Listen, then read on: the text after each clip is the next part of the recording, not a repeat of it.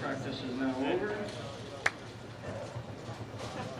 As a reminder, bowlers, you're responsible for writing your scores down at the conclusion of each game and turning in your recap sheet at the front counter upon completion today. As a courtesy to the other competitors, as you finish your games and move lanes, please allow the pair you're moving to time to complete their game before going into their bowler's area. Spectators, please do not block the entrance to the bowler's area with bags or chairs, as our volunteers and staff need to move freely and quickly. Also, as a reminder, flash photography is not allowed during tournament competition.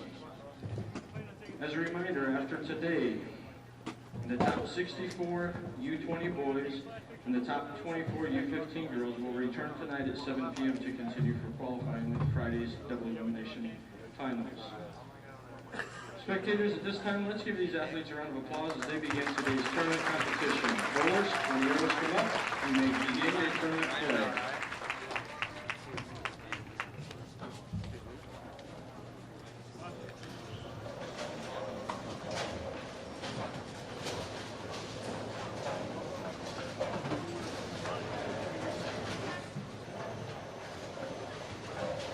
Good morning, everybody. We're live at Sunnybrook Lanes here in Sterling Heights, Michigan, just outside Detroit, getting ready to get started with round 4 of qualifying for the U20 boys and the U15 girls on Bowl TV.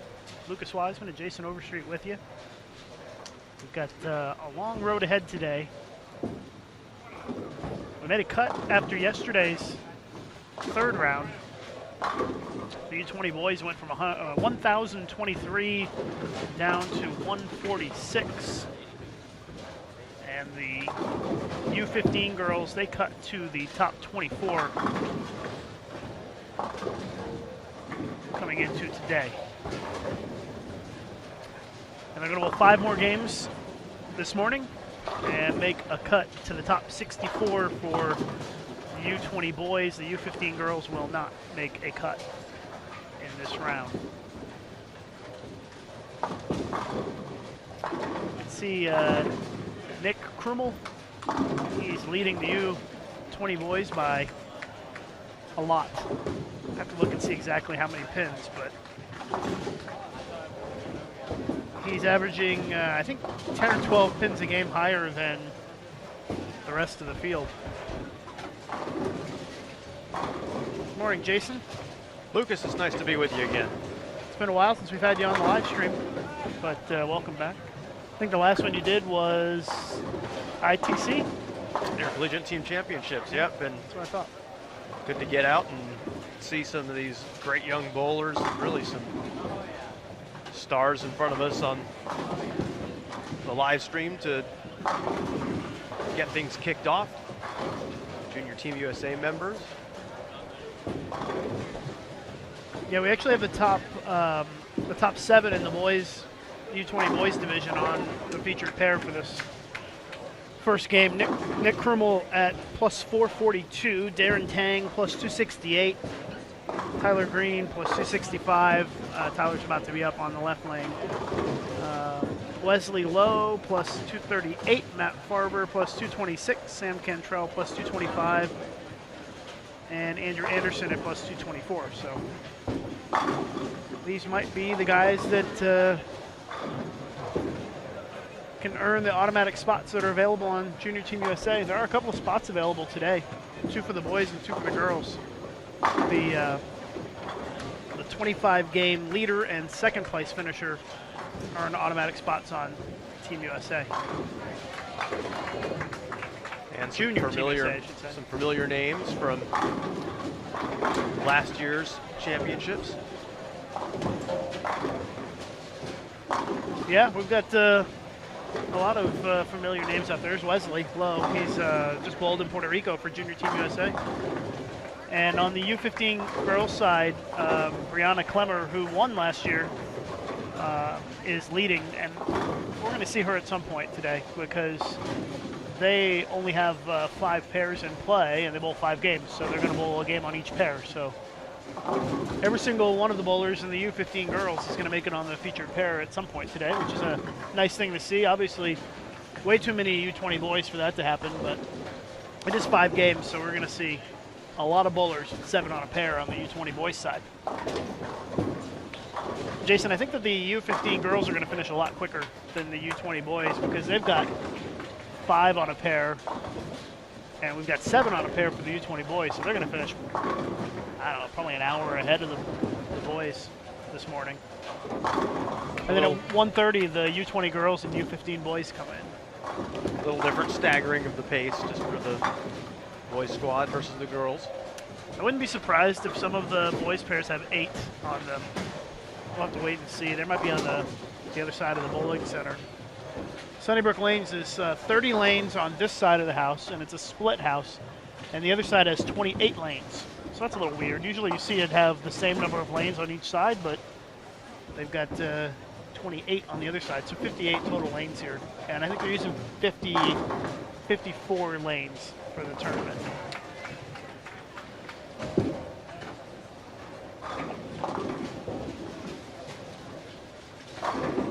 They bowl 5 games this morning, and then the top 64 for the U20 boys advance to 7 o'clock this evening for another 5 games. And then after that, we cut to the top 16 in all 4 divisions for the double elimination match play bracket tomorrow here on Bull TV. That starts at 8 a.m. Eastern time with virtually no break tomorrow. Just a short break to re-oil after the second round, but they'll plow right through it and bowl their matches pretty quick. 2-game matches once they get to match play. So tomorrow should be pretty exciting. It's kind of like a Masters or Queens format with the head-to-head matches, but instead of 3 games, they bowl 2 because they have to fit it all into one day. Of course, the competition here being so important in determining the at-large selections for Junior Team USA, which is really a exciting and sometimes heart-wrenching moment when those final spots are thrilled. All of the young bowlers here coming with their eyes on, of course, the biggest scholarship prize in bowling, but also the chance to be on part of Junior Team USA, which is really something unparalleled, I think, for any young person coming up in the sport.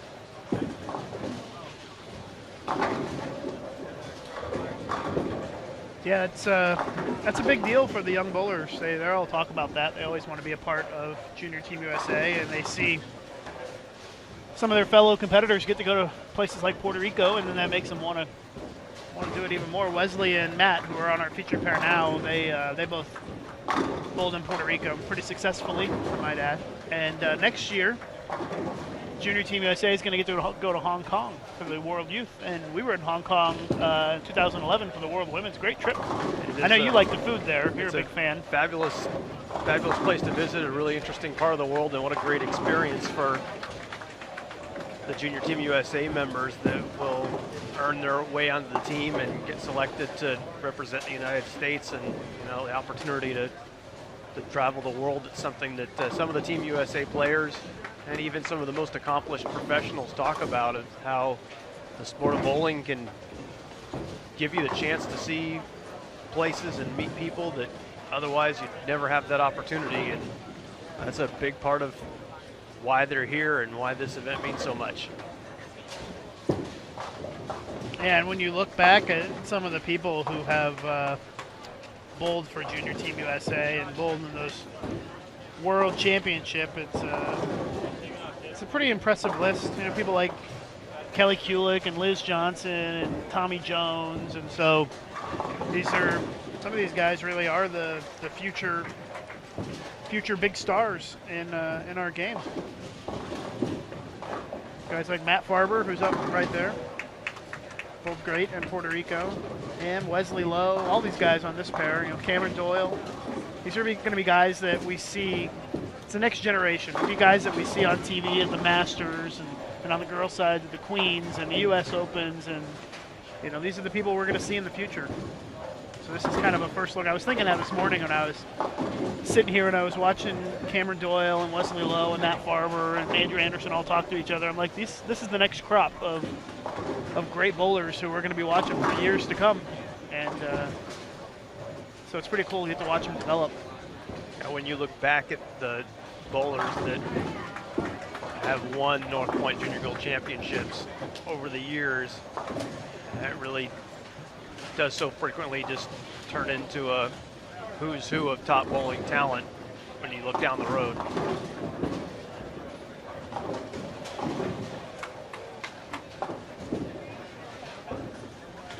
Some others that are past junior Team USA members, Missy Parkin, Nathan Bohr, who just got a spot on Team USA at the summer trials, Josh Blanchard. Let's see, who else?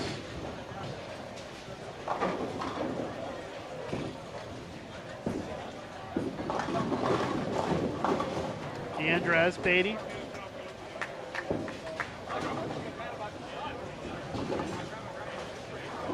So a lot of stars on Junior Team USA in the past.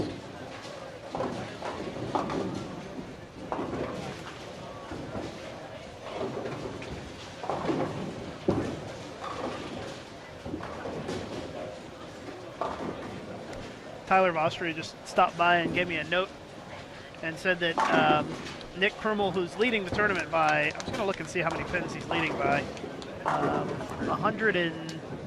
almost 180 pins. He missed a 4-pin in the second frame, and Tyler says he thinks that's his third open all week, which is pretty good. Considering he's averaging almost 230 a game, that doesn't surprise me. He's out-averaging the field by 12 pins a game over 15 games. That's a pretty hefty margin. It's cliche, but spare shooting makes all the difference, especially when you start getting into these challenging WTBA patterns. The strikes don't come as frequently. Yeah, I don't know how, and we should talk about the pattern.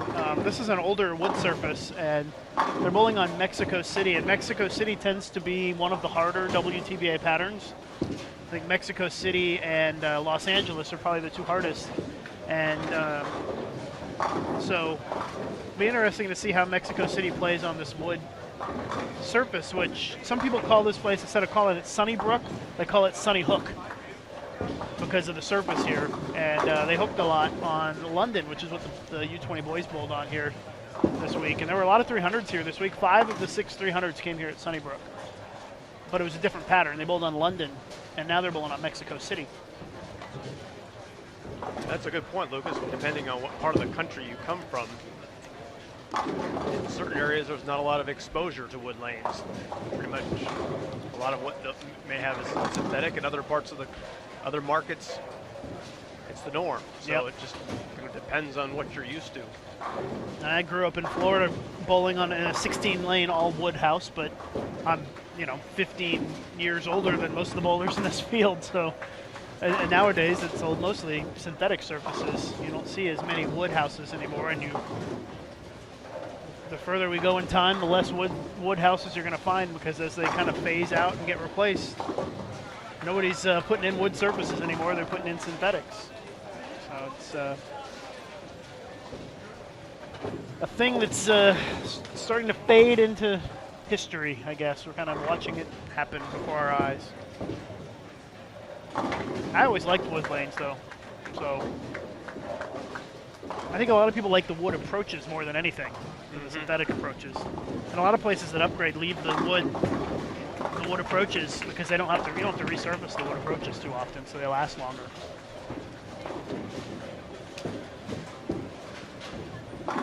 But for those of you out there who don't know, wood lanes you have to resurface every couple of years. And so you can only do that so many times before there's not enough left to keep it within USBC specifications, because you're peeling a layer off every time you do that, and eventually there's not enough left to salvage. And that's when some centers have to go to a synthetic installation.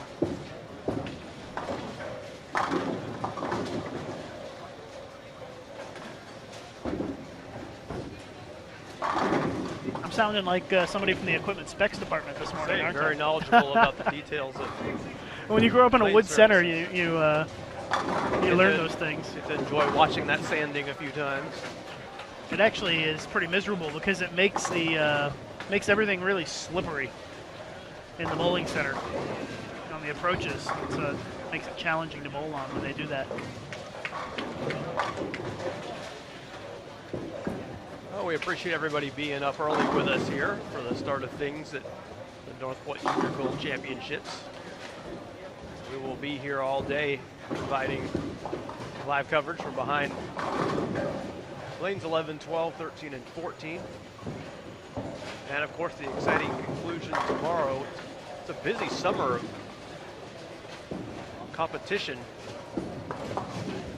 Yeah, the U.S. Open is next week, and we won't have that on Bowl TV, but PBA's Extra Frame is going to live stream the U.S. Open in Columbus. But I'll be there. We'll have some stories and videos on bowl.com for you next week on the new bowl.com, presumably. I think we're still scheduled to roll that out next week. If you want to check out the new bowl.com, you can go to beta.bowl.com, beta.bowl.com. Feel free to let us know your thoughts. We're in the process of kind of working through any kinks or problems. That's why it's in beta. So if you see anything, let us know, because we would like to get it resolved. For sure, that's why you do a beta process, so you can work out the problems. Fortunately, it's been pretty smooth so far. I think a lot of people like it. The feedback's been pretty good. And certainly the goal is to have a upgrade, so that switch coming pretty soon. You have some additional travels beyond Ohio this summer with Team USA, Lucas. Yeah, the World Games are in Columbia. We'll be heading out there. They don't let us live stream that, unfortunately, and I would love to live stream it because that field is amazing. It's a really, really strong field this year, but I'm going to take my my handy-dandy video camera and hopefully get some video highlights of the action, if they let me. When I went to the Pan Am Games last year, they told me I didn't have the proper credential. It's kind of like the Olympics. You have credentials, and if they see you trying to take video or pictures and you don't have the right credential, they tell you to get the heck out of here. So should be good for this time, I hope. Fingers crossed. But you know me, Jason. I'm kind of sneaky. I'll sneak some video somehow. We'll get something. At least get some highlights in of our Team USA players, Kelly Kulik and Mike Fagan. Email from Lucas in jail in Colombia for Yeah, illegal exactly. videotaping. Yeah, but we can't live stream the World Games because they sell the rights to the broadcast to local television, and so they don't want us to compete with them. Because quite honestly, more people might watch Bowl TV than they might watch local World Games coverage in Columbia of the bowling event. But you never know. I mean, we tend to get a pretty good audience for things like that, though. But we don't have the budget to pay for it, unfortunately. Well, look forward to your highlights. Often, even if it's not live, it's awesome to get to see the exciting shots in World Games or Pan Am Games. Yeah, and of course, have some updates on Twitter and Facebook as well during the U.S. Open and the World Games. So we'll have lots of updates for you, and I'll have to come up with a hashtag for the World Games for people to follow, because we've had a lot of people following the hashtag Junior Gold on Twitter and Facebook here this week. So makes it easy to find all of the comments on it, because I know you were looking at it last night. You just search for the hashtag Junior Gold. It all comes right up on Twitter. All kinds of interesting comments on there. I saw one of our bowlers went to American Jewelry and Loan. Do you know what that place is, Jason? That would be the location where they film a show called Hardcore Pawn on True TV. Okay. And so I'm getting to the bowling part of this. So she tweeted, and I tweeted back at her, and apparently it used to be a bowling center, and they have a couple of bowling lanes in the back that actually work, but they have so much stuff that's been pawned that they layered the lanes with pawned goods, so they don't actually use the lanes anymore. But they have 2 lanes. So if you're a fan of that show, it's in kind of a dicey neighborhood though here in Detroit. So it's on the heart of the 8 Mile. So if you're familiar with that, so I elected to not make the trip there this week, but Sounds interesting. I didn't know that they had bowling lanes there. I didn't know that it was an old bowling center. But it doesn't surprise me because you really can't go more than a mile without finding a bowling center in this town, it seems like, in this area. Yeah, Detroit really just a terrific bowling community. Yeah, Mark Martin, who's the manager here, was telling me, manager of the Detroit Metro USBC, said that they have 50,000 USBC members, which is more than double the next closest association. He calls it the bowling capital of the world. I think that's a fair statement.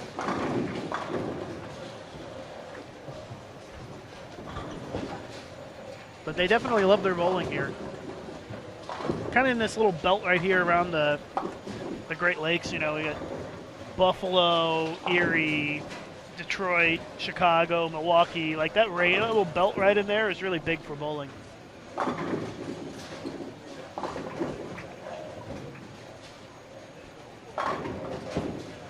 Matt Farber, who's up on the left lane, a current Junior Team USA member, started with an open and has 4 strikes in a row. He's the only one on the pair stringing any strikes right now. Jinxed him. Did you know, Jason, that while I was putting together my highlight video of the girls on Tuesday, I was walking through, I saw a girl at the front 6. I'm like, oh, let me get a shot of her for the video. And she left a split, and somebody in the crowd yells out, "Wiseman Jinx!" I was like, thanks a lot. Well, it's not easy having a reputation. Sometimes I don't like it because I want to see the people bowl good games.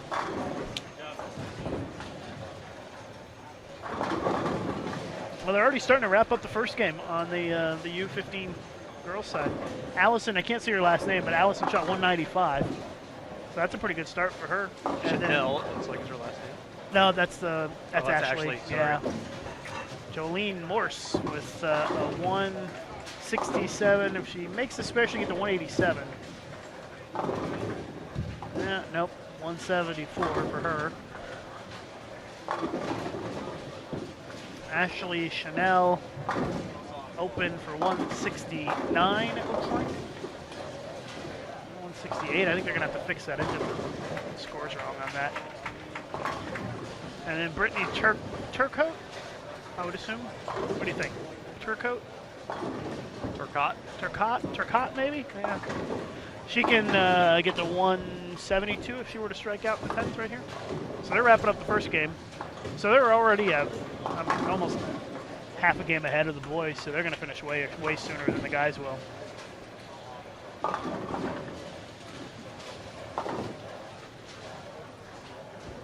I can see Greg Young on the pair to the right of our featured pair 15 and 16 as the front 5 for this game. He's another Junior Team USA member.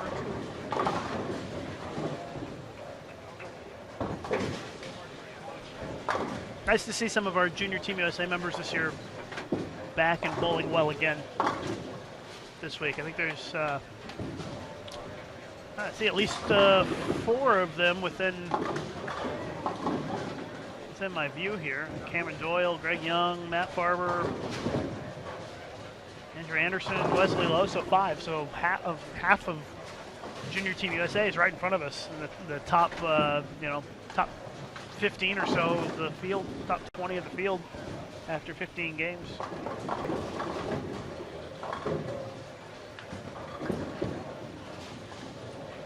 And a lot of two-handers this week. I've seen a lot of two-handed bowlers. I didn't get to watch the U15 boys at all, but I heard that there were a ton of two-handers in the U15 boys division this year. And we'll see if any of them made the cut, because we'll have them up at 1:30 with the U20 girls. We've talked about it a lot, but yep. If you can master the accuracy, the additional power can certainly be an advantage.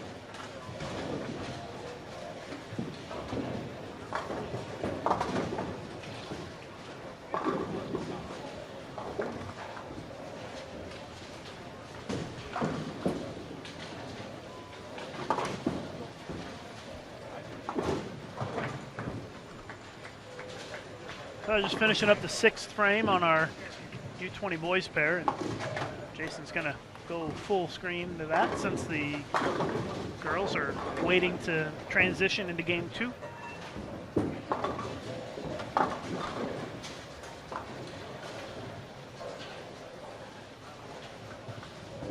And actually you'll be able to see Greg Young in just a minute after these two guys go. Greg will be up on just to the right side of your screen with the front 5. Double-handed lefty, Wesley Loeb. I think that Wesley is young enough to have been able to compete in the U15 division again this year, but one of the few that opted up. I could be wrong about that. He may, but I'm pretty sure he's 15.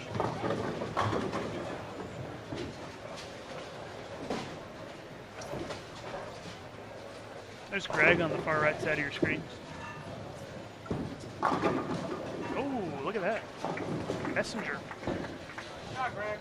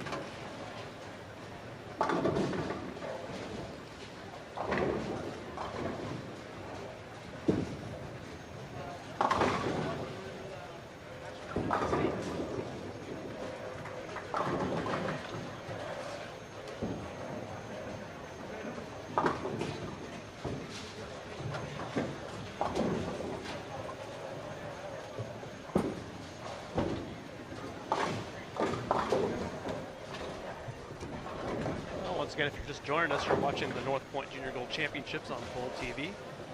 Jason Overstreet and Lucas Wiseman here with you, just in game number 1 here. This first squad of the day.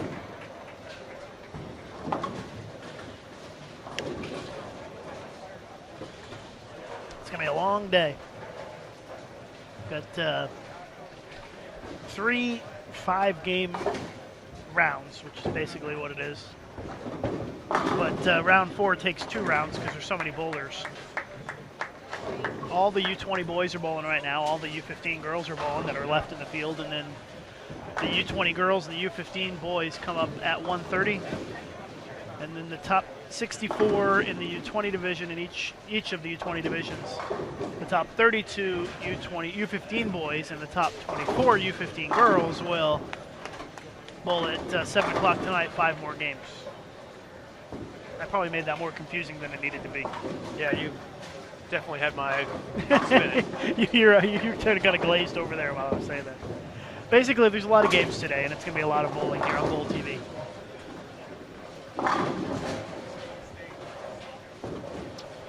Well, looks like the U15 girls are ready to go with game 2. Yeah, it's not going to take them very long to bowl.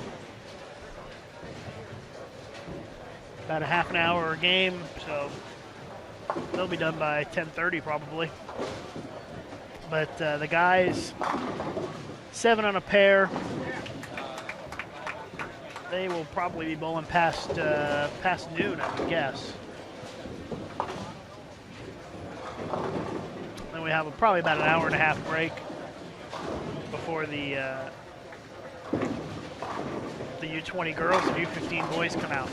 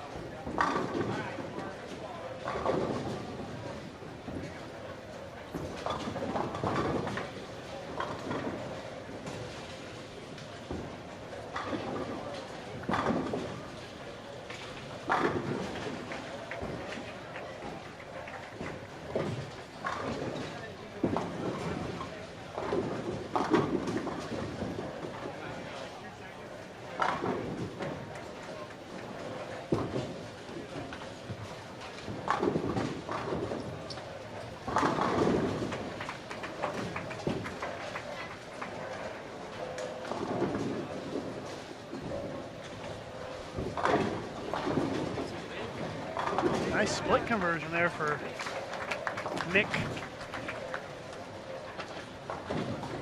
in the 8th frame. Picks up the 210. Brian asking in the chat what the pattern is. It is Mexico City. One of the WTBA patterns. They use the WTBA patterns this week for Junior Gold, and have for Junior Gold for the last year or two for a very good reason. Junior Team USA, when they bowl in international competition, will bowl on these patterns. And so what better way to determine your team than to use the same patterns that they would bowl on internationally. And if you want to learn more about the patterns, you can go to world10pinbowling.com, and on the bottom right you'll see a link to patterns. And click on Mexico City and you can learn more about it. It's one of the longer patterns. I think it's the second longest pattern that they have in the WTBA bank of patterns.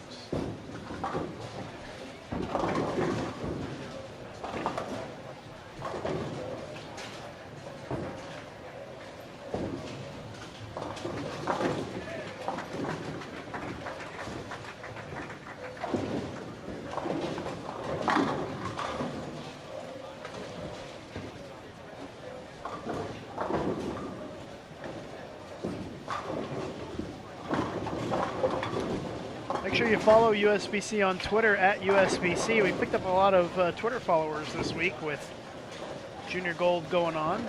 A lot of very active folks on Twitter here at the tournament this week, and we've tried to be pretty active as well on our Twitter feed.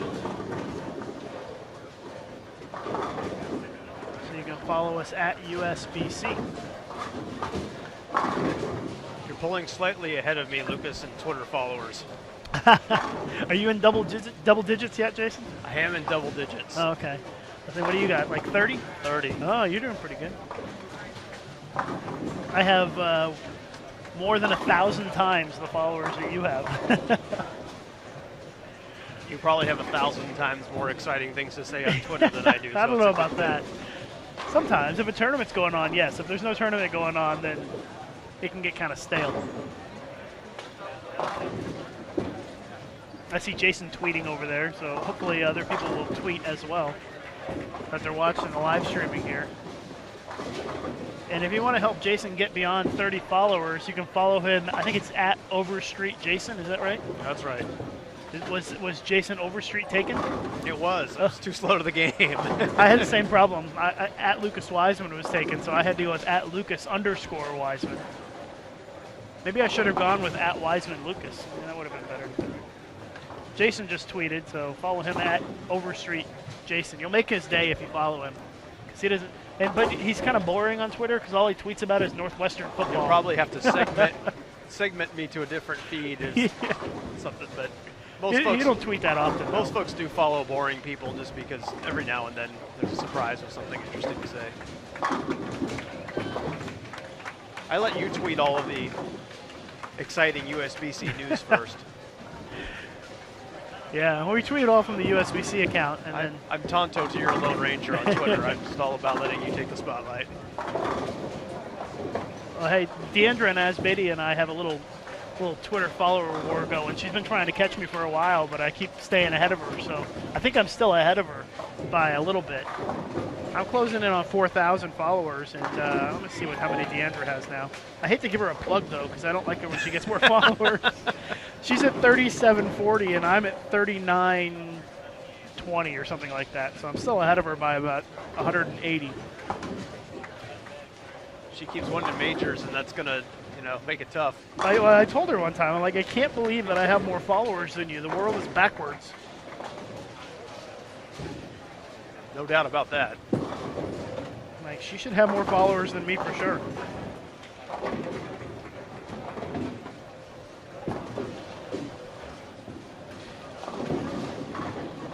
Greg Young's got the front 8 now, so he's still plugging along. We'll have to keep an eye on that. I think he's going to finish on the left lane, which will be good for us. to be able to have a good shot of that if he makes it to the front 9.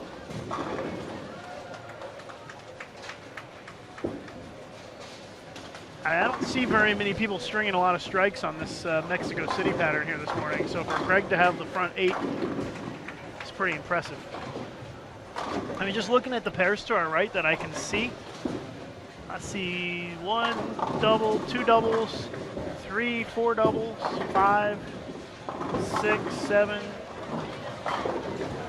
8 doubles in 1, 2, 3, 4, 5 pairs. So obviously not very many strings of strikes going on early on here on Mexico City. And you see how far left Tyler Green is already. He's throwing it hard too. I'd like to say thanks to Lori Zirkle for following me on Twitter. When you have 31 followers, you can thank them all personally. That's That's nice. right. Well, I did give you a retweet, so maybe a lot of people saw that. So you can hopefully pick up a few more followers today. I just got a new follower too. The Greater Roanoke Area USBC Bowling Association followed me. So all right. Hello to the folks in Roanoke. They have 164 followers. That's pretty good.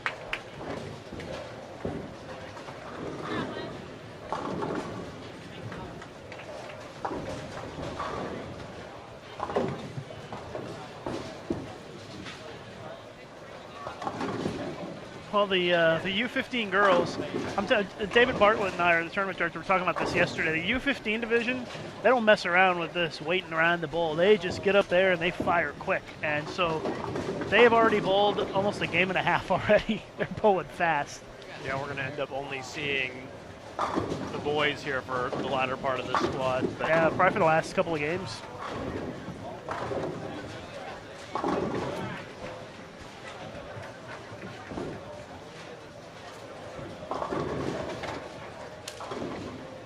Oh, you got a couple of more followers, Jason. You should be excited. I'll let you read them off if you so choose to. we'll save that for You could tweet at them individually if you want to. given that we're going to be live for roughly another who knows how many hours. Yeah. Probably until at least 11 o'clock tonight, I would guess. There'll be lots of time to fill. Yeah, we've got I think 14 more hours to go. Wrap your head around that. And we've been up since 5 something this morning.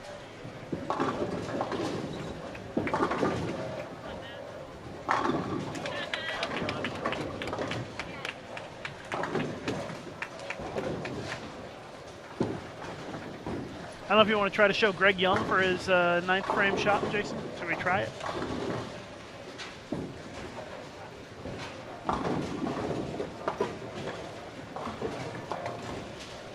There he is in the purple shirt. He's got the front 8 right now. And let's see if he can get another one. I hope I don't put the Wiseman jinx on him. All right, survives. Front 9 for Greg Young. So we'll have a pretty good look at him for the 10th frame. He's going to be up on lane 15. We like when these things happen pretty close to our live stream pairs. We have no idea what's happening in the rest of the U20 boys division, but we'll have to wait and see when the results come in. But we do know that Greg Young has the front 9. That's early excitement. Yeah.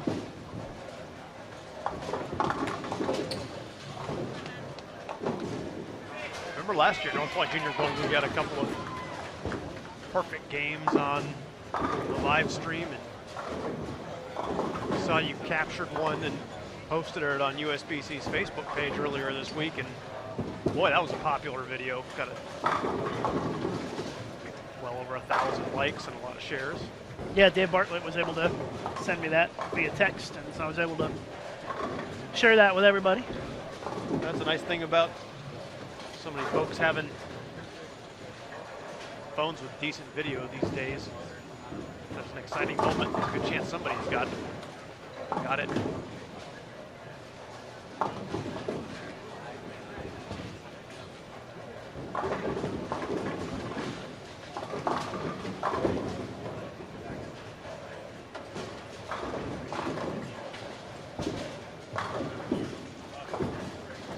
I'm gonna post a tweet here on my account and let everybody know that Greg's got the front 9, and people like to see a little excitement like that when players start to string strikes. We always see a little spike in the number of viewers when anybody has the front 9 and we get the word out. So we'll have to see if Greg finishes it off.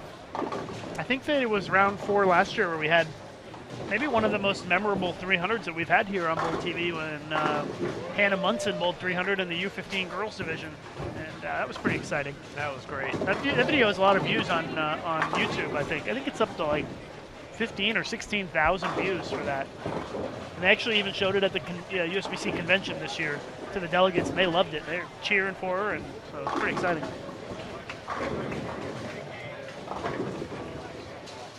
Now, there's nothing quite like a perfect game on the biggest stage, and in the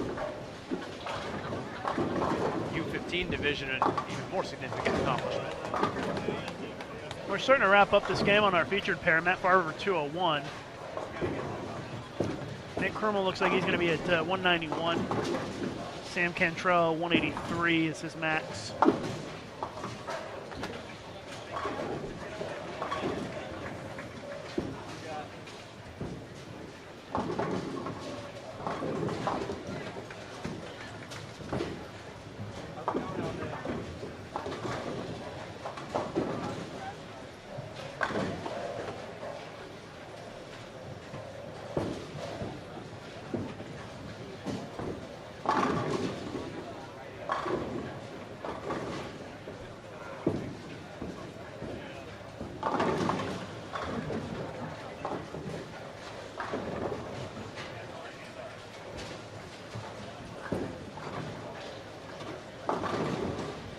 See if I can spike our viewer number a little bit and post on our USBC Facebook page that Greg Young has the front 9.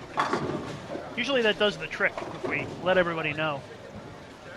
So we'll see. I bet we can get it over 350. All right, I'm gonna give it a try. I know that a lot of our Bold TV viewers out on the West Coast may not be up yet. Pretty early.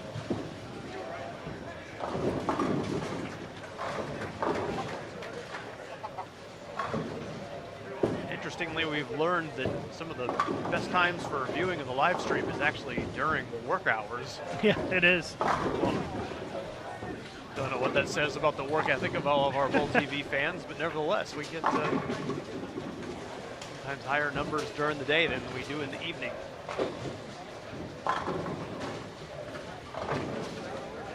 All right, so that Facebook message is now posted, so we'll have to watch the viewer count and see if it goes up at all.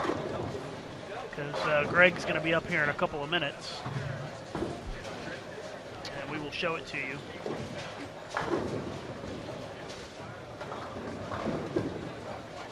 Yeah, up to 260, so it's here we go. People are finding their way to Bold TV to see Greg Young with the front 9, and he's going to be up in just a couple of minutes. He's got one more bowler ahead of him with the 10th frame to bowl. It's Dallas Leung, who you can see on the, maybe a little bit on the right side of your screen. But Greg should be up in just a minute here. Nathan asking in the chat if this is Sunnybrook. Yes, it is. We're at Sunnybrook Lanes in Sterling Heights, Michigan, just outside Detroit. Andrew Anderson in the book with a 190. Yep, Tyler Green can strike out for 196, and Wesley Lowe can get to 228. And we're bowling on the tough Mexico City pattern, and you can tell that it's tough because these are the guys who are the leaders after 15 games, and a lot of them are struggling to break 200. So that shows you how tough this pattern is.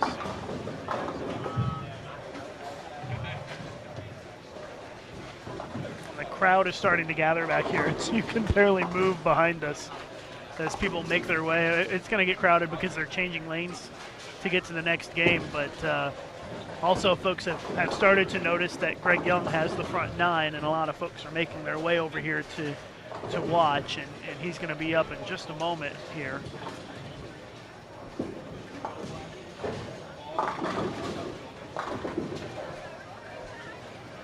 So now his name has turned red on the scoreboard, which means that Greg Young Jr. is about ready to step up here. And there's Greg wearing the stylish purple shirt today. Game 1 of this 4th round.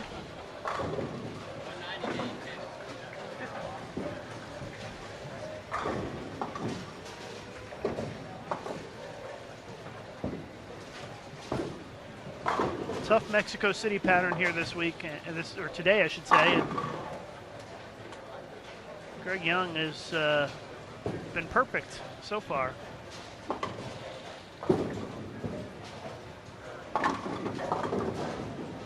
Greg just fresh off a trip to Puerto Rico representing Junior Team USA at the PABCON Youth Championships. And bowling well so far here this week at Junior Gold, and now a chance to extend his string of strikes.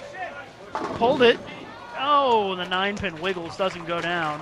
Had a lot of folks cheering for him here, and a big round of applause from the crowd as Greg Young will be in the 270s with a spare. And a great start considering the scoring pace looks to be a little low here early on Mexico City. Opportunity to use our replay feature. We'll take a look at it looked like he pulled it a little bit to the left, because I don't think he got it quite as far right at the rangefinder as he had been. And so because he pulled it, it almost 4-9'd, and the ball just skated right past that 9-pin. And so he made it, and he will shoot 279. You can see the double-handed lefty Wesley low there. He leaves the fast 8, and he's going to be at 208 this game.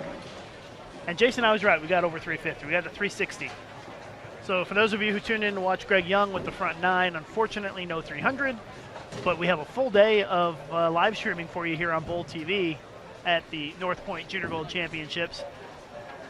And match play gets underway tomorrow at 8 a.m. Eastern Time, and that'll go all day long as well. So you may want to hang around, watch some of the coverage today, and be sure to definitely join us tomorrow here on Bowl TV for match play.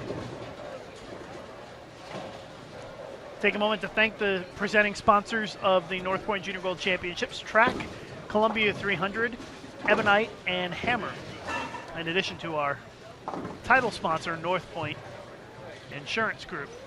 And some other sponsors to thank, of course, USBC, the BPAA, the Yes Fund, Kegel, Dexter, and X Bowling, all sponsors of Junior Gold here this week. So thank you very much. Without the sponsors, we wouldn't be able to bring this to you.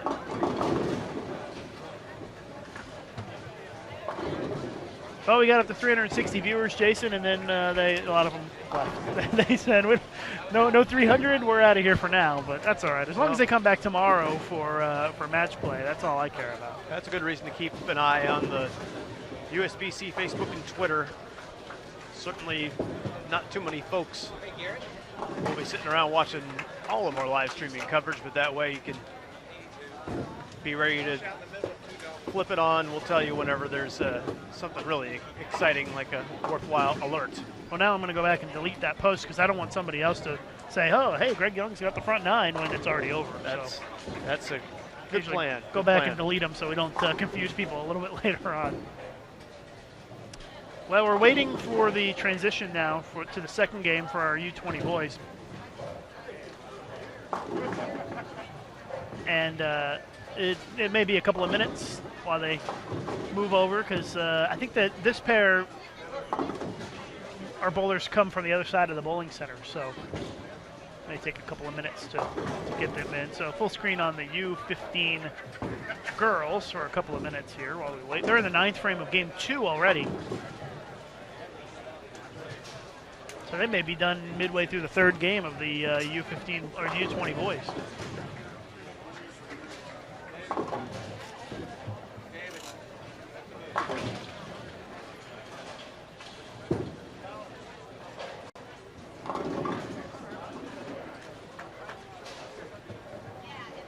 Utilize a couple of cameras, give you a shot of the pin deck as those shots get closer. You can see the ball reaction of the Girls on 11 and 12.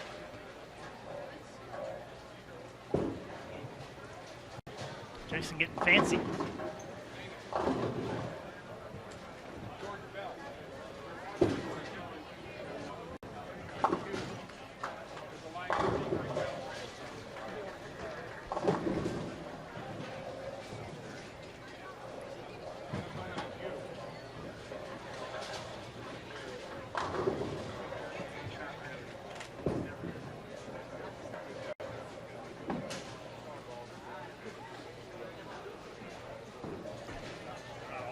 Hey, quite a few people tweeting at us here this morning, Jason. Jimmy Jordan tweeted at both of us, wants to know if Daniel, Dino, or Kiefer will be on the live stream today. Unfortunately, we don't know who's going to be on the live stream pairs. We just kind of have to wait and see. So we'll find out. Joe Cord tweeted at me, he says, rooting for Irishman Chris Sloan. He's the only player from Europe participating. I noticed him in the standings. I said, wait a minute, what's somebody from Dublin, Ireland doing bowling? And as long as you're a USBC youth member, you can bowl in this tournament, but only U.S. citizens are eligible to get on Junior Team USA, obviously. So we've got some Canadians bowling. But they're obviously eligible for the scholarships, but not eligible to make it onto Junior Team USA.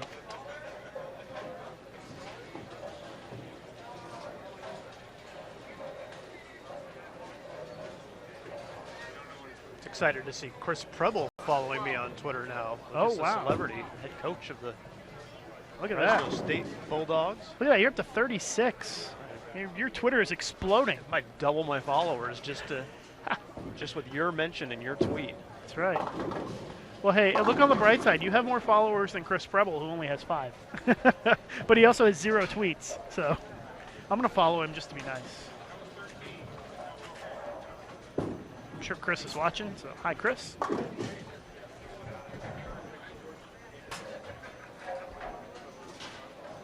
I think I've picked up 9 followers this morning. It's pretty good. Keeps me ahead of Deandra.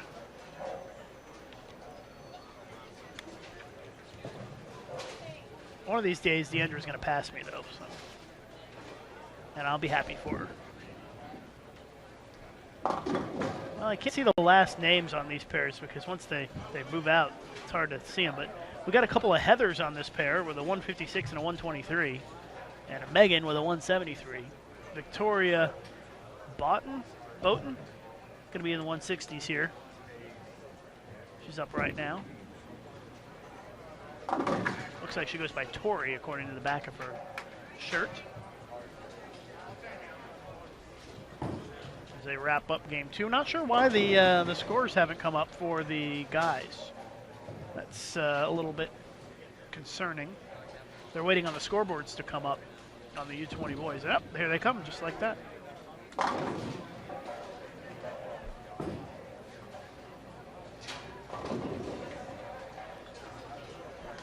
So 165 for Tori, and Savannah Ryder is going to be the last one to go on that pair. Missed a spare in the 9th, on pace to shoot 175 here.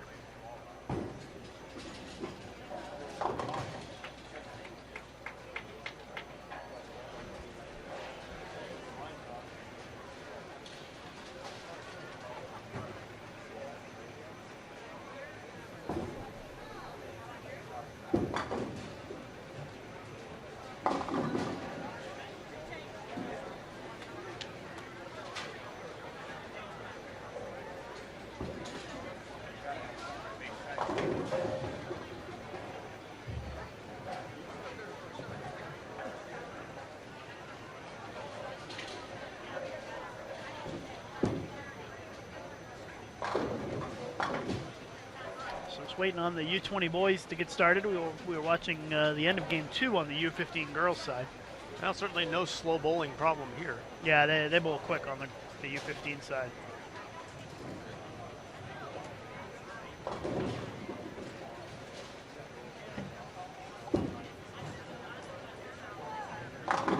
And a nice shot to finish things up. 175 for Savannah. looks like the boys are ready to go here. Their names are up. Yeah, a little bit of a delay between games. They keep going at this pace, though. It's going to take them 5 hours to bowl.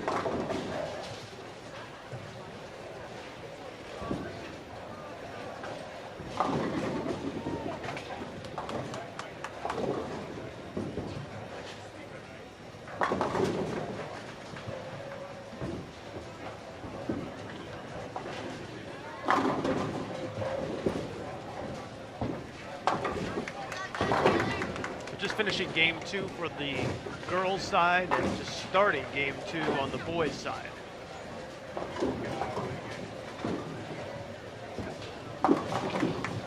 Certainly appreciate everybody joining us here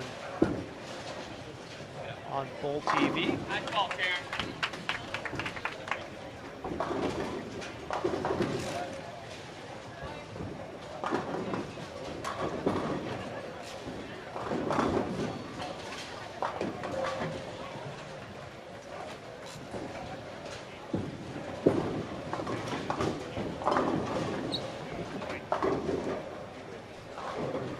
Tweeted at Greg Young. I said, Wiseman jinx, sorry.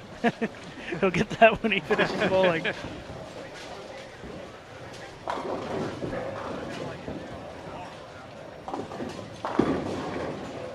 Except I spelled it wrong.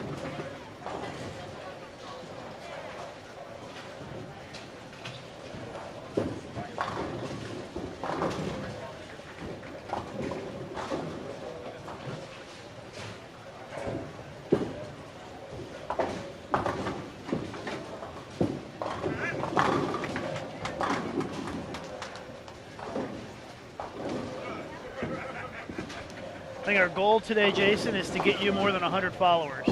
I think we'll get there. We'll see. That's a lofty goal. Very lofty goal. So for those that haven't been here towards the latter part of the North Point Junior Gold Championships, it's pretty exciting to see how full the stands get. You can barely move in this place. So see if I can get a decent shot. It's a little bit washed out in the back as the light from switch to outside the shot, but you can see it is just a packed house here. It's hardly room to move, and bleachers all the way to the back. And that's on either side of us. It's pretty cool, and it gets really exciting as it gets down towards the end. If you're a youth bowler, you really have got to have a Junior Gold membership and be part of the Junior Gold program. This is a really special event, something really unique that bowling has to offer. Scholarship opportunities, the chance to be a part of Junior Team USA, and we don't talk about it enough, Lucas, the chance to make friends. I mean, a lot of these junior bowlers are from different parts of the country, and they see each other every summer at this event, and really become lifelong friends through bowling. Yeah, Mark Martin was talking about that yesterday in his interview with Fox 2 here in Detroit, that a lot of the bowlers here, the big thing for them is the camaraderie and being able to meet people from around the country who have a similar interest as they do, which is high-level competitive bowling. And so you have a lot of folks who meet up, and you bowl with people all week long and get to know them, and then stay in touch with them on Twitter and Facebook after you leave here this week, and a lot of times turns into what will be lifelong friendships that stem from these tournaments. A lot of bowlers meet here and then move on to collegiate bowling. That's another element of the North Point Junior Gold Championships, is that there will frequently be collegiate coaches scouting out at this event, looking for talent, and so really it can be a great way to get connected with a college team. It's another new program that the IBC youth department is rolling out. Some of you may have heard of the USA Bowling youth format, team-based bowling, somewhat like Little League for bowling is kind of the concept. Each team has a coach and practices during the week, and recently just announced a new regional tournament format. So if you don't have a USA Bowling program in your area, something that you definitely should look into for all those parents that are out there. It's a great chance to be involved with your kids on the lane as volunteer coaches, and finding that, especially for the younger kids, maybe before they quite get old enough and have the skill to be here as part of the North Point Junior Gold Championships, USA Bowling is a terrific start. You can find more information about that by visiting bowl.com and under the youth section. Also, any of these youth programs that you'd like to get going in your area, whether that's junior gold qualifying or high school program or USA Bowling, if you're not quite sure what to do, give us a call. USBC and the International Bowling Campus is here to help you get kids bowling, get programs started, all kinds of resources. Email or call us at any time. Because really the youth programs are just so important to us at USBC to be able to provide opportunities and get more kids out there on the lane and being a part of it, doing positive things.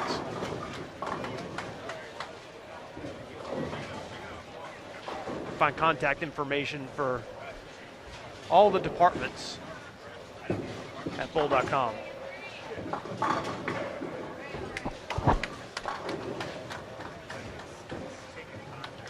Also, as Lucas mentioned, we're about to release a new website, a different version of bowl.com.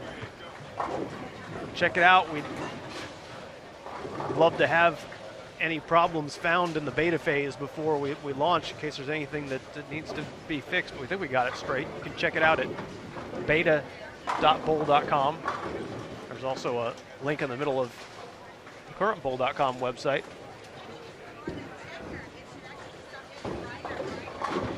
That's actually what I'm messing around with right now. Messing around with the new site. Kind of still experimenting how to present the live stream on the new site. So If you find a problem, you can tweet at us. Tweet at us, let us know. At USBC. Keep an eye on those tweets.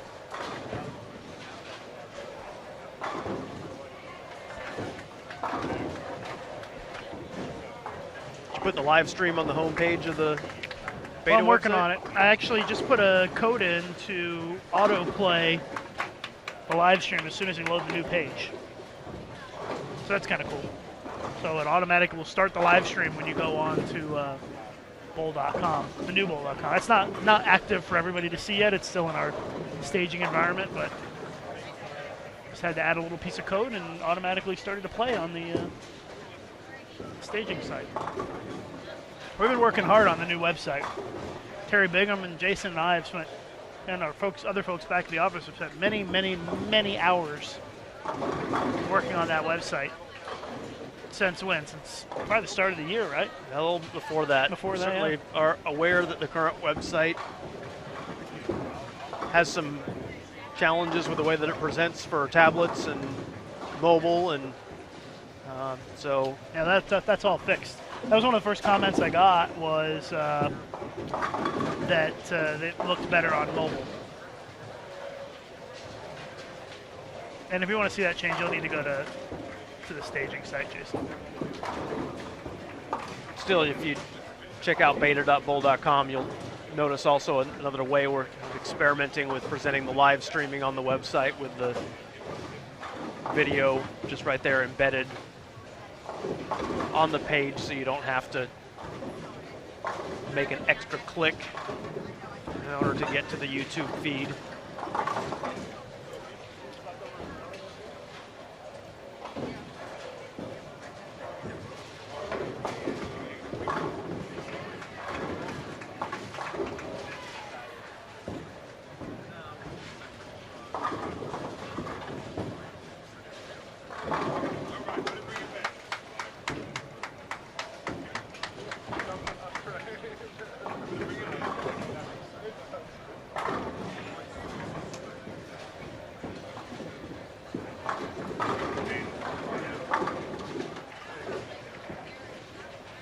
Again, we want to especially recognize North Point Insurance for their support of youth bowling in this event, the North Point Junior Gold Championships. We really appreciate our partners at North Point and all that they do for the bowling industry.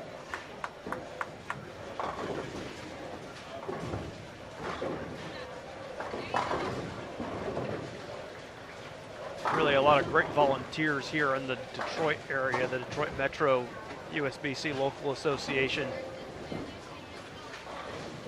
A terrific job with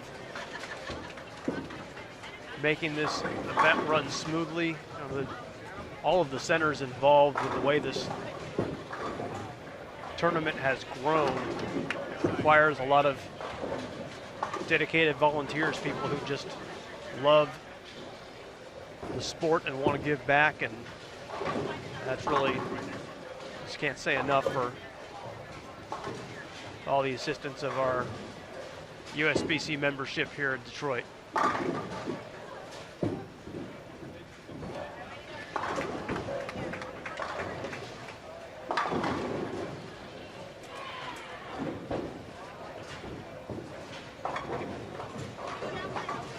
So once again, if you're just joining us, first squad of the day here in round number 4, watching the U20 boys on the right side of your screen, the U15 girls on the left. Girls with fewer bowlers on each pair, so they are going a little bit quicker, and frankly, the younger bowlers tend to have a faster pace regardless. Yeah, they've got 5 on a pair, and they're already 6 frames into game 3. And we're only in the 4th frame of game 2 on the guys' side.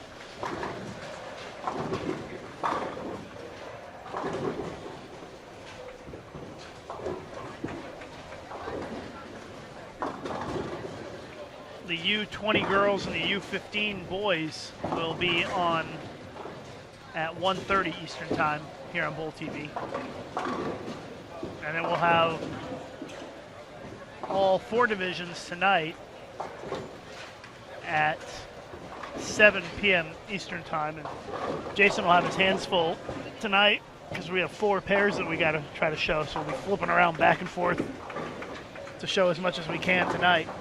It's fun to get to show more pairs. The problem is that ultimately there's always somebody on the pair that just got switched away from that somebody wants to see. Yeah, exactly. We're trying to at least give a good glimpse of all the different groups. Yeah, I don't think I told you that, Jason, that we're going to have a little work to do after that 1:30 squad ends, because we got to try to figure out our plan for the next round, move some cameras around, and get 4 cameras up for that next round. So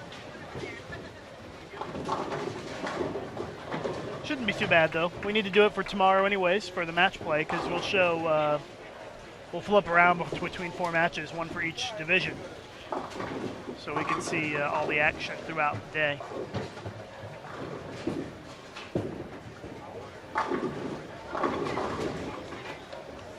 And we're behind lanes 11 through 14. Someone in the chat asking if we can show Andrew Anderson. Andrew was on game 1. Yep, just missed him. But you can you'll be able to watch this back later. Hopefully, should be able to. Probably, I don't know, like an hour after the squad ends. You should be able to watch this back, and you can watch Andrew's first game if you want to.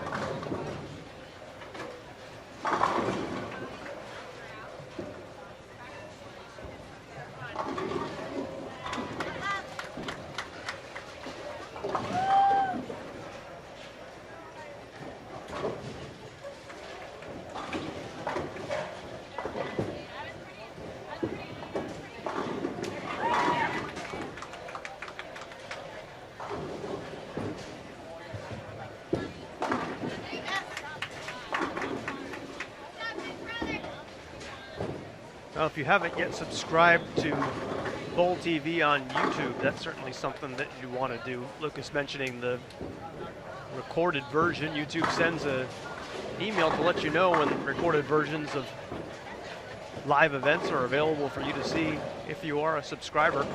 Also get a little update whenever the highlight video has been put up, so well worth the effort to make that click, find out a lot of your coaching tips, etc. I would guess most of our viewers are already subscribed to Bowl TV, but if you haven't done so yet, be sure to click the subscribe button there on the YouTube page. I just noticed a question in the chat from Chris Kimball.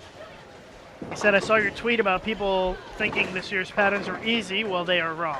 Yeah, I know. I watched some of the bowling. There were tough patterns here this week.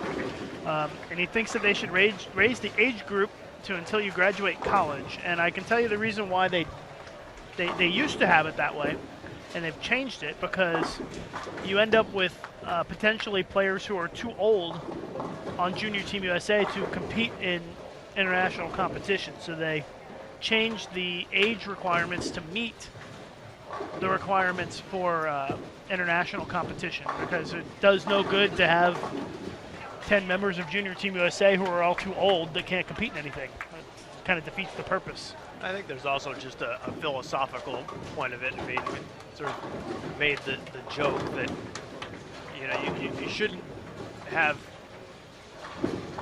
adults that essentially could have finished tours in the military, come back and have just left the bar and come and compete in a youth tournament.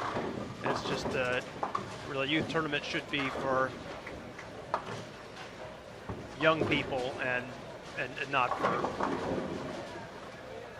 for folks that are at mature adult stage in life. It'd be hard pressed to find too many youth sports that consider 22-year-olds as kids, or any aspect of culture that has 22-year-olds as kids. So really a change that makes a lot of sense on a lot of levels. And while there was some discomfort about it because it was a little bit of a change in tradition when that happened a few years ago, I think that today there's pretty much a consensus that it's a good change for bowling.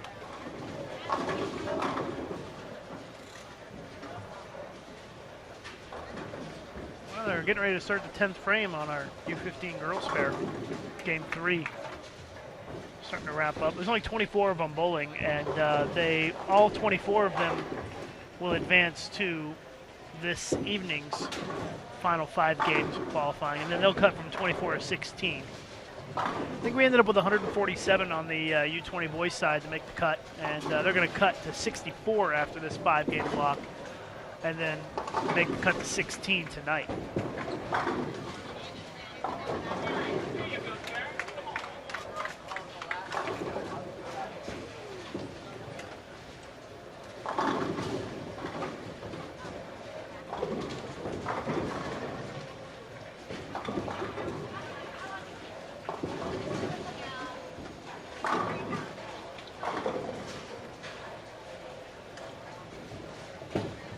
An exciting event coming up next week on the adult side with the US Open combined men's and women's field in Columbus, Ohio. That's going to be a terrific event, along with a extra special ending, of Battle of the Sexes US Open Championship when it's all said and done. That's something I'm looking forward to, Lucas. Hope we're going to get some good buzz, as we'll have fantastic bowlers and some additional TV attention for the US Open. Yeah, I think that show is live too, if I'm not mistaken. Correct. It's live on Saturday, the 20. I have to look. Should know off the top of your head. You wrote the news release. I know it's at like 1 o'clock. Yeah, I need to look. I hate to guess, because then I say it and I guess and I'm wrong, and then everybody yells at me because they missed the show, and gotta be careful. Yes. I don't want to cause a problem. So let me call it up here and see. I've got too many events coming up. It's hard to keep track of all of them. Saturday the 27th at 12 p.m. Eastern Time is what it says here on their schedule.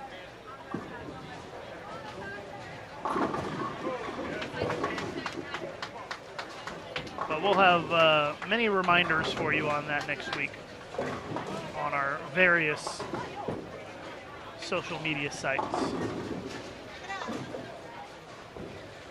I just got a tweet from Rashawn who says he's watching the live feed from Junior Gold thanks to @Lucas_Wiseman and @Overstreet Jason. All right. There you go. So you got somebody tweeting at you now. So thanks for watching, Rashawn. Even use the Junior Gold hashtag, so good job with that.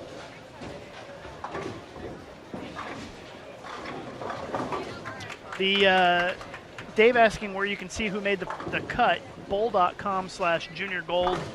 Click on the results and you can find it there. You might need to push refresh when you open the PDF if you don't see the most current results. They just finished. They're bowling quick on that U15 girls side. Taryn had a 232. That was the high game on that pair. So great game over there for Taryn on the U15 girls side.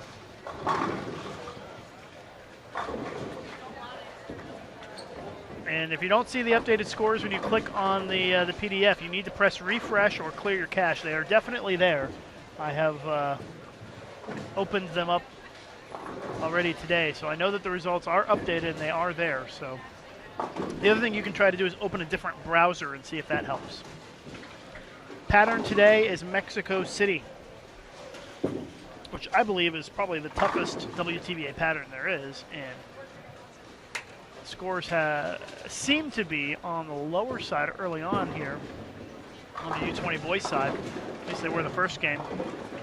To see if that continues or not. Not sure if we're going to get an update on the standings during the middle of this block or not. I would guess that we probably won't get an update until the end of the block.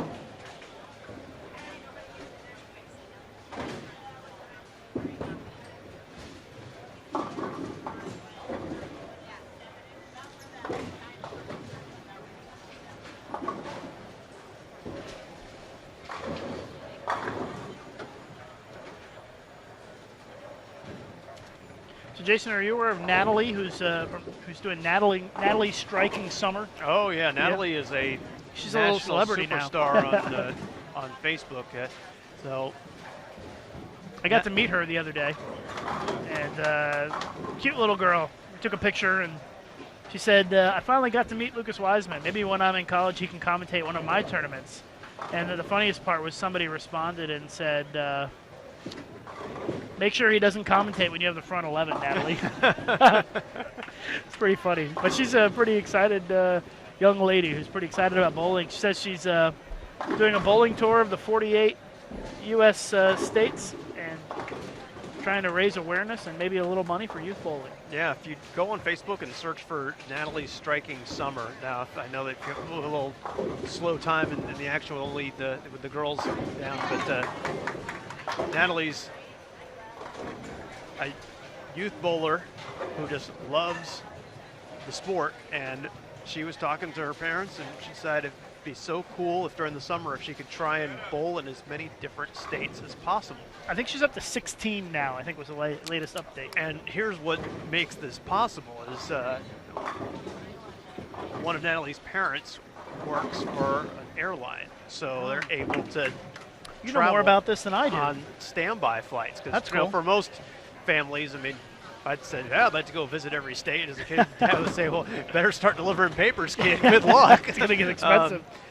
But because of that, it's something that the family can do when, and they've had offers from centers all over the the country with different events to have Natalie come out, and she's been on TV a bunch of places, and she's really having a fun thing going, and lots of folks in the bowling industry have really got excited about it. I know Team USA member Shannon O'Keefe met her at an event in the Dallas-Fort Worth area and just had a great time. And so Natalie's whole premise was she wanted to raise $500, I believe it was, for her youth league scholarship fund, and was essentially bidding out the states that for $10 you could come visit her, and that, or she'd come visit and the state sponsor, and that was how she was going to fundraise for her youth league, and it's just kind of blown up. So it's Natalie's Striking Summer is the Facebook page. Check it out. It's a pretty nice thing, and a really nice family that's doing some great stuff to support bowling.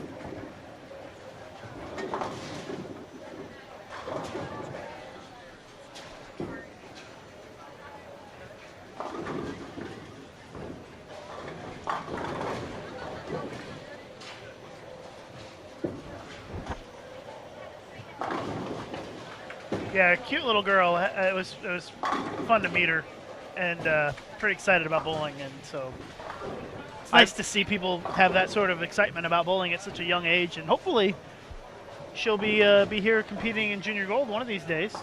I met her. She was at the Bowl Expo trade show, which, if you're not familiar with Bowl Expo, it is the premier trade show in all of bowling by far, held every summer by the Bowling Proprietors Association. And so Natalie came to that and checked it out, and it's where all of the ball manufacturers have their latest gear, and any kind of game or entertainment item that you can think of that you'd ever seen in a bowling center, all those vendors are there. And Natalie saw that and she said, "This is better than Disneyland." So, well, Mom's probably glad to hear that. A little bit, go to Bowl Expo every year instead of Disneyland, save some money.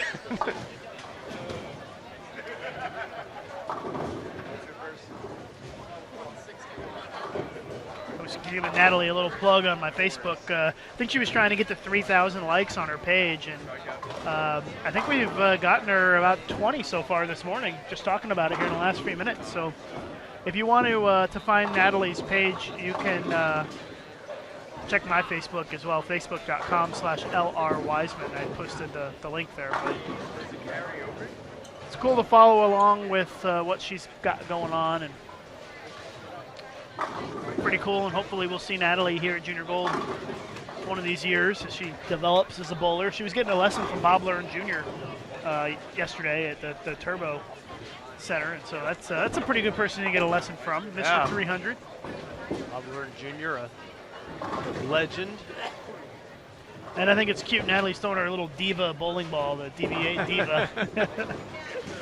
So maybe a diva in the making. I don't know, but let's hope her diva strikes for her. She just went to fingertip grips recently, is what I read. So it's a big step up.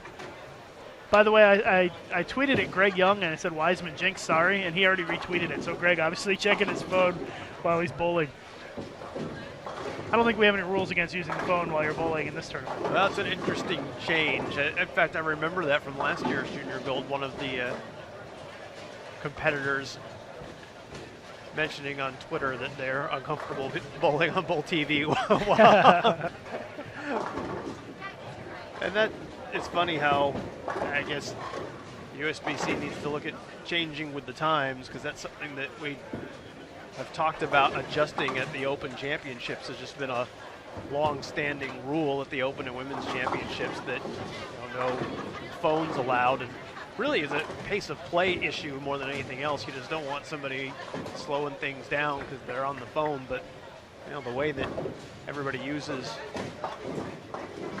their mobile phones and all the different apps that are available, such as X Bowling, which is a great app to use while you're competing. They're a great supporter of industry programs. we may be looking at changing that no phones rule at the Open and Women's Championships. Maybe say no talking on the phone, but you can still text. Right, yeah, or update your Twitter or whatever. Well, we had to do a little waiver almost when T.O. was out there. Yeah. Yeah, you get a waiver if you have 1 million or more followers. Yeah. So, and you can help promote the game. It was too important for marketing to allow T.O. to tweet, so we're going to waive the tweet rule for T.O. for a few minutes. Someone asking what frame we're in. We're in the 9th frame of Game 2 on our U20 boys side, and we're in the first frame of Game 4 on the U15 girls side.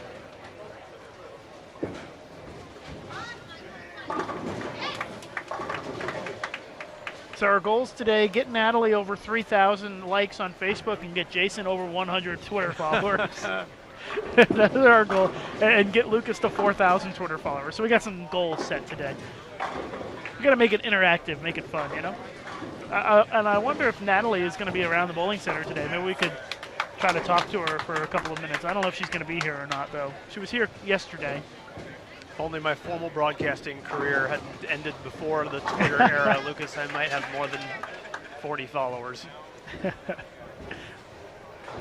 You'll get there, don't worry.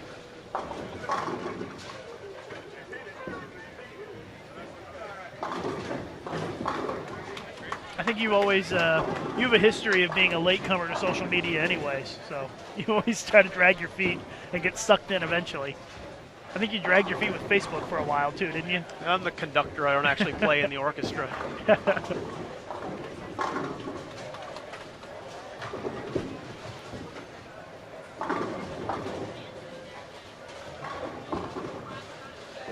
I kept running into problems on Facebook whenever I would travel, and I would say, you know, excited to be in Chicago, and then, you know, the one friend I didn't tell I was coming to Chicago would be all offended, and I had to figure out all that. Just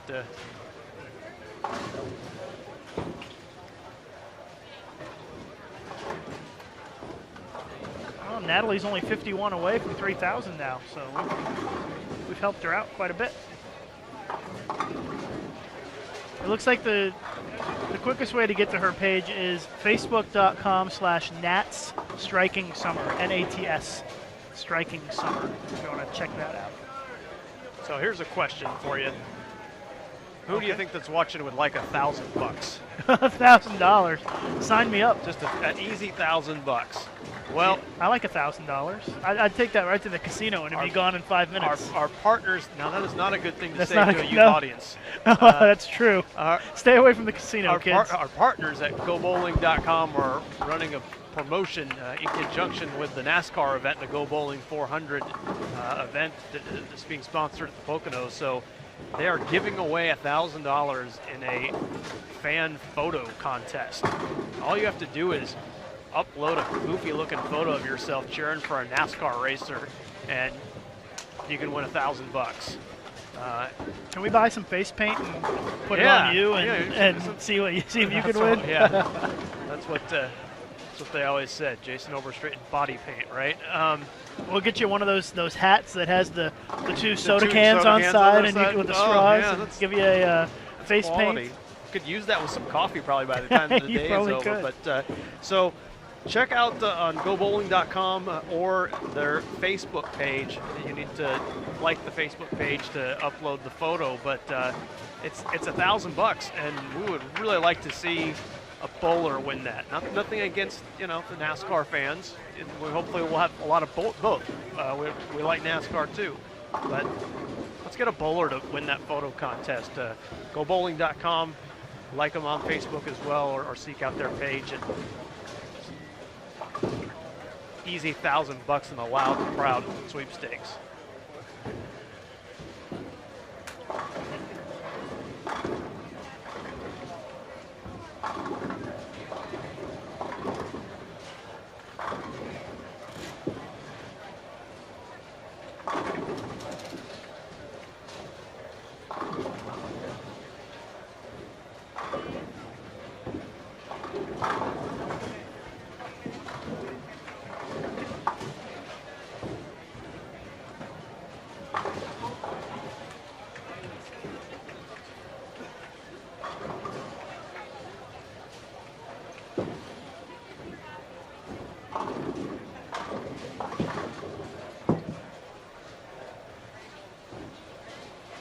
Starting to wrap up game 2 on our U20 boys pair. Not too many high scores on the featured pair here today. I got David with a 215. Got a couple other guys who can get over 200 this game.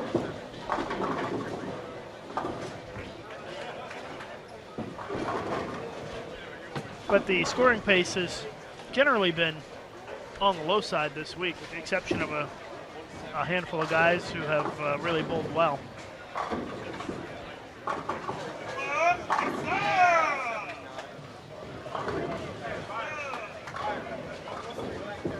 Nice looking shot there by Byron Lawson, second shot in the 10th.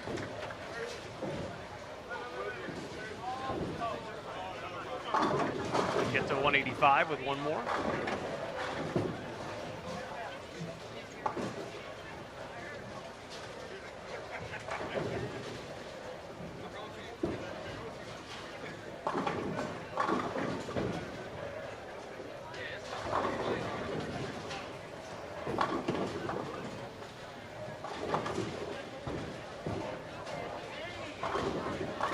Garrett Hilrick. Still got a fill shot coming. Get to 192. Fills it up in the 10th. Lawson 185.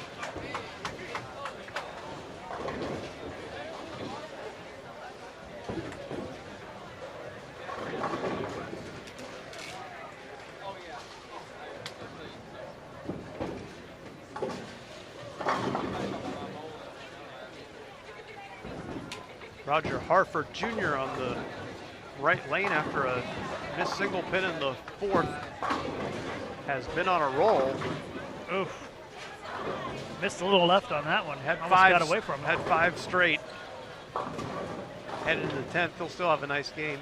Yeah, he can get to 213. Alan Williams, getting ready to be up on the left lane here, can get to 234 this game if he strikes out.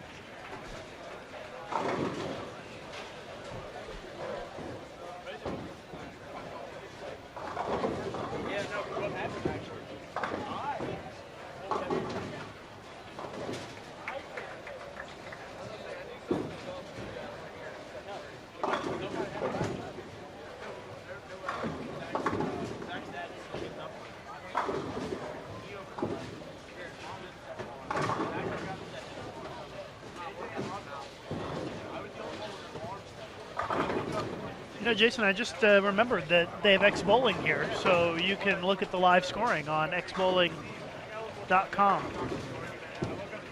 to see the different pairs in the bowling center. So if you want to see game by game, you could. So if I go to lane 11 on X Bowling, I can see, yeah, all the scores on that pair, on that lane. So that's pretty nice. Have to get the word out about that. Have to post a link here to that specific page on X Bowling, because otherwise you got to dig through a couple of layers to get to it. But so X Bowling, if you're not familiar with it, a terrific app, and also available on desktop. X Bowling interfaces with scoring systems and allows you to look real time at scores. Play different kind of contests. You could even play games bowling against other people in other X Bowling centers. So once again, X Bowling, find that in available for both Apple and Android. Or go to xbowling.com and you can see live scores. yeah, I'm going to see if I can tweet that from the USBC account here in just a second. I want to make sure that the link that I am going to tweet will work. I should have thought about that sooner. I think I started to, and then I got sidetracked. Well, we're still early in the day. It might come in handy tomorrow, too, during match play.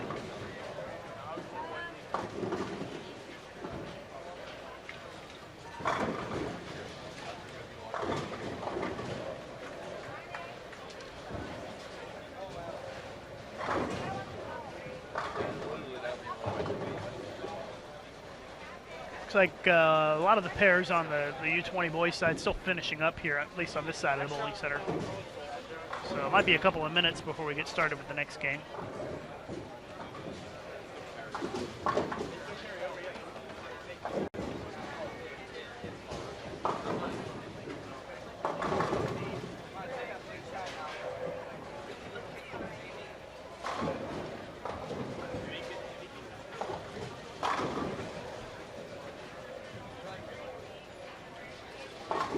U15 girls are currently in the 6th frame here on our featured pair. Nice looking shot there by Taylor Bailey. All right, sent the tweet from the USBC account if you want the link to the X Bowling page. I also mentioned our featured pairs are 11 and 12 and 13 and 14, so if you want to follow the scores on there from those specific lanes, that would be advised. So you can see exactly how the bowlers on these pairs are finishing up without having to rely on Jason or I to give you the update. Sometimes we get sidetracked and forget. It's a good way to follow the action, really. With all the bowling that's going on, we try to fill everyone in on the scores as each game concludes. But during qualifying, it's a little bit much to be reading off scores for 14 hours.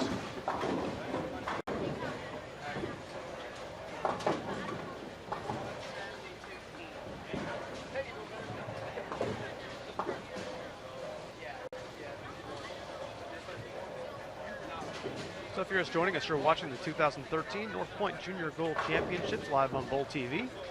I'm Jason Overstreet along with Lucas Wiseman. Appreciate everybody joining us. Bowl TV is brought to you by the United States Bowling Congress. I'd like to thank all of our USBC members. It is your membership that allows us to bring you live events around the country, and all of the content that's on bowl.com. Know that league season is coming up, a new season soon. Important that everyone insists their leagues be USBC certified. If you're bowling in a league that's not USBC certified, basically it doesn't count.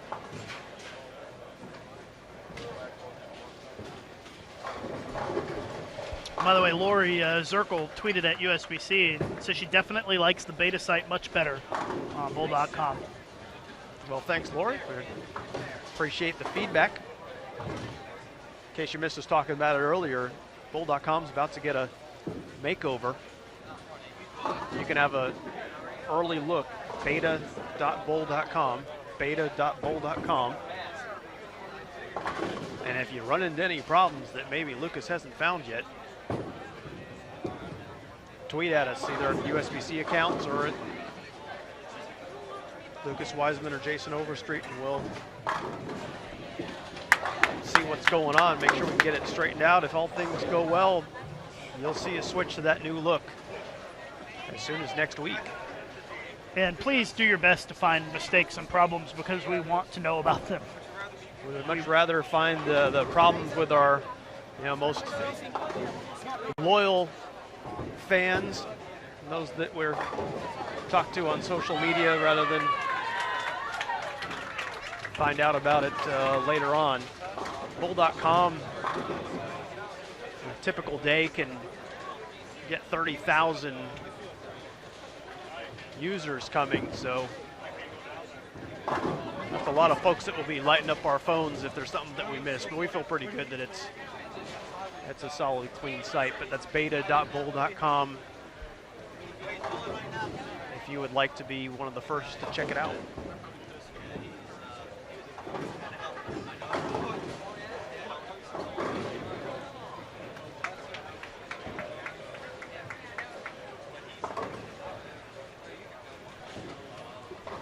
Looks like our U20 boys about to crank it back up, speaking of which. Yep. Jonathan Taylor, two-hander, turning on some. There's another two-hander just to the right of him, too. Derek Phillips right there. He's got the Belmo shirt on. Appropriate. Yep. All two-handers love Belmo and Osku. Probably see them at the U.S. Open next week, I would guess. I would say so. So we are just starting game 3. And that game went a little quicker, I think, than the last game. So picking up the pace a little bit here. Go back to our split screen now that we have competition going in both divisions.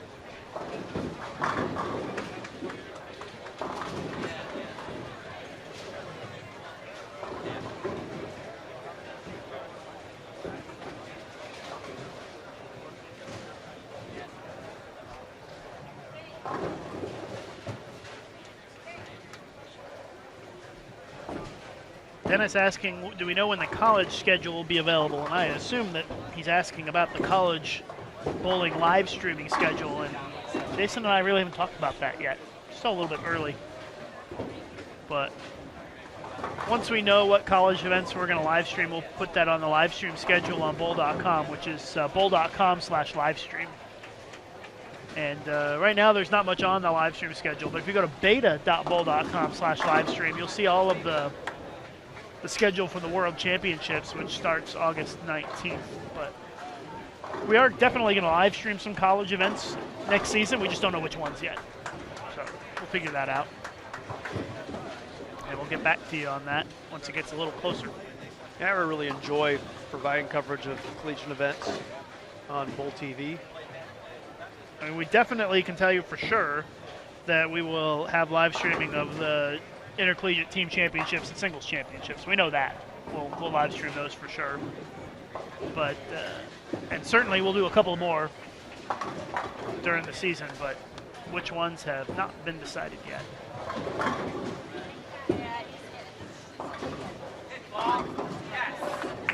All depends on our schedule and what other events are going on, and so it's a lot of factors that go into that decision. A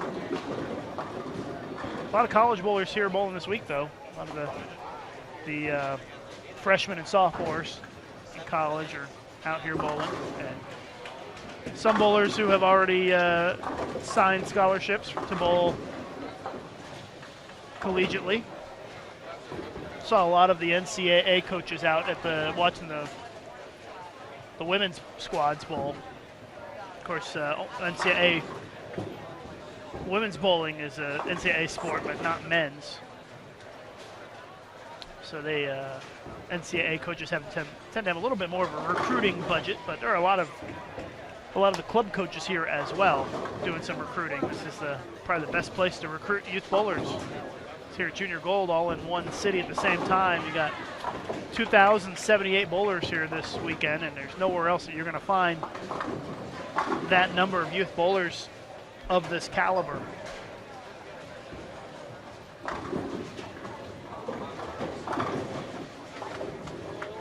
I think we get our defending U15 girls champ Brianna Clemmer for the last game.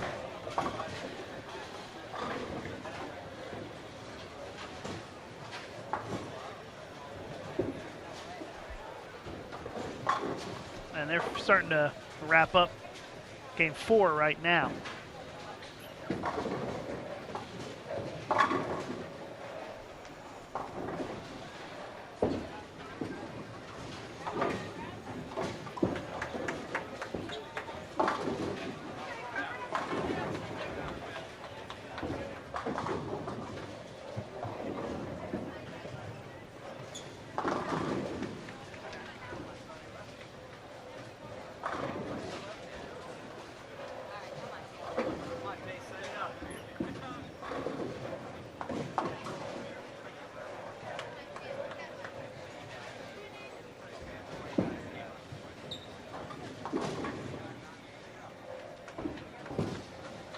Now, Lucas mentioned earlier, you see more and more two-handers here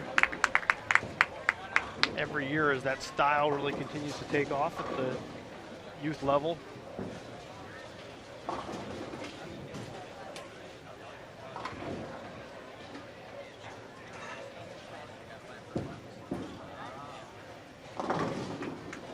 A big summer of competitive bowling. North Point Junior Gold Championships this week. Combined men's, women's, as well as the women's senior U.S. Opens. Next week in Columbus, Ohio. Team USA then competing in the World Games, and then we have the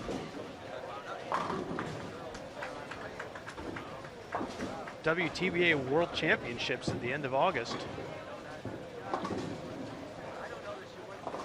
World Championships this year hosted in the United States. It will be in suburban Las Vegas at Sunset Station Hotel and Casino, and immediately following that is the USBC Queens.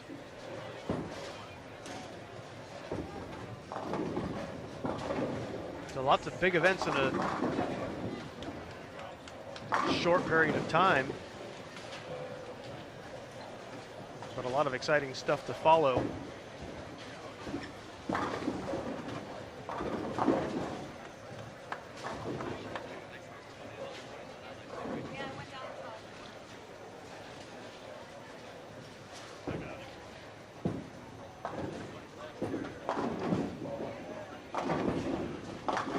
We again want to recognize our Yes Fund sponsors for their support of North Point Junior Gold. Of course, title sponsor North Point Insurance. Also Track, Columbia 300, Ebonite, Hammer,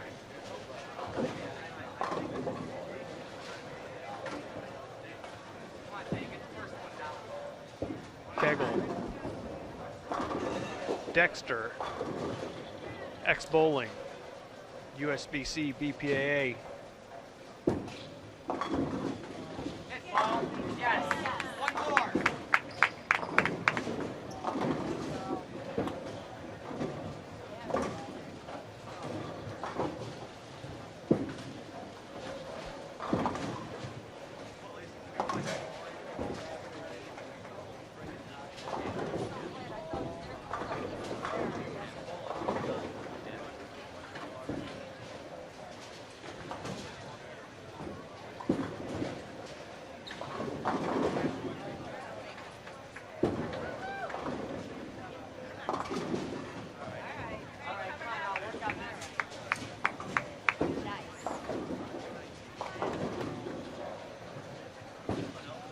We'll have coverage for you, all squads today, and of course, the exciting match play competition tomorrow here on Bull TV as we find out who takes home the big scholarship prizes and the coveted spots on Junior Team USA.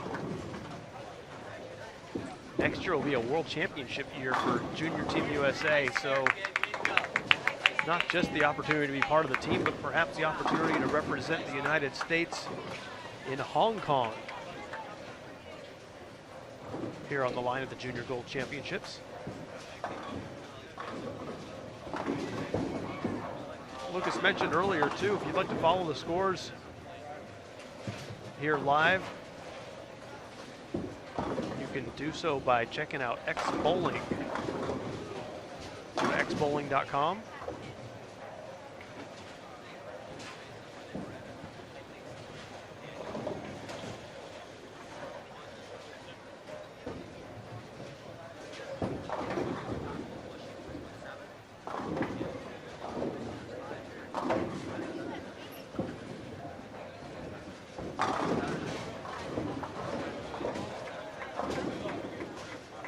Mentioned earlier, the Queens out in Las Vegas.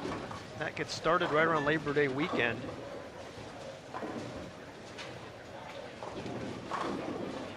Should be a great time out there.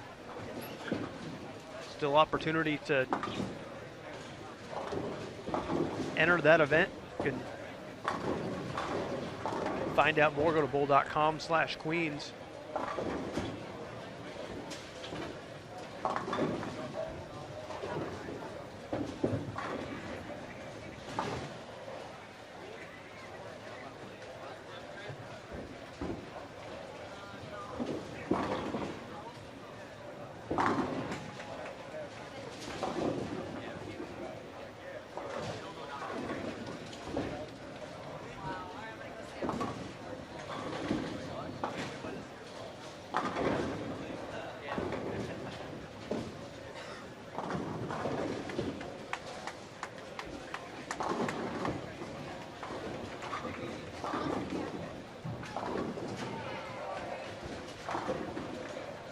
Another event that's coming up of interest is the bowling combine for college prospects, and I'll bet a lot of the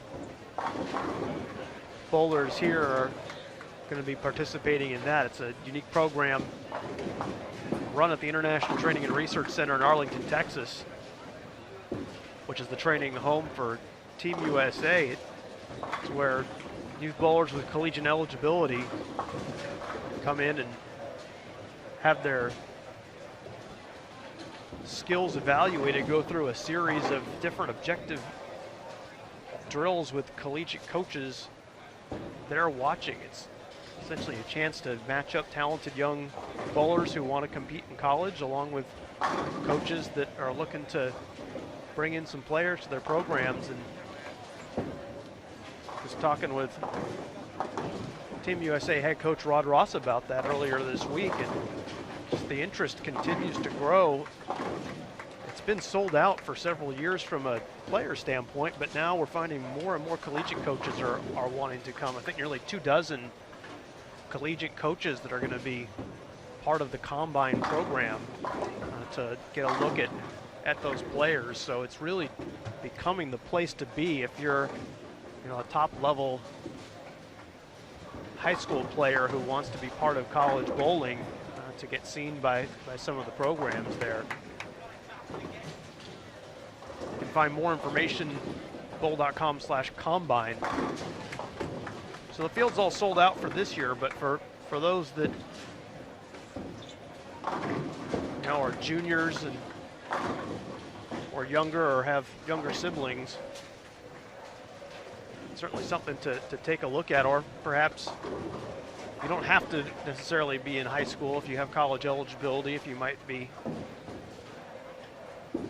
at a community college and looking to transfer to a university that, or at a four-year school for that matter, and might want to change to another school where there's bowling. Combine could be open to you. So excited to be a part of that program again. It also gives you the chance to be at the Team USA Training Center and see just how your objective numbers and scores compare with the best players in the world.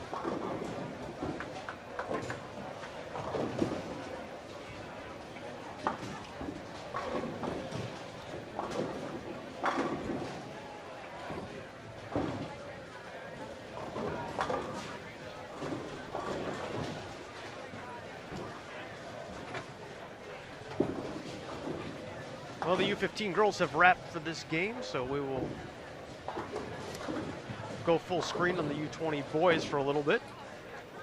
Here on lane 13 and 14. Go back to our split screen once we have the girls going again. Glad to have everybody with us here. Live from Sterling Heights, Michigan.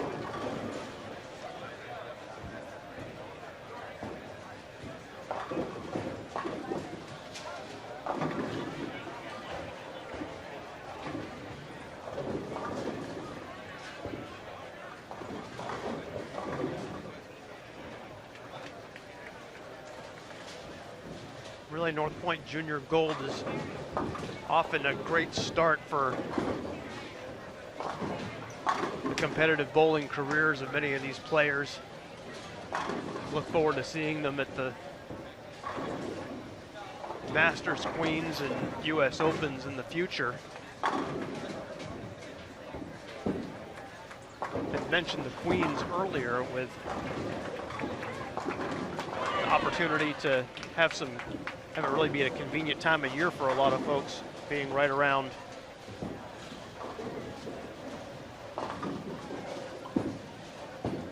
Labor Day. Less of a work and school disruption.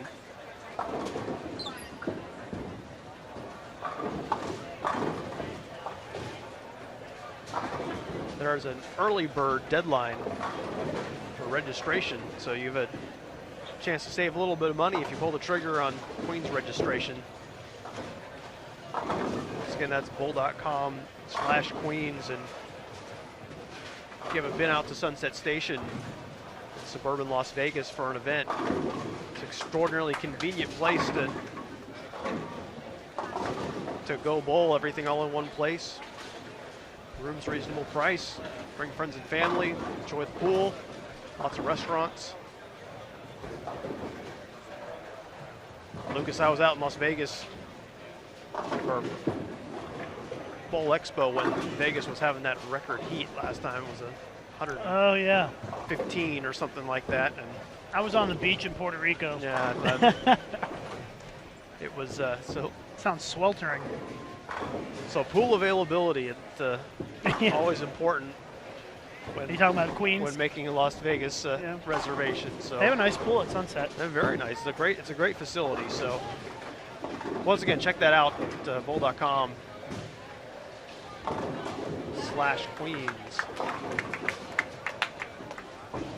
I was just I stepped away from him when I went over and talked to our tournament director, Dave Bartlett, about just to make sure we were all set for the remainder of the day in terms of lane assignments, and everything looks good, so should be in good shape. He said that for our next squad at 1:30, they will have mostly 5 on a pair and a couple of pairs with 6, so it should move pretty quick pace this afternoon, which means Jason and I might actually have time for a break for dinner between squads tonight, which is a nice treat. I wasn't expecting that. Have to wait and see. But no surprise, he said he wasn't very surprised that the U15 girls were almost done with their block, because he kind of expected that they would bowl pretty fast, and so far they have lived up to that expectation. And the U20 boys aren't bowling that slow either. They're starting to move along at a pretty good clip, and I see some strikes starting to come along here. We've got 5 guys on the featured pair with at least a 3-bagger, which it's kind of rare. We haven't seen that. Things have really changed in terms of the scoring pace, at least on 13 and 14. And we saw the beginning when things were fresh, some real struggles, and have seen a lot of strikes, as you mentioned, Lucas, in the last few frames.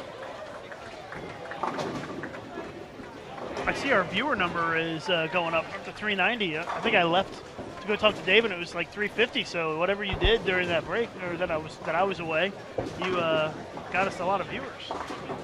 Or maybe people are just starting to wake up and find the broadcast. And we did have a question in the chat about how many lanes they move, and they move 8 lanes to the right, and everybody moves together. So, for example, if you were on lane 20, you would go to lane 28 for your next game. So I think some people are starting to follow along on the X-Bowling live scoring, so they want to know where people are going after each game. So they move 8 lanes. And Brian asking if there's a way to see the scores, to see who made the cut. Bowl.com is not updated, and yes, I promise you that Bowl.com is updated, but you need to press refresh once you open the PDF. So when you open the PDF, push refresh, and that should get you the latest update.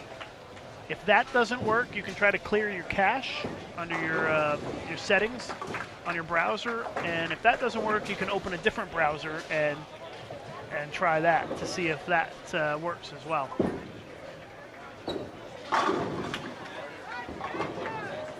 And question what bowling center we're at today. We're at Sunnybrook Lanes here in Sterling Heights. And I also talked while I was away to Steve Lawson, who handles the scoring for us here, and he said that they had a problem the first game with the scoring, but they're trying to work that out, and his intention, if things get moving as they should, is to update the standings after each game. So, but they're trying to catch up right now. They had a computer problem after that first game, which is why we had a little bit of a delay between the first and the second game on the U20 boys side. So he's back there working on getting caught up, and there's a lot of bowlers bowling right now, so it's a lot of scores to get inputted by hand. So he's working on getting caught up, and hopefully we'll have the scores updated after each game soon. That's the hope, at least.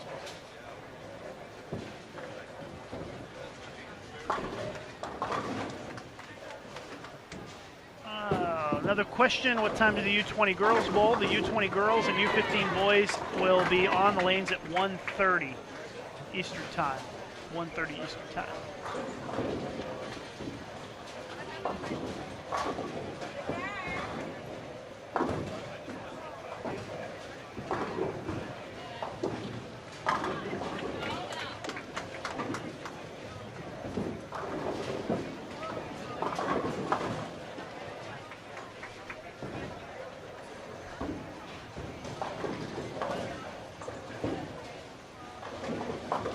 And if you want more information on the Junior Gold Championships, you can go to bowl.com/juniorgold. And if you want to check out the new website, you can go to beta.bowl.com/juniorgold. Beta, B-E-T-A, .bowl.com/juniorgold. You can check it out there as well. Same information, it's just organized a little differently. And if I might say, organized slightly better and easier to find what you're looking for. You would hope that the new version would have made some corrections, improvements, and enhancements.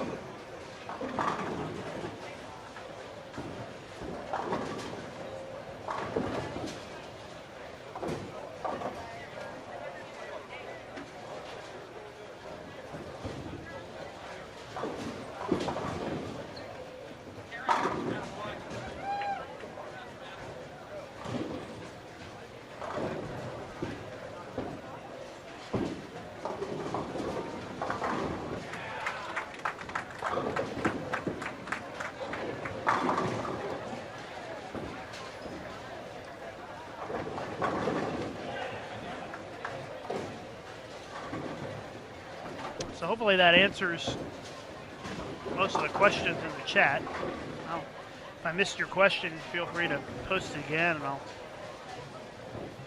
give it a look. Yeah, we try and keep an eye with what folks are wanting to hear about on the YouTube chat. Given that we have a lot of time here in the bowling center that we're showing you streaming of the qualifying. Helps give us an idea of what you'd like to have us talk about.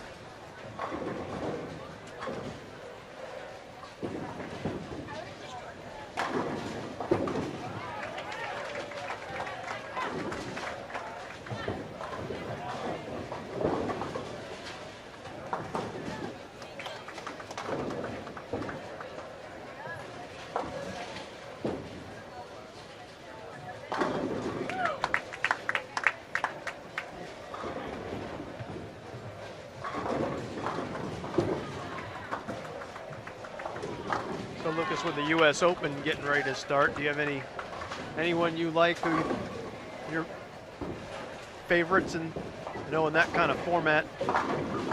Last few years, Kelly Kulick on the women's side has really been strong.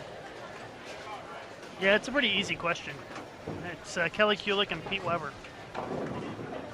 Because Kelly's won it 3 times and Pete's won it 5. So I think it'd be foolish to pick anybody other than those two. Way to go out on a limb. Yeah, exactly. Format favors the best of the best, just because it's so many games. It's kind of like this format, where it's a lot of games.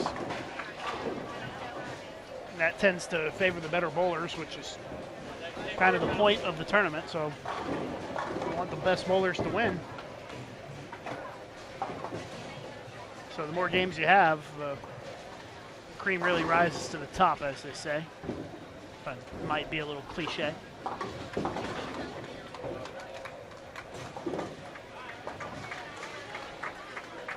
U.S. Women's Open has had some interesting twists as part of it the last few years. A couple of years ago, the finals at the 50-yard line of Cowboy Stadium. Last year out underneath the arch in Reno, and this year the men and the women together with a match to determine the ultimate U.S. Open champion battle of the sexes at the end. So it should be some fun stuff. Yeah, it's going to be a little bit more of a, dare I say, traditional finals for the U.S. Women's Open this year. Last couple of years have been pretty exciting and different, but yeah, there've been some really cool venues, but it has definitely. Last year was non-traditional. Yeah, I guess that's the best way, the politically correct way to put it, right? It was. It was really an. It was fun to watch. Fascinating experience for everybody involved. It was. I mean, it was really. It was a little dirty. It looked terrific. Just wish it was. We just wish it was a little bit less windy. But yeah. I think it was one of the more interesting shows that I've ever seen. Yeah, and ultimately, you know, that's exciting for bowling to create a memorable event that I think anybody that was there or anybody who saw it will remember the rest of their lives. And so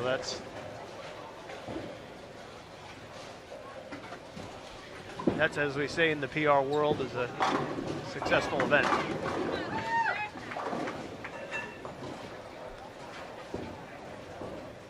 A lot of people asking what Andrew Anderson had the first game. I don't remember. He was on our featured pair, but I think he was in the 190s. Yeah, first game. Somewhere in there. Nobody was shooting a big score that first game in front of us.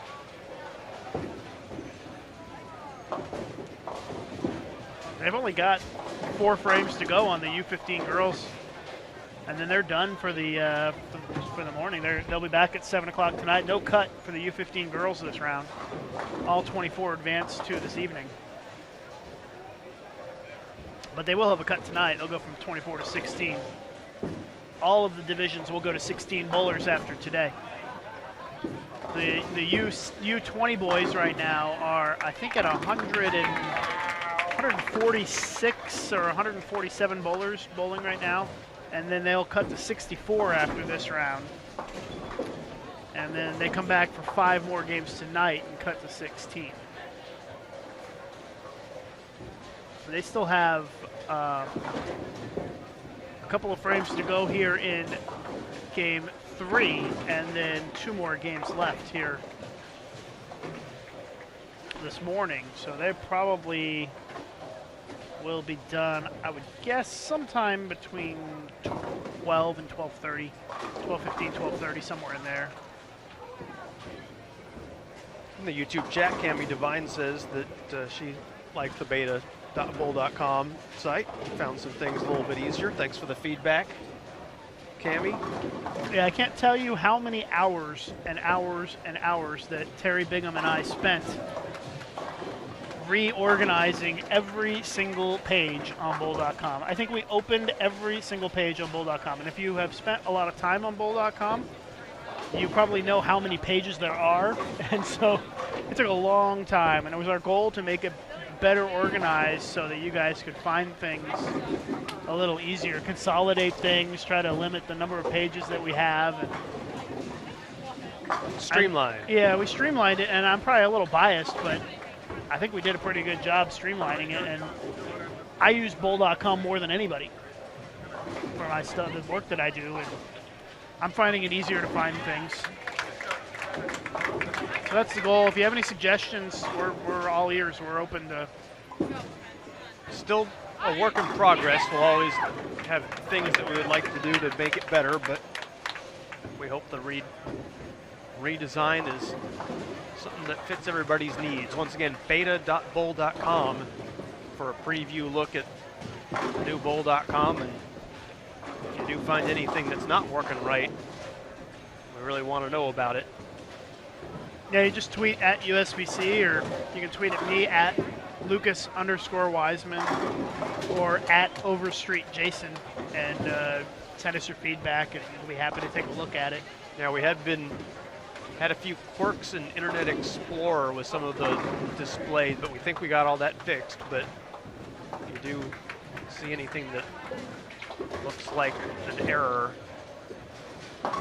it's great to have our Bowl TV friends helping catch that stuff before it switches from from Beta. And I think that you and I, Jason, have looked at it so long that we kind of, we need some help. Yeah, I think everybody knows what that's like when you've got a project, whether it's a paper you've been working on or any kind of project, when you've seen it for a long time, and sometimes you don't necessarily see what might have been something that you missed. So that's why you got other people proofing your work. Well, the scores seem to be going up, at least on our featured pair for the U20 boys. I don't know if that's indicative of what's going on across the bowling center or not, but we've got some big scores in progress here on our featured pair, and we'll give you the final tallies as we start to wrap up this game. But we've got 3 guys with at least 3 in a row on the pair right now, and another guy with a double. And you can follow the scores on this pair on X Bowling. If you go to our USBC Twitter account, you can find the link directly to the Sunnybrook Lanes page, which will save you a few steps. So go to our USBC Twitter account and click the link on our latest tweet, and that'll take you to the page where you can pick any of the lanes here at Sunnybrook and see the live scoring. Our boys featured pair is 13 and 14, and our girls pair is 11 and 12. Justin Tan up now, one of the bowlers that's had kind of a hot hand. Whoa. And I jinxed him. That ball hooked really early. Yeah. It looked like somebody was sitting down about 45 feet down the lane and kicked it. I don't think you could see him, but Justin just turned back and he just started to say to himself, "Wow." Yeah, that hit a spot somewhere. He did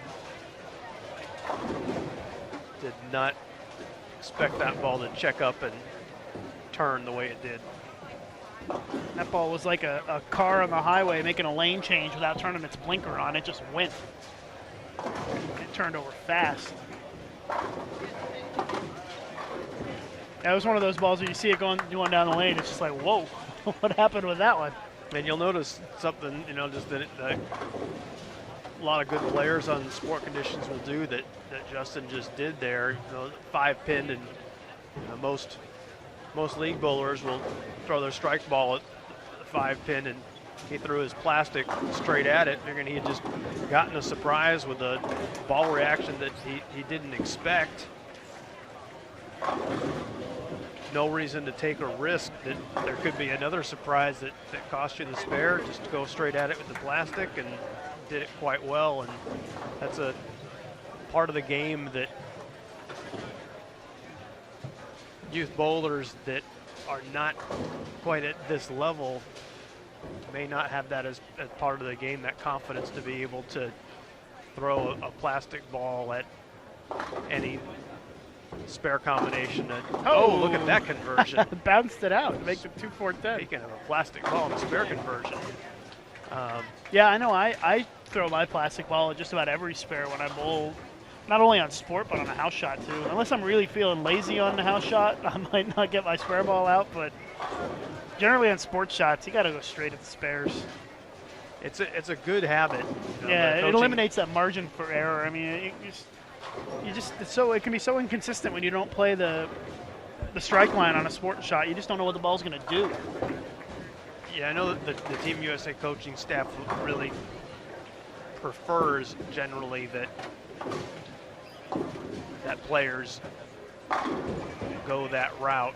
Yeah, you don't see very many professional bowlers or Team USA members who hook the ball at spares. No, sometimes there'll be varying opinions on what to do when there's a sleeper combination. A bucket or a double wood or even a 2-4-8-10 split. Generally, that's a split I would hook it at, but there's lots of different combinations. 2-4-5, he made it, shooting it straight. That's what I would recommend. It's been interesting though, Lucas. Working on some of the instructional videos with the Team USA coaching staff and other Team USA players, how personal preference into spare shooting plays into things. There's not necessarily always one right way shoot a given spare. Sometimes there is, a clear approach that will increase your conversion percentage. But it is a very personal thing. Yep, but straighter is greater. Yeah, but you can generally see generally. that if you're a good enough player to be able to really, be pretty consistently accurate with your targeting, that plastic ball for the spares is the way to go. I was just watching Brianna Clemmer bowl on 12, and how good is she throwing the ball? Wow, she's throwing it great.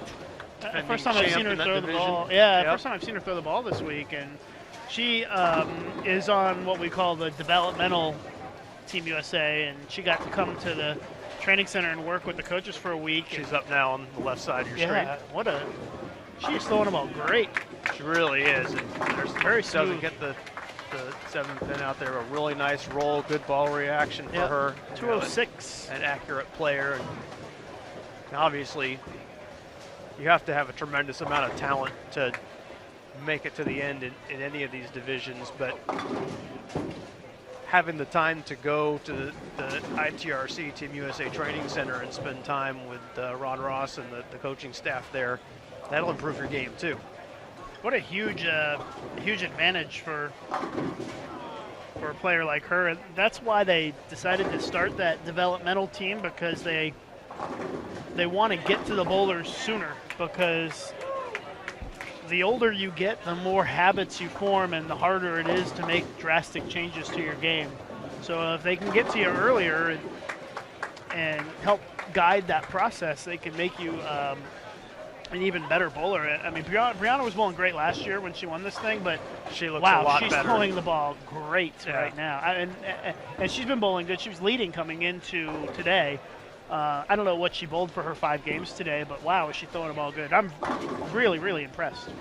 Well, that's a great thing about being a part of the U15 division here at North Point Junior Gold is that, now with it being separated and having those developmental spots on Team USA, it's just a terrific opportunity for some of these players. Because even when, of course, being a part of, the older group at Junior Team USA, you get to be a part of more competition, and it's certainly more formalized. But the developmental team, with there being only 2 girls and 2 boys, you have a lot of personalized attention from the coaching staff during your time at the ITRC, and that's Casey Collins, 215. Nice game for her on our U15 girls. Yeah, all the training they get would be pretty expensive if you had to pay for it yourself. So it's a really nice prize in addition to the scholarship dollars that you can get here at Junior Gold, is to have the ability to work with the coaching staff at the International Training and Research Center. And more information on the ITRC at bowlingitrc.com if you want to learn more about that.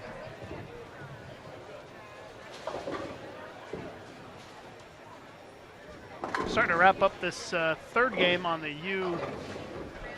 U20 boys side as the U15 girls wrap up their 5th game. Kayla Mitchell having a good game. She can get to 212 as she picks her spare. Bobby Hornacek with 228.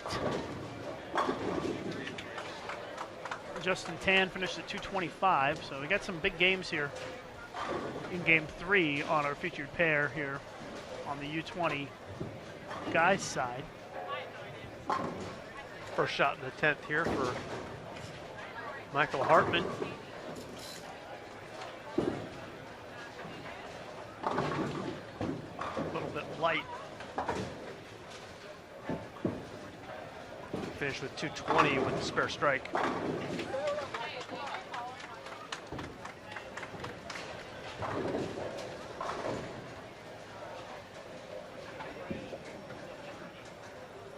We're pleased to have everybody joining us on Bowl TV. See our viewer numbers progressing on up throughout the morning. Hope that you'll share the fact that we've got live coverage of the North Point Junior Gold Championships with your friends, followers, etc.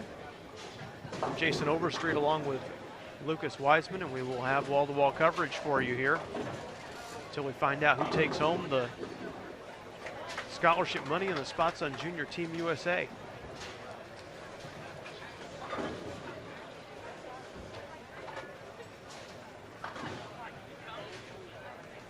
And the U15 girls have wrapped up, so we'll go and focus our attention on the U20 boys as our featured pair here on 13 and 14.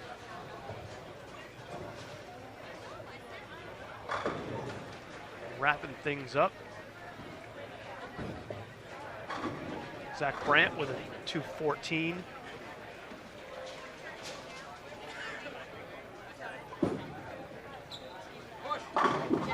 Hartman missed that spare in the 10th, so he finishes with a 2:09.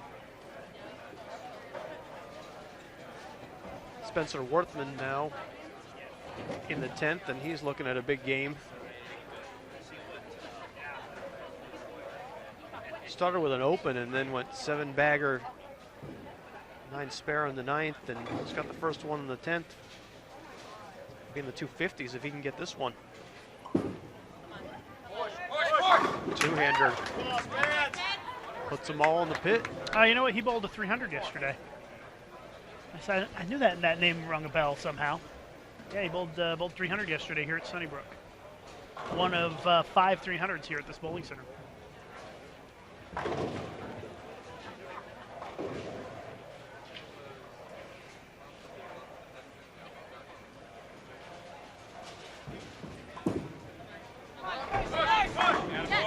He's got some very vocal fans back here behind us. 258 for Spencer. It's a nice game for him. And that ends game 3, so still a couple of more games to go on the guys' side. The girls are done. U15 girls are done. Got a moment, some time to kill. We'll take another look at Spencer's shot in slow motion. Replay. So two-handed release. Nice game, Spencer. Nice game. Covering a lot of boards. About 8 and a sharp break there right at the end. Strong through the pin deck. 21. So we wait for another set to come here on our featured pair. And as we do that, we will pause for a brief message from our partners at the Yes Fund.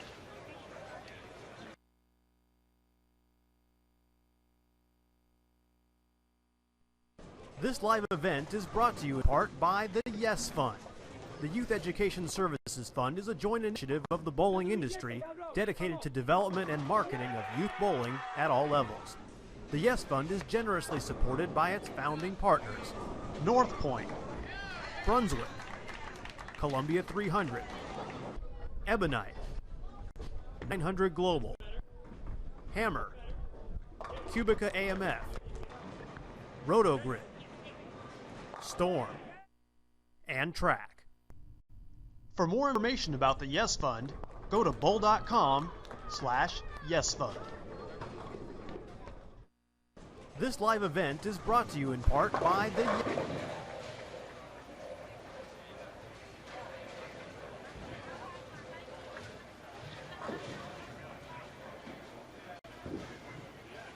Welcome back to Sterling Heights, suburban Detroit.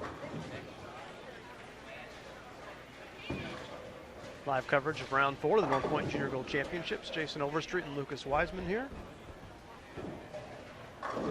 As we await our next group of U20 boys to come on through. U15 girls are all done for the squad.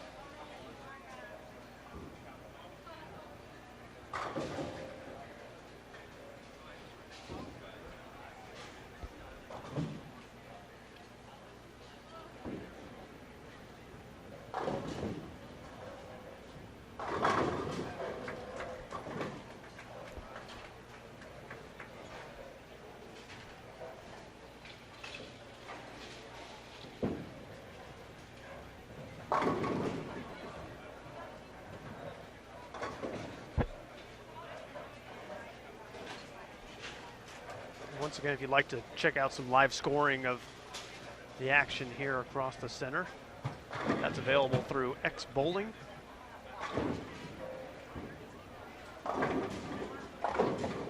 Standings updates on bowl.com, and if you are having problems seeing current standings, be sure to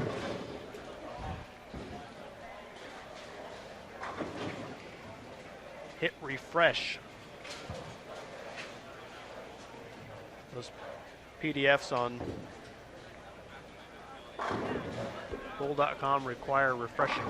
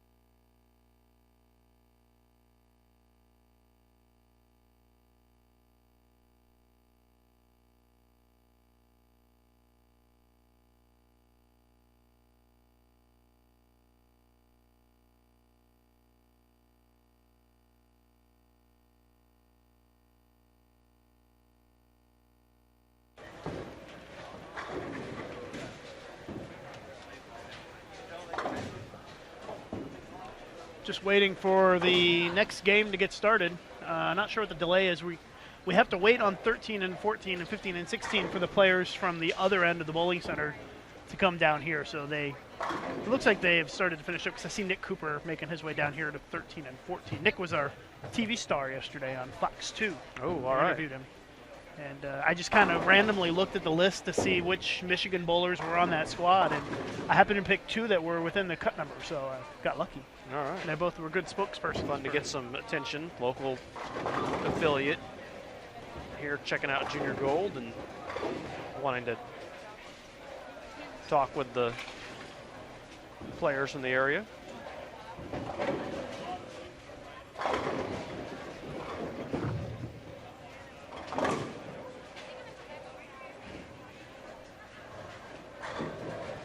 So as soon as we have action here on our featured pair, we will be sure to put it right on.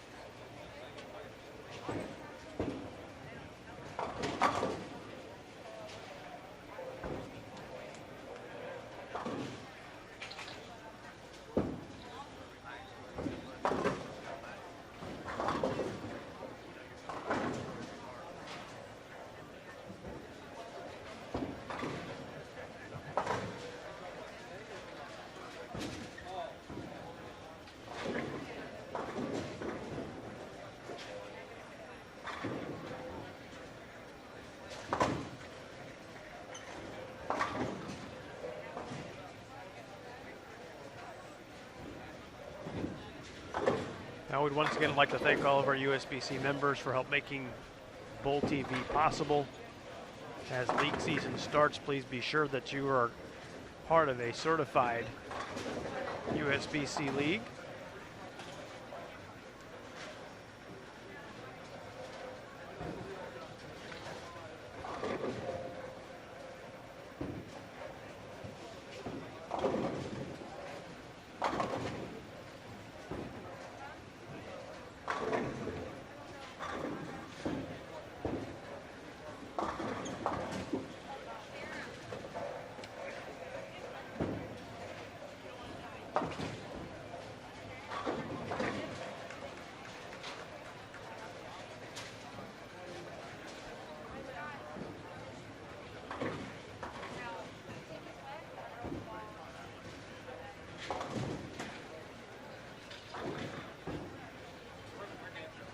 Looks like we've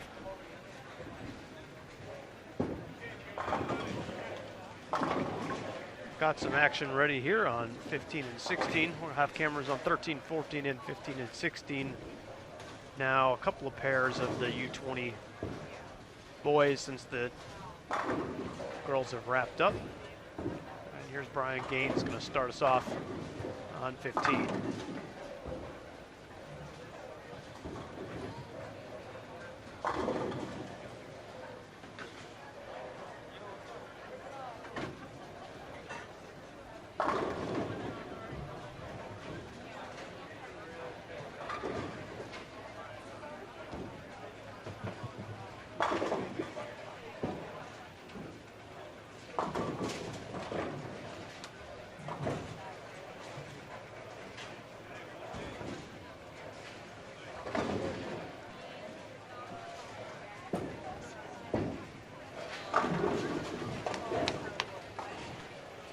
Well, we're underway on 15 and 16, which I'll show you some of that now that the U15 girls are done, and still waiting for them to get started on 13 and 14 here for the start of game 4 of 5.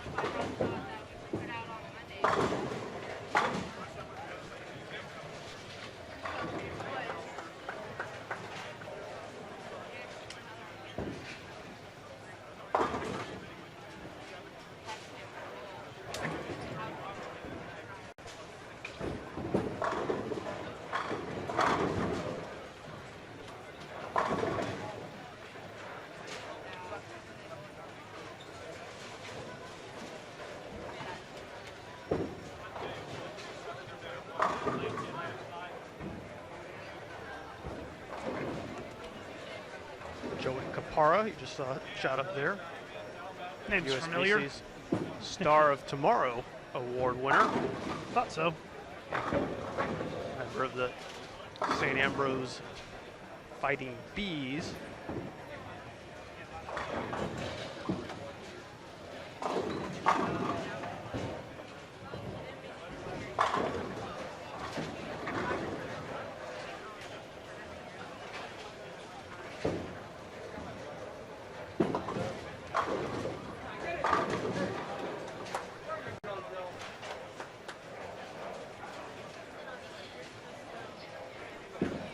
Parr just finished his freshman year at St. Ambrose.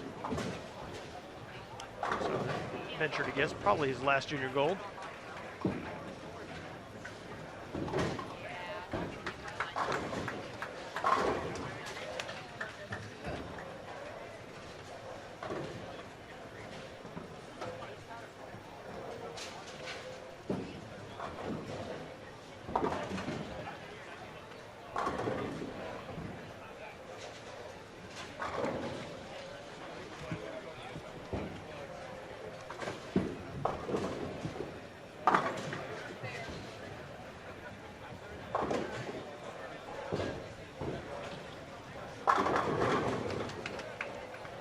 And we can't do the split screen because the angles aren't quite good enough.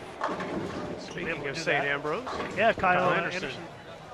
Looks like they got paired up together today. couple of teammates. Yep, so a little different experience just with the split screen not available. Going back and forth. Oscar Chan.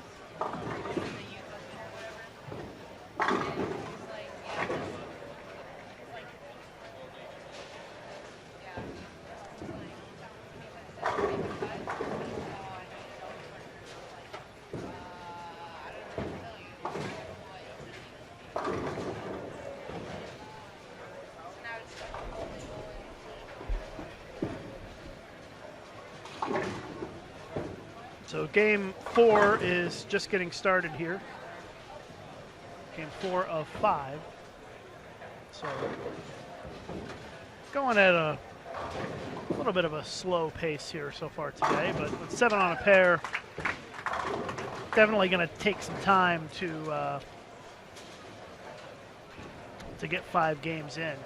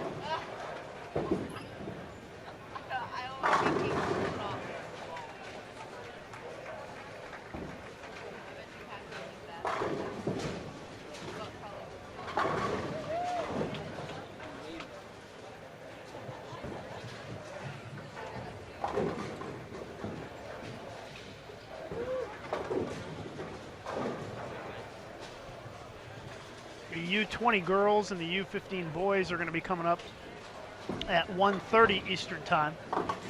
And then all 4 divisions bowl round 5 at 7 p.m. Look how deep Brandon Martin is here, standing in front of the ball return. Those are pretty good. It's a nice shot.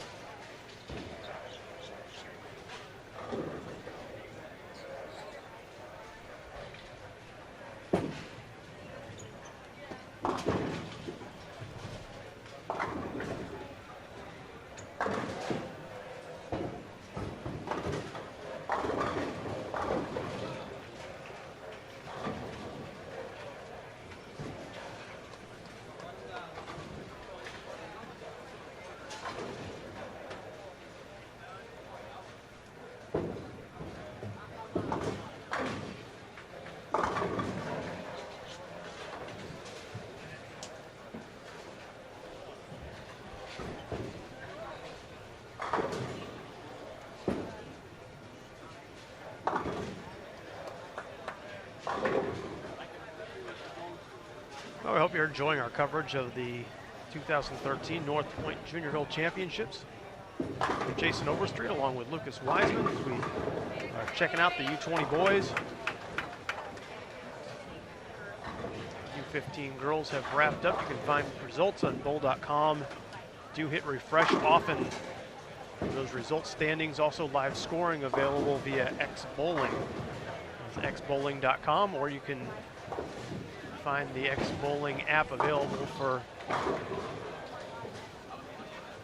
iPhones, iPads, and Android.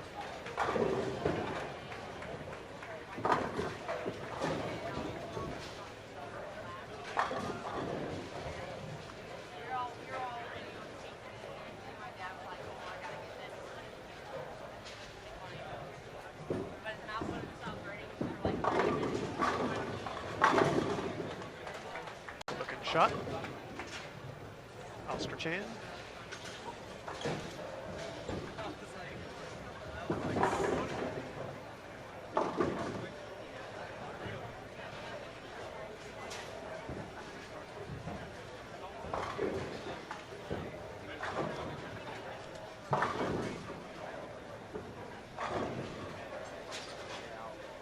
So this would be game 19 overall. They bowled 5 games on Monday, 5 Tuesday, 5 yesterday. They bowled 5 this morning, and then 5 more tonight for the top 64.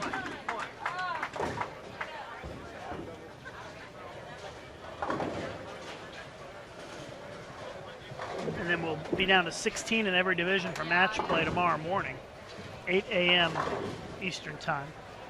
There's Nick Cooper, our TV star. He was on Fox 2 here in Detroit yesterday. Or thanks to Woody Woodruff for coming out and checking out the action yesterday. He was pretty impressed by all the bowlers. Said he doesn't bowl much, but he was pretty impressed by the talent level out here. Just like every non-bowler, it seems like he was mesmerized with the two-handed style that he saw from a couple of the players. We do have quite a few two-handers that are bowling in the field. We had a couple on earlier today. Boy, there really is a lot of hook in the front part of the lane on 13. We've seen that several times, players. And that ball take off. That's why you see some players getting pretty far left.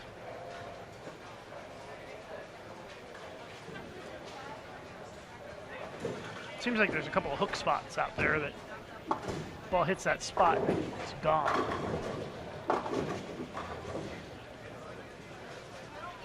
Kyle Cook trying to help the problem with some ball speed, but still left on 16.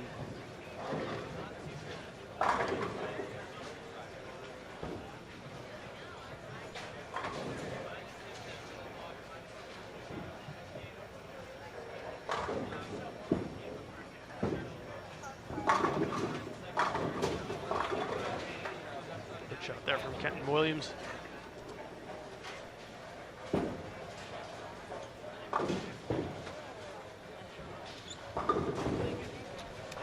Remind you that the North Point Junior Gold Championships are presented by Track, Columbia 300, Ebonite, and Hammer. Be sure to look all 4 of those brands up on Twitter and Facebook. Pretty active social media presence for those guys.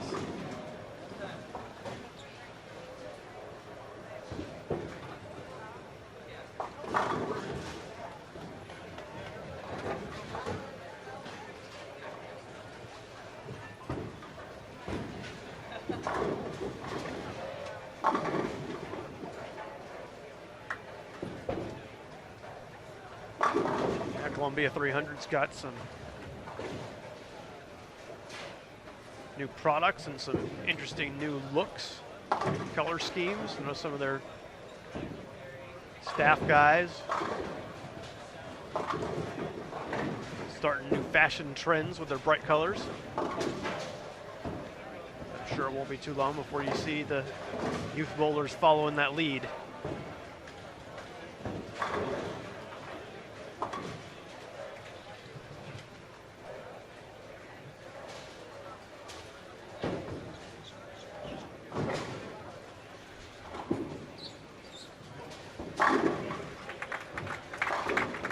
Holbeck gets a handful of that one for the strike.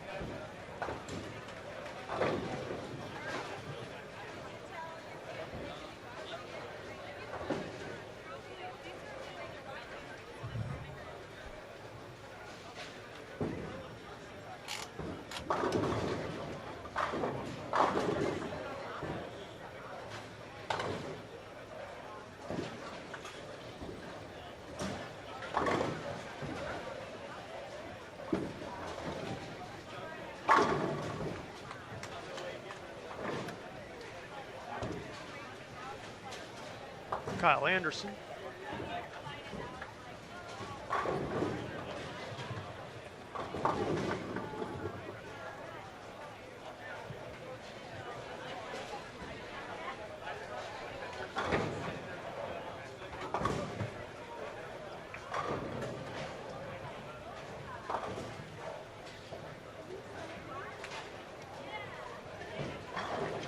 See Brandon Martin again here.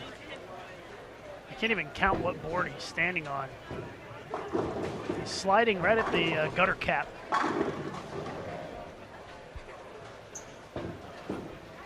So I guess that would be, see here, 39, 40, 41, 42, 43, 44, 45, 46, 47. He's standing at about 48.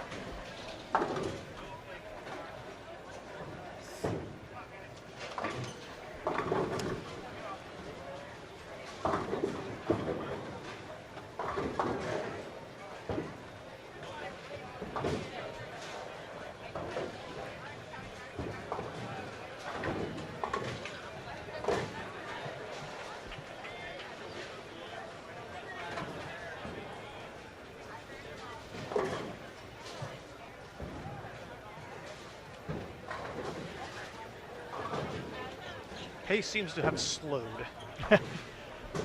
Yeah, Even though we have 4 lanes and everybody is waiting for somebody else to go. Yeah, it's already 11 o'clock. And we've been going at this for about, what, 3 hours now?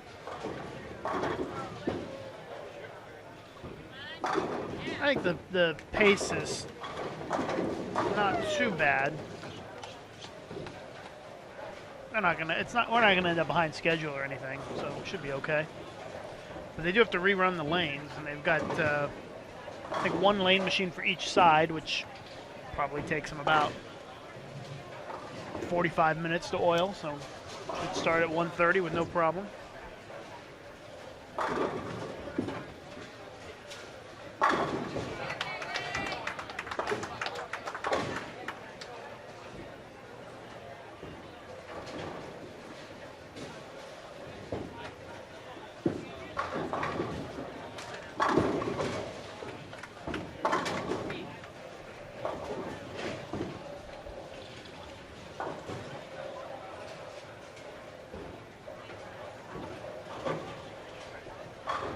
Oscar getting ready to step up here on lane 13, front 3 for him. Got 3 players in this pair with at least 3 strikes in a row.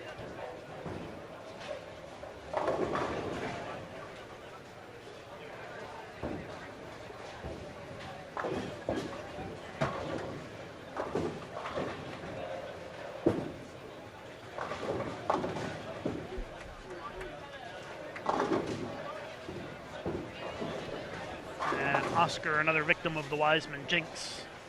Front 3, now 7 count. Very early on. We decided to jinx that time. Yeah.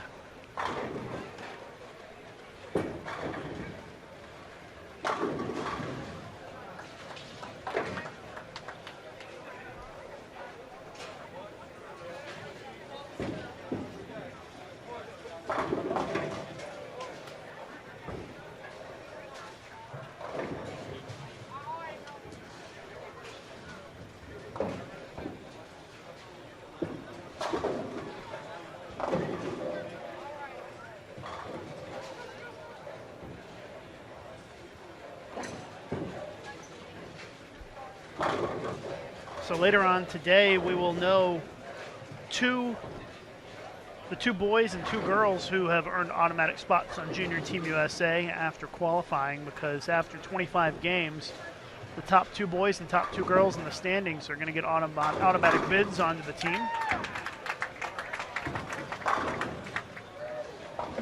So we will at least know a handful of our new Junior Team USA members for 2014 tonight. And then the rest will be decided on Friday. The way it works is that the final 2 players in the bracket, just in the U20 division, by the way, will earn automatic spots on the team. But if one or both of them were the leaders after qualifying, then those spots go to the selection committee. And those selection committee announcements will be made tomorrow night, and we will have an update for you on bowl.com as to who gets picked. Oh, look at a little love on the 9-pin for Zach. Slaps it out. There's a lot of slapping it out going on out here.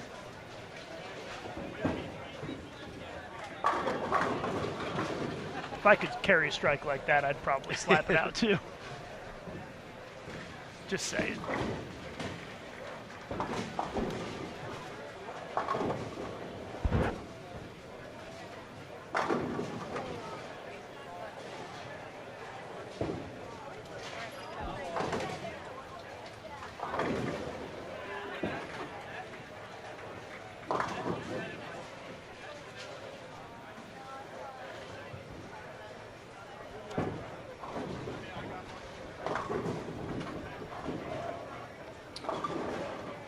So the U15 girls, Brianna Clemmer still in the lead after today's action. She's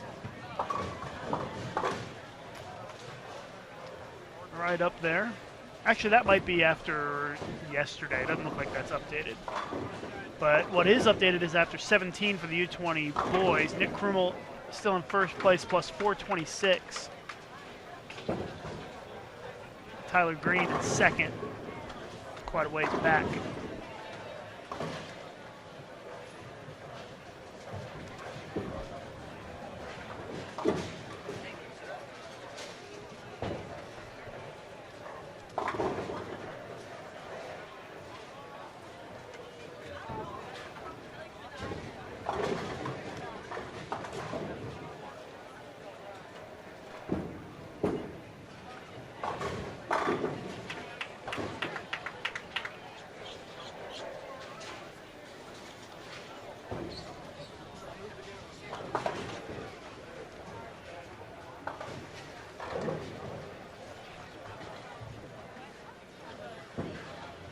You know, this is a portion of the squads that I think that the selection committee really looks carefully at too, and has to see how do the players react when the pattern really gets broken down. How can they adjust, playing some extreme angles in different parts of the lane. It's so much about versatility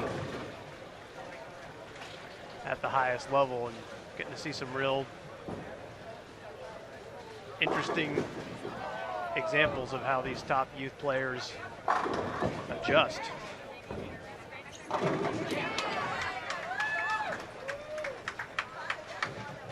Noticed that with 13 and 14 that the more room you give them to run it out, the more room they will take.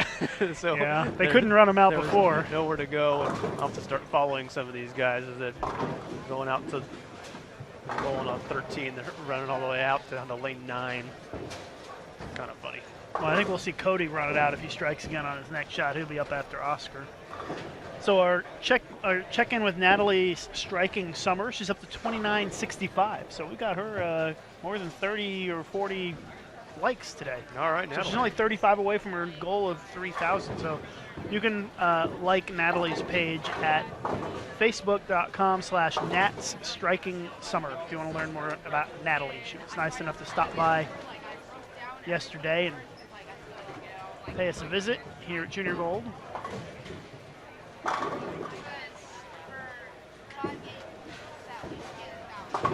Oh, chops the spare. Oscar takes it straight back. That one hurts.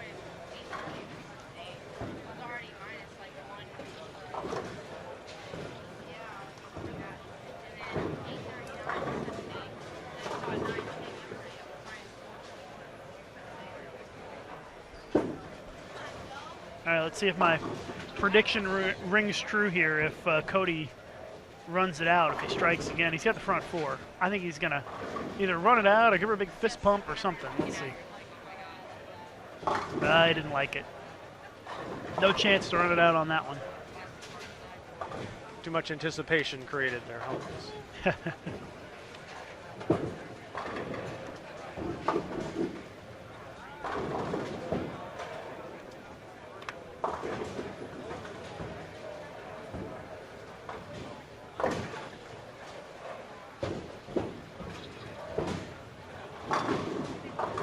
Oh, a nice shot there by Cooper. Didn't get the reward with the ring 10, but struggling with his carry a little bit here.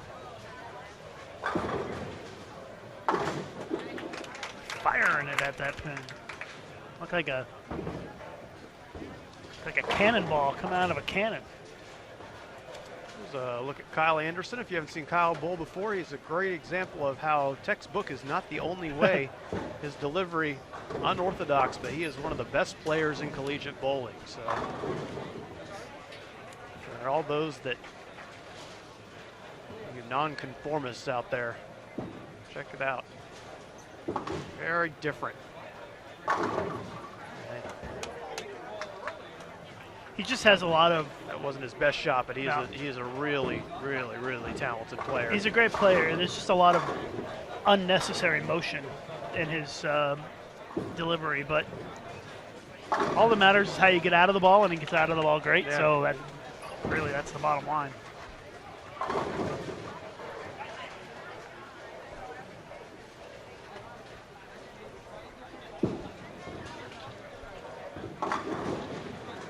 One of those guys that sometimes watch him in warm up and be like, wow, sort of like, who is this guy? And then smirks on the opposing team's faces until he destroys them. No more smirks.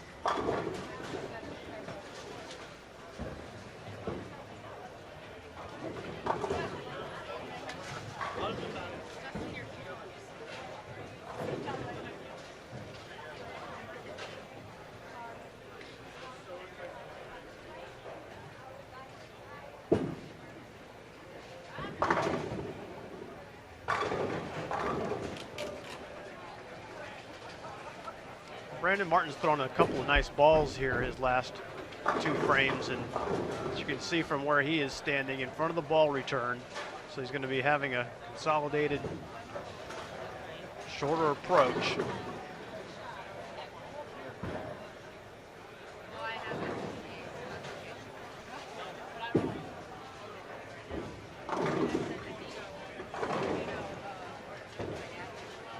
Well done.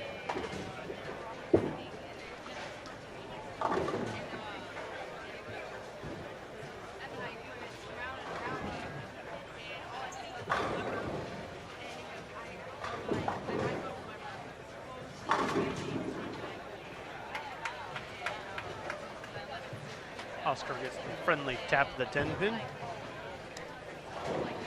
Well, once again, we're glad to have you with us here on Bowl TV. Jason Overstreet and Lucas Wiseman bringing you U20 boys action here live from suburban Detroit.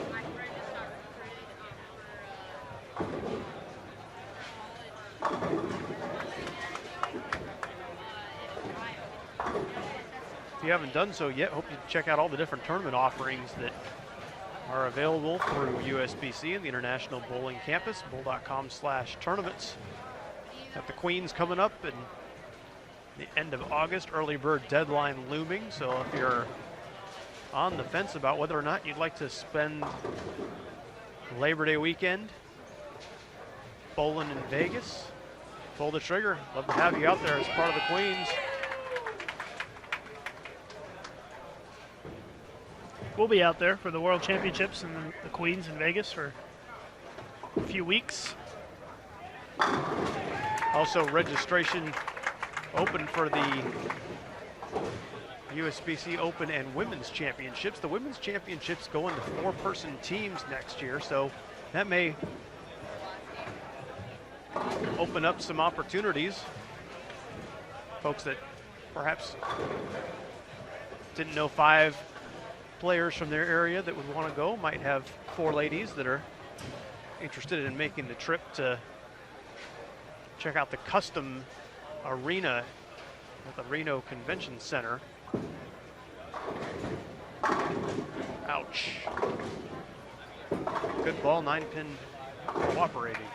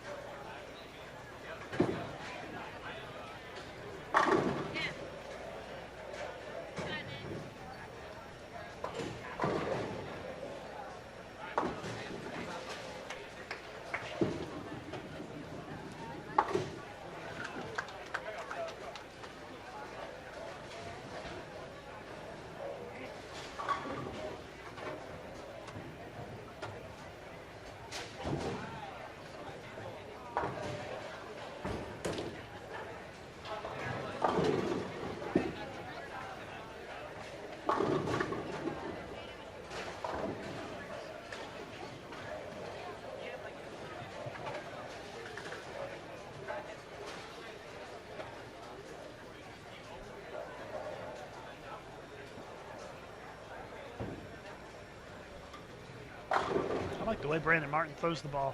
Yeah, once again, we'll take a look at just how far his angle is. Well, hit a spot there and started to hook on him.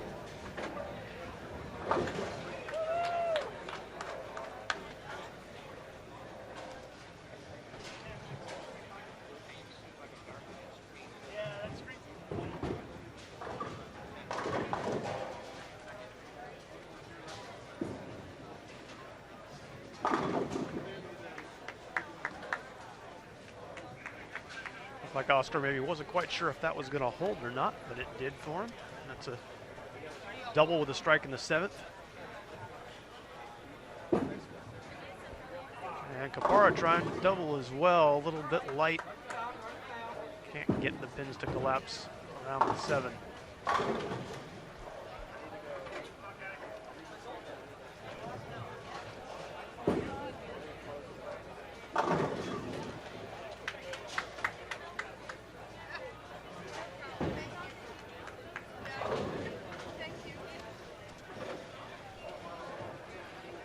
Lucas and I will be with you here all day and have coverage tomorrow as we find out how that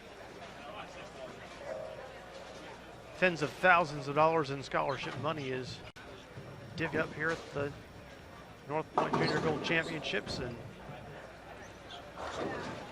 who earns a spot on Junior Team USA. If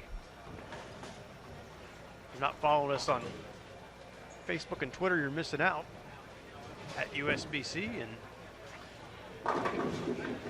Facebook.com/USBC. What do we have? 215,000 folks, I think, that like us on Facebook now. So 215, 217, somewhere in there. So Lucas does most of the posting on Facebook and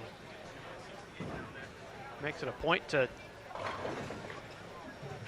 share things that are of interest to our bowling fans.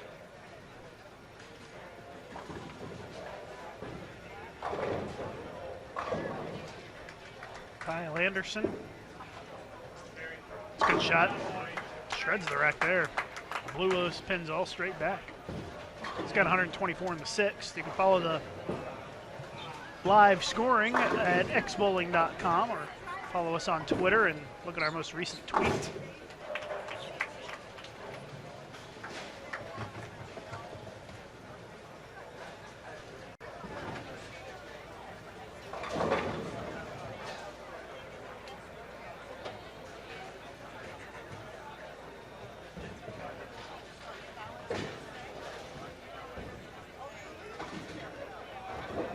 Kenny Ryan. He's only missed once thus far this game and trying for 4 in a row with the shot.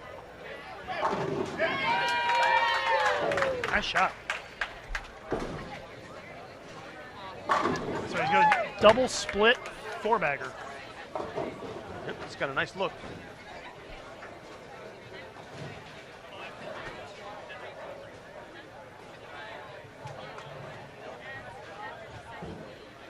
Brian Gaines has found it the last few frames too. He's trying for 3 in a row here. Shot in the 8th. That's a really nice looking shot.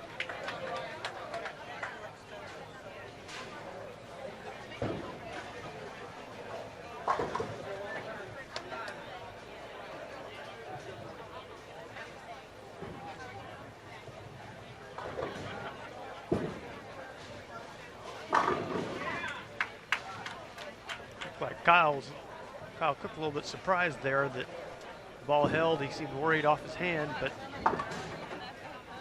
worked out to be a nice shot and a double for him. See, Joey Kapara is going to throw trip the 4 right before Nick Cooper has a chance on 13. Good shot. Can't complain about that one. No, very, very nice looking shot. Puts a double on the board from Nick. Corey Barber's also got a hot hand of late. That is 4 in a row for him. Yeah, we see some strikes starting to come as the lane pattern is broken down a bit. Several of the players starting to like look.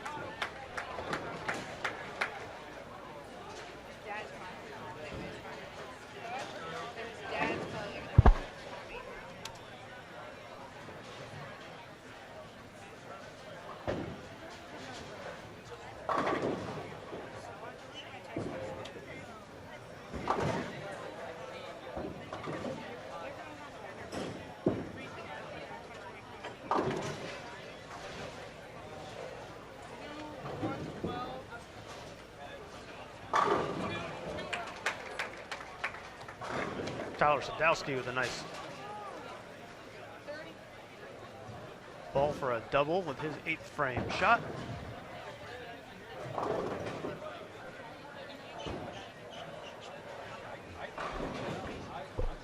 Now Justin Dunn, he's looking to double in the 9th. 10 pin does not cooperate.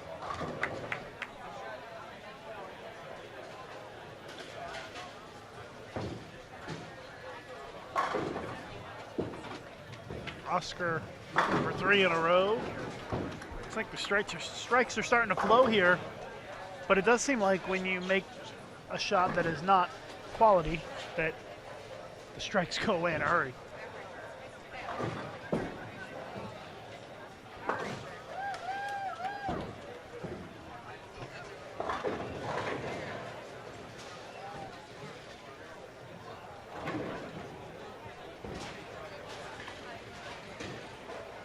Here's Kenny Ryan.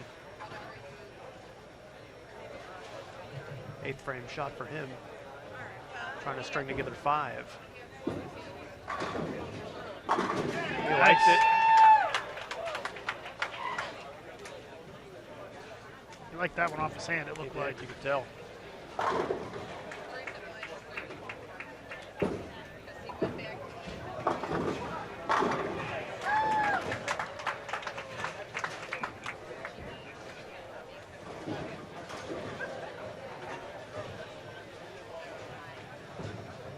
See if Brian Gaines can keep his hot streak going. I think he will. Go ahead and call it here. He's going to get his 4th consecutive strike right here. Oh, wiggled it, but I tried to give him a little luck there, but didn't quite work out.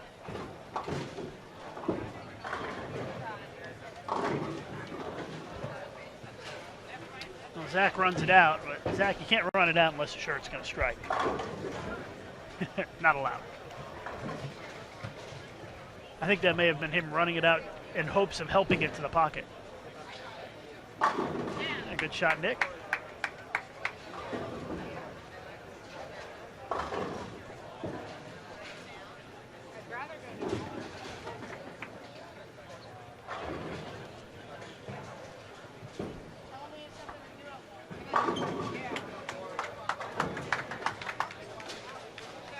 Five bagger for Barber.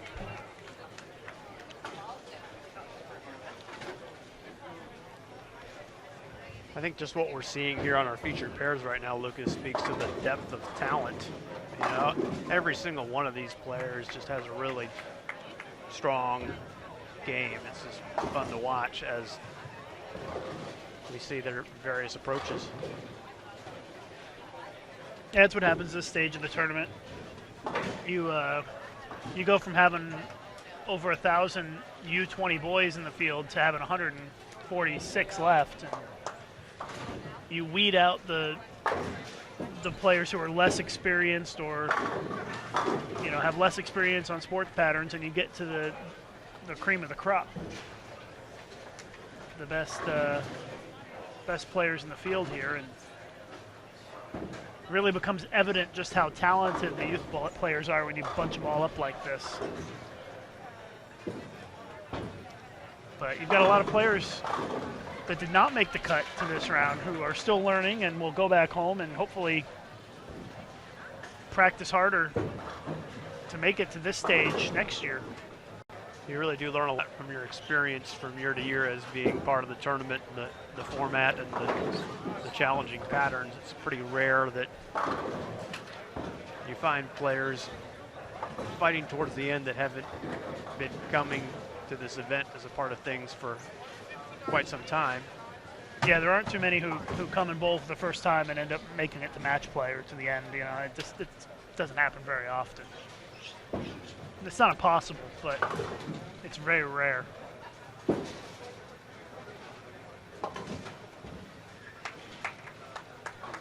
And many of you are watching who bowled this week and did not make the cut. My best advice to you would be to work on your spare shooting. Because when you look at what the average it took to make the cut, it was minus 120.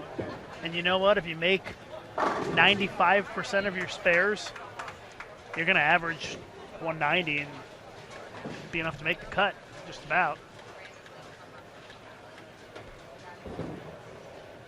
So, in my opinion, the spare shooting is really the key to this tournament.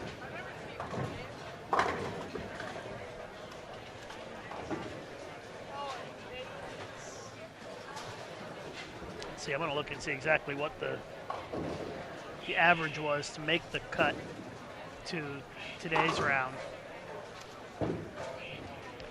And it was a 192 average to make the cut. And, you know, Jason, if you just make all your spares and you bowl clean games, you're going to average 190. So, tossing a couple of doubles there. It's not that hard to realistically. Well, it's not that hard to realistically make the cut if you stay out of trouble and make your spares. And I think that's the one thing that a lot of the players struggle with is spare shooting. And if you can improve that aspect of your game, you can increase your scores dramatically.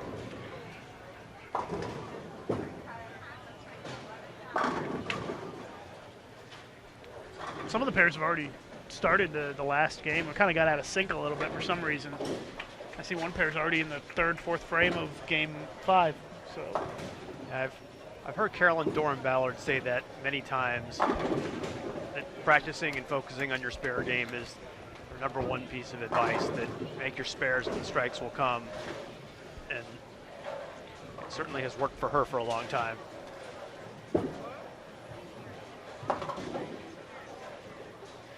We should stop talking about the importance of spares. I think as soon as we started that topic, everybody misses.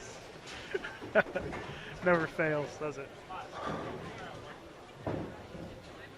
Promise, they can't hear us.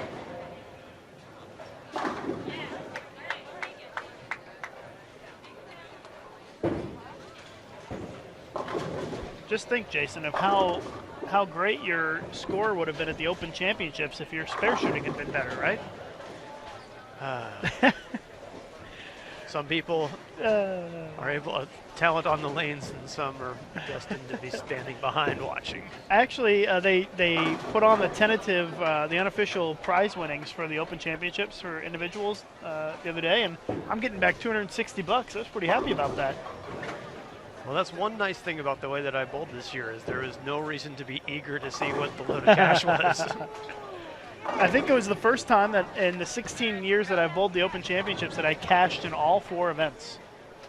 I was pretty proud of that. I think this will be the first time I'll have received nothing, which usually at least my teammates bowl well enough to ensure that we get something back. And you'll get nothing and like it. Yes, I will have the rich experience and memories of another fantastic trip to Reno. We had a great time and some good meals. So.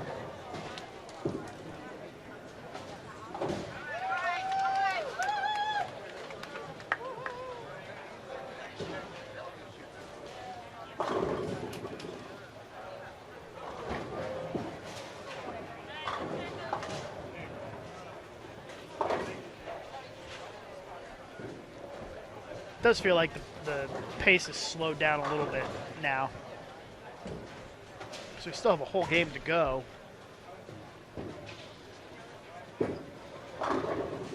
Anytime you see other pairs moving in and getting 3, 4, 5 frames ahead, it's an indication to me that there's a little bit of slow play somewhere, or there was a delay somewhere, or maybe there's a grouping of 8 players on a pair somewhere. That's possible, and that could throw things out of sync a little bit. Yeah, it seemed like things were a little bit off on the shift between the 2 split sides of the house. I bet that there was a couple of 8s on the other side of the house, and that's what slowed things down a little bit. Just a hunch.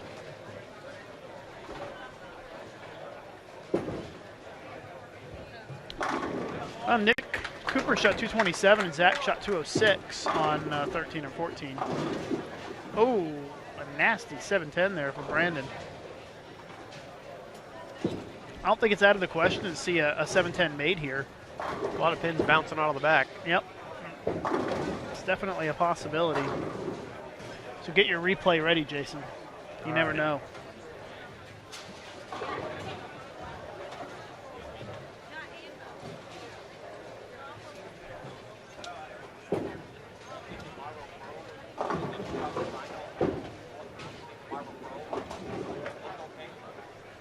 Of course, I would never predict that somebody's going to make a 710, but got to be ready just in case, right?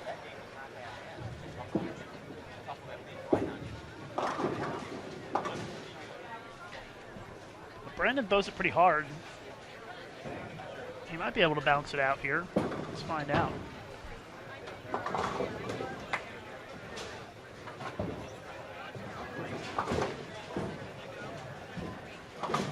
Well, you got to go in the right direction, which is half the battle.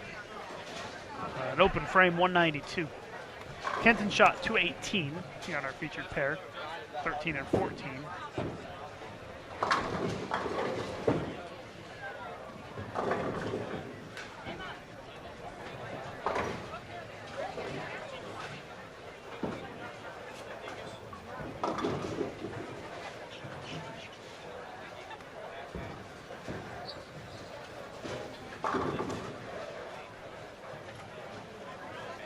I do think that game 5 will start really quickly because I think a lot of the bowlers are already down here and ready to go for game 5.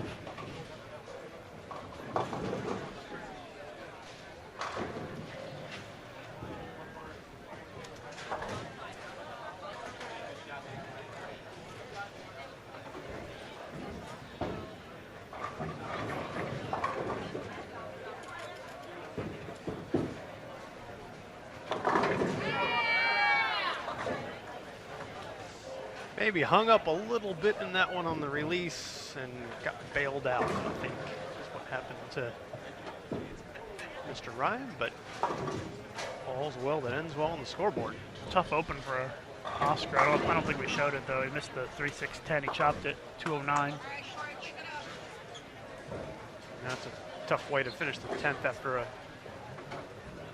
pretty nice game up until that point.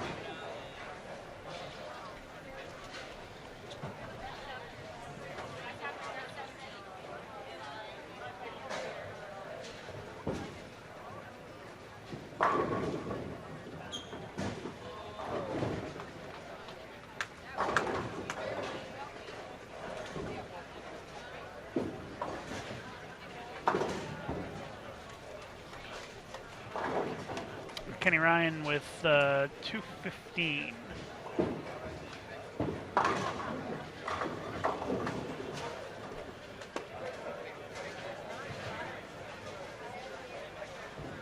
And Cody Holbeck looking at 226.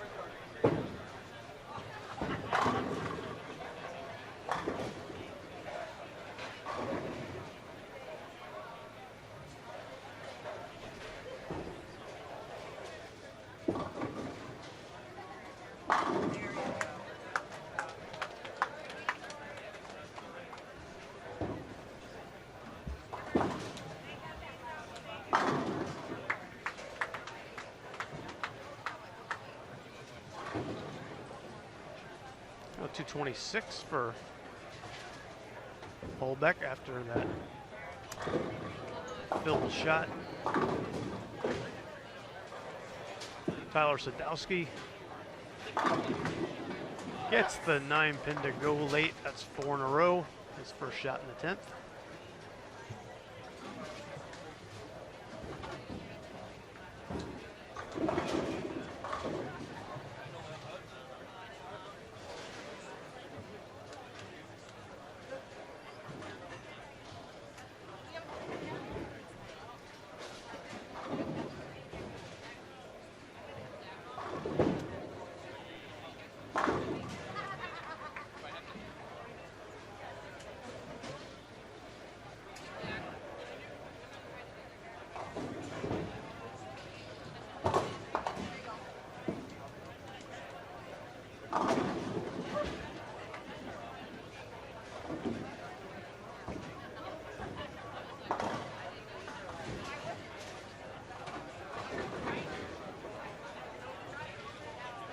once again, a special thank you to North Point Insurance, the title sponsor of the North Point Junior Gold Championships.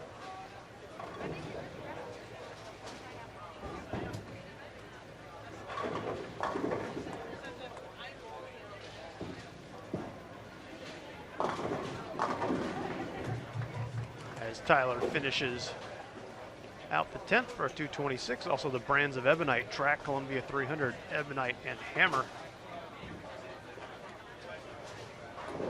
A lot of great support in the bowling industry for this event and for youth bowling. As we wait for our next bowlers to come to our featured pairs, I'd like to pause just a moment to hear from our Yes Fund partners.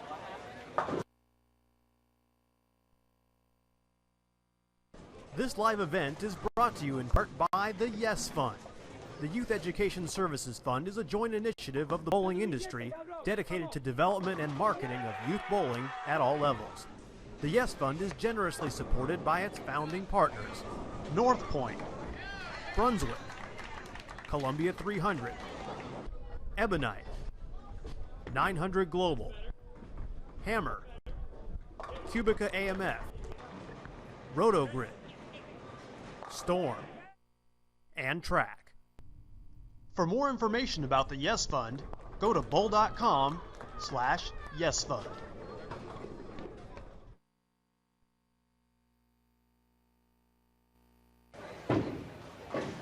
Welcome back to suburban Detroit. Jason Overstreet giving you some live coverage here on Bowl TV. Lucas Wiseman along for the show as well, as we've got our next group that have come into our featured pairs here in the U20 boys division, lanes 13 through 16. If you're just joining us, you missed the U15 girls. Not as many of them, and thus they have wrapped up the squad early.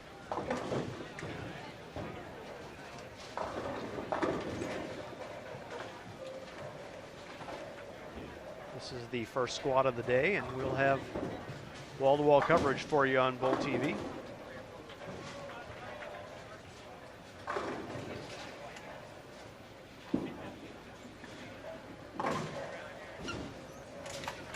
Well, it looks like we've got the U15 girls standings after their rounds this morning, and Brianna Clemmer in first place, our defending champion from Clover, South Carolina, minus 48. And then the next closest is Casey Collins in second from Charlotte. So a couple of North and South Carolinians on the top of the board there. And Casey is in second at minus 194. So Brianna with a pretty big lead, almost 150 pins on the field after 20 games. And all 24 of them return tonight for 5 more games. So no cut today in the U15 girls until later tonight. And the standings are updated on bowl.com.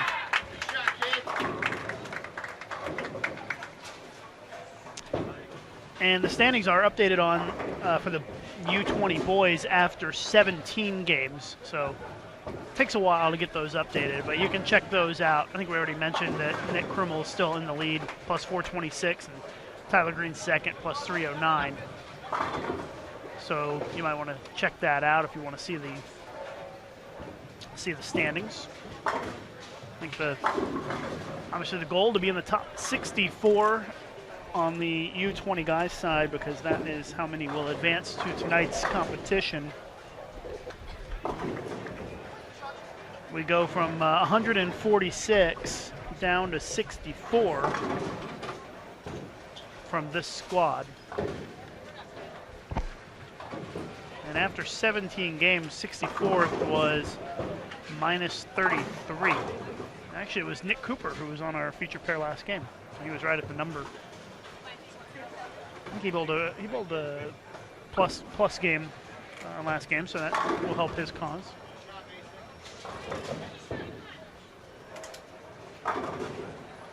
Actually, a lot of the bowlers in that group that we just had are right near the cut number.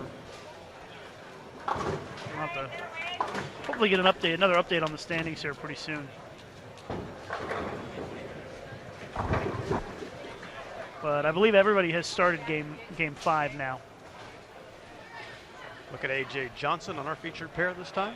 Yep, he's our defending champ.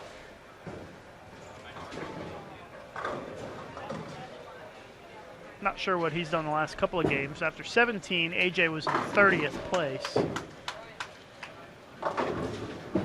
Some work to do. He really likes match play, but yeah, gotta get there. Yeah, top 16 make match play after tonight. So we got 5 more games at 7 o'clock tonight to determine the match play bracket.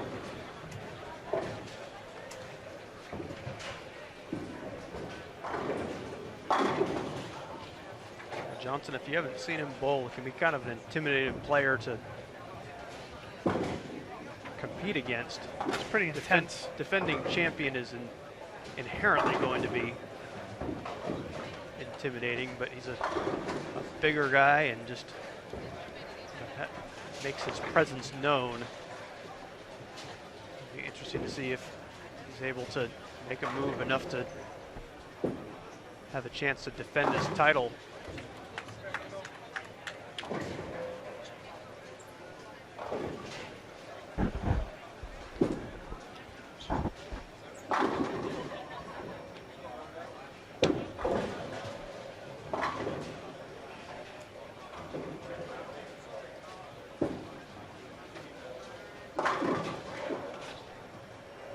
Another ball that hooked really early.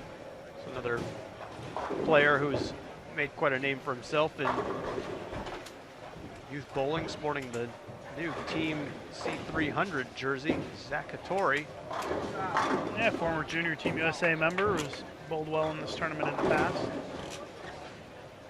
Wearing the shirt of one of our sponsors here this week, Columbia 300.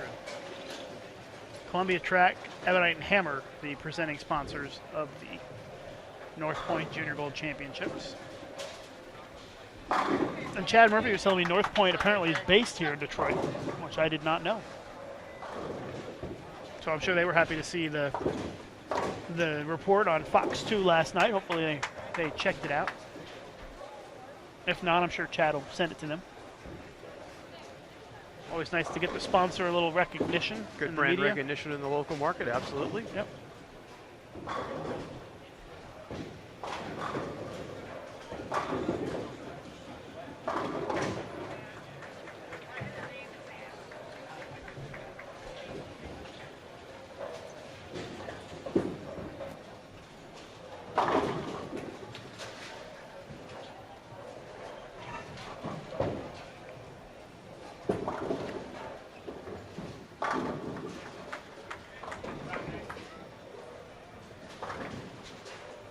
Riley Smith up on the left lane here.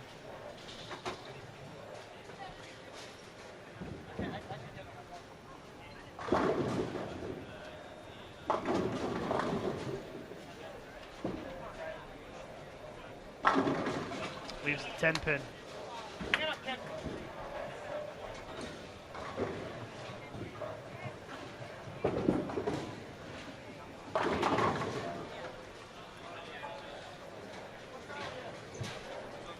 Just tuning in, we're live at Sunnybrook Lanes in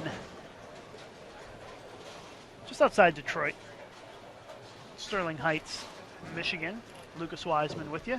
Jason Overstreet here as well. He's just stepped out for a moment. Be sure to follow us on Twitter at USBC. You can follow me on Twitter at Lucas_Wiseman. And follow Jason on Twitter at Overstreet Jason.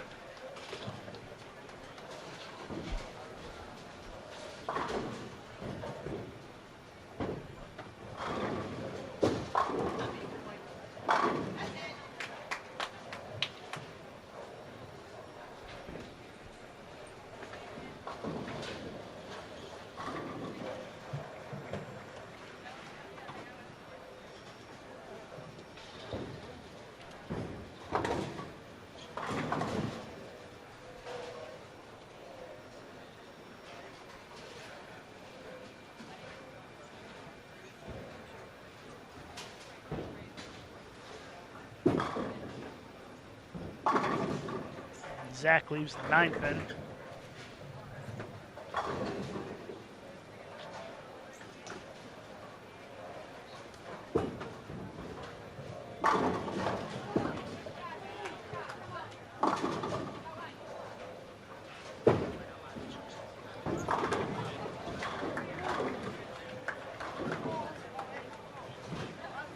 U20 girls and U15 boys will be on the lanes at 1:30 Eastern Time. Bowling on Mexico City as well.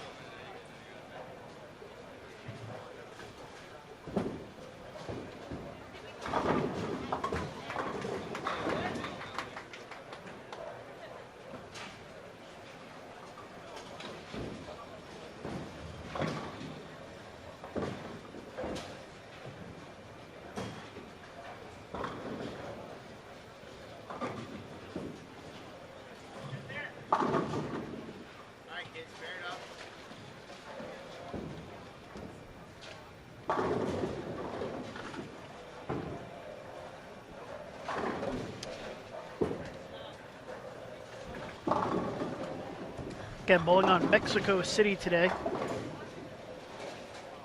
All day long. I'm told that Mexico City will be the pattern for the U20 girls and U15 boys, and also for tonight's final 5 games of qualifying. And then it'll be a different pattern for tomorrow, and I'm not sure which pattern that will be. It has not been announced yet.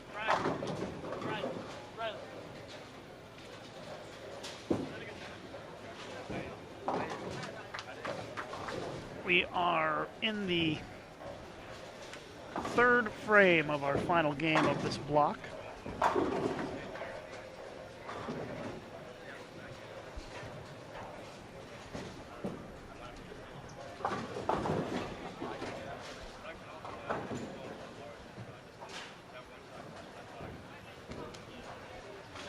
Still waiting for the updated standings. We've got standings after 17 games on bowl.com, and we are in game 20 right now, so a little behind on the standings, but hopefully get caught up soon.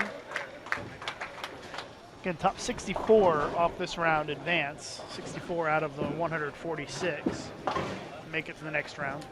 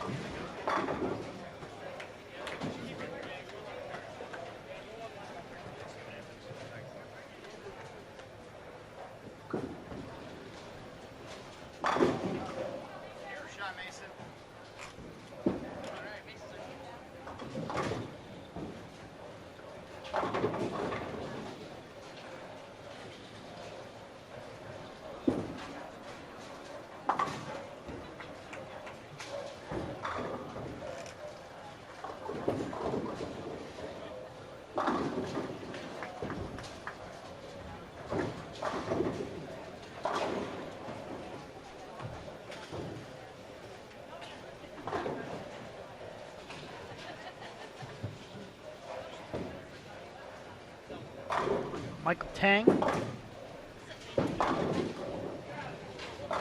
Yeah, gets a little help on the 4-7 for the front 3. Wasn't sure if that one was going to go, but rolled around with just enough oomph to knock it over.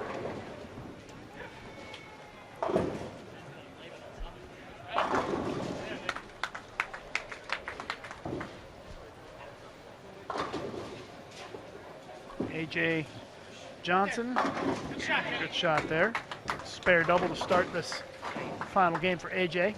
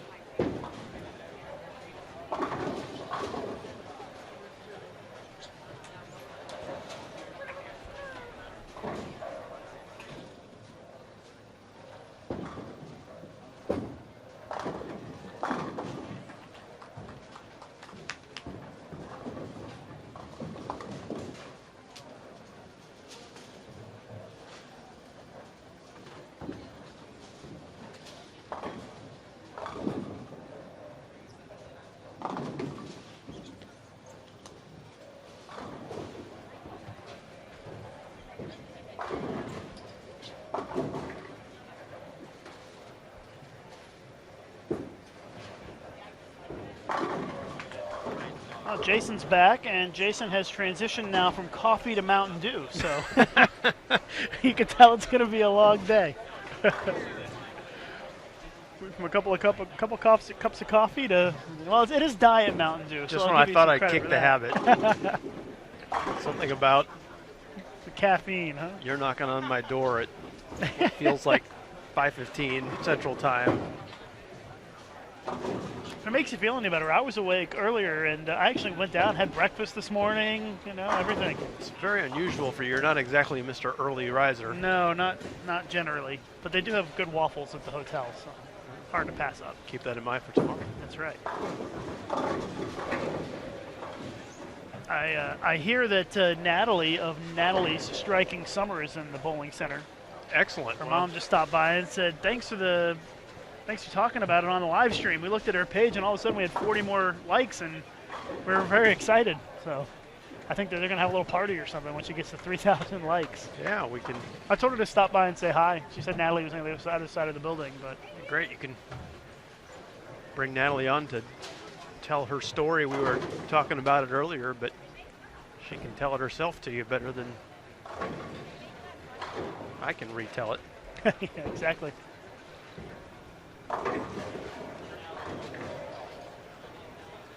AJ working on a double, our defending champion. Let me take off my headset and we'll let you see Natalie's here. Well, I was going to do the other way around, but do you want to, or do you want me to? Right here, I'm closer.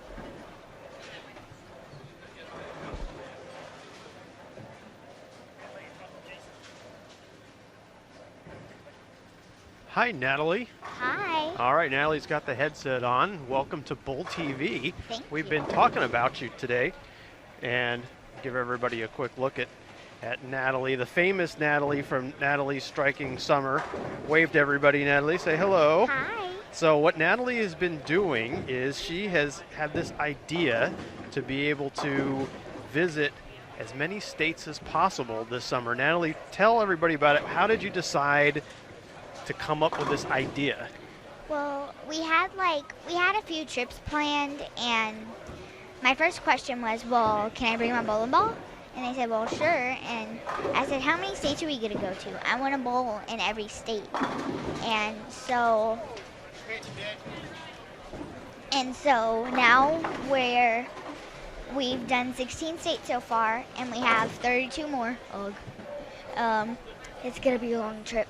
And how old are you, Natalie? I'm 9 years old. So Natalie is 9, and you love bowling. I love bowling. And you live in Texas, right? I live in San Antonio, Texas. And so you had this idea that in the summer you wanted to visit as many states as possible, and Yes. it's a fundraiser for your youth league, right? Yes. What's your favorite state so far that you've seen? My favorite state would have to be, well, when I'm done with this trip, it'll be this trip, because I've seen a lot of good bowlers here, and it's been awesome. So Michigan is going to be pretty high on the list? Yes, it is. All right. Well, if you haven't seen Natalie's Facebook page yet, she's got all kinds of cool pictures from the places that she's visited and people that she's met. What is your Facebook page? Natalie Striking Summer. Natalie Striking Summer. We're trying to get her likes up even to higher. 3,000. Trying to go over 3,000. I think we're going to do it here at Junior Gold. What have you thought about Junior Gold? Pretty interesting? It's pretty interesting. It's a spot to make Junior Team USA, right? Some pretty good boulders here too. Very good. Now, do you have a favorite bowler that you look up to? Somebody that's kind of is your hero? I have a top 5. Top 5. Let's hear them. Shannon O'Keefe, Stephanie Nation, Wes Malott, Clara Guerrero, and Dean Jazz, baby. Wow, that's a pretty good list. Lucas is asking what he needs to do to get into your favorite top 5. Maybe you could be in the top 5 bowling broadcasters, Lucas. I don't think you're going to make it in terms of Yes. All right. Well, Lucas is very excited to be on list. So Natalie Striking Summer is the Facebook page. Check it out, everyone. It's a lot of fun. And are you going to be able to join us at the U.S. Open too? Yes, I am. All right. Natalie's having quite an adventure. She's really close to that 3,000 mark on her Facebook page. And if you missed it, the other part of it is how part of this is able to happen is it happens that Natalie's one of Natalie's parents works for Southwest Airlines, and so that is how they're able to get around, because otherwise it could be an expensive summer. But that makes it a little bit more affordable, and so it's just kind of cool. Just hop on the planes when there's room and go to new places. Where else do you want to head next? What other states are left on your list that you haven't been to that you'd like to go to? New York. That's a big one. Yes, a very big one. I want to go to New Jersey. I want to go to Oregon and Washington.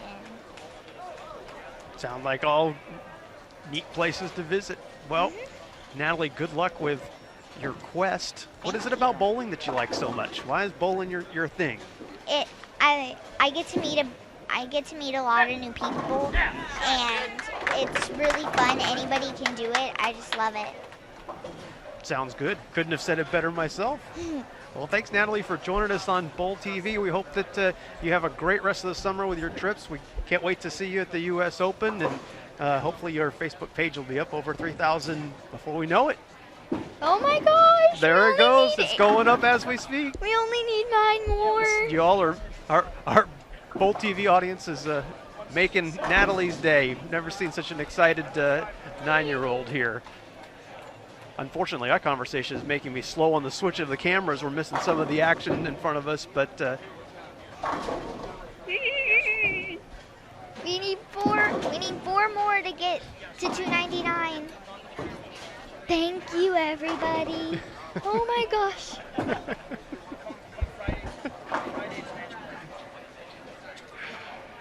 The power of social media. Live on Bowl We're TV. over. She's very excited, Natalie, celebrating. 3,002. So that's Natalie Striking Summer. A great thing, and we love having a chance to have bowling be such a special thing for such a very nice family. Sweet young lady. Thank you. Natalie, it's our pleasure. Thanks for joining us on Bowl TV. No problem. Okay, we'll be following you on Facebook and see what happens. Natalie's been a TV star in lots of places, by the way. Lots of these various cities that she goes to. When the local media hears about her story, they put her on the news. She's been on TV in San Diego. I know that you were, I think, on TV in Wisconsin too, if I'm not mistaken, or some. You've been on TV so many places, it's probably hard for you to remember it all. But I'm paying attention from back at headquarters, I know. So it is great to have you, and great that it's been such a fun summer, and everybody should spend their summer looking for new places to bowl. Hi, Miss Shannon. She just texted me. Oh, Shannon O'Keefe sending a special message, Team USA member, and I'm sure Shannon's getting her game ready for the U.S. Open. Shannon and Natalie became buddies at an event in Texas, and you wear Shannon's gear, don't you? Do you have a jersey like Shannon's? Yep. I have a Diva jersey. Yep. And I have a diva. Yeah. 9 years old. Never too early to start. All right, Natalie, well, thanks so much for joining us, and have a great stay the rest of your time at Junior Gold. Thank you. All right, take care. Natalie from Natalie's Striking Summer, the Facebook sensation. And thanks to everybody who liked Natalie's page with us today on Bull TV. As you can see, made her day.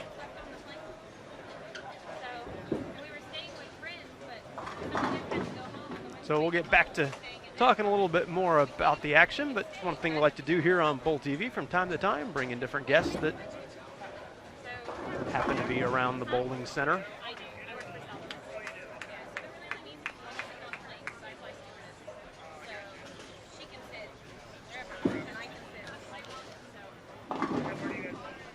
So, as we've been talking to Natalie, not to be lost in the shuffle is the fact that just off to our right, that Michael Tang's got a nice game going. He has the front five, and so we'll see if that continues.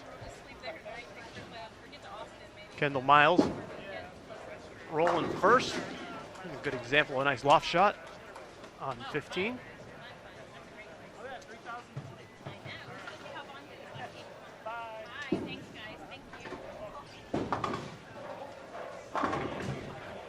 Well, Jason, I think we finally found somebody who gets more excited about having likes and follows on Facebook than me. Natalie was pretty excited. It was almost like you know, the ball had just dropped for the New Year's Eve or something, you know.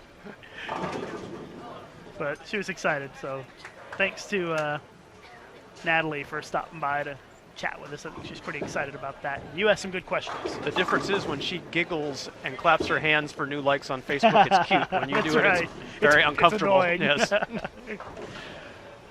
But thanks to everybody who liked her page. I think that made her day, getting her well, not just at 3,000, but well over 3,000 on her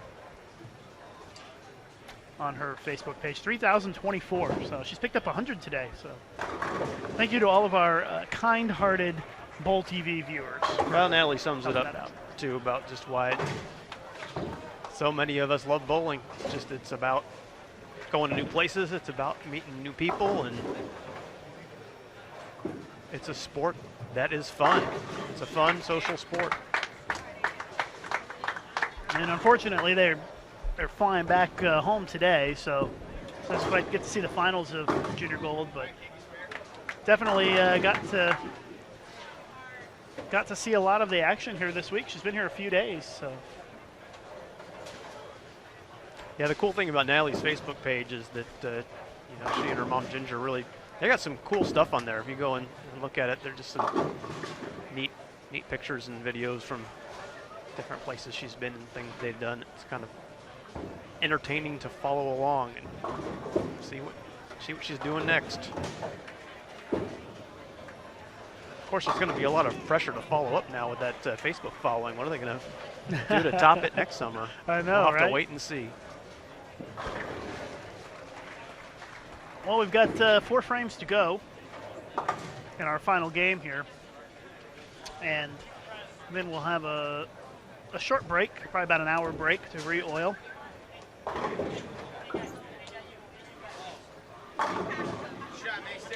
Shannon texted me that she said Natalie stole my heart and reminded me every day why I love this game. It's very sweet. Shannon O'Keefe putting it all in context. Shannon really just loves to be able to meet youth bowlers and get a chance to do clinics and give back to the game. It's really fun to see when those relationships are so genuine.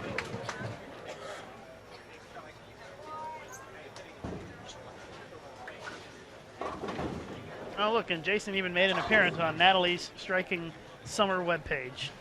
Well, Jason in my head. That's cool, though. She was excited to get to her 3,000 right here on Bull TV. So glad we could make dreams come true on Bull TV. We do have a front 7, by the way, on 15. Mason, I'm not sure the last name. We don't see last names on the scoreboards until they're up, but that's front 7, so let's keep an eye on that.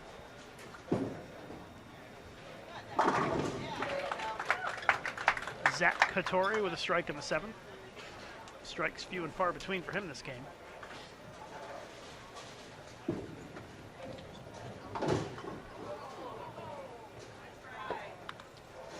Jason had the replay ready to go, trying to catch it there.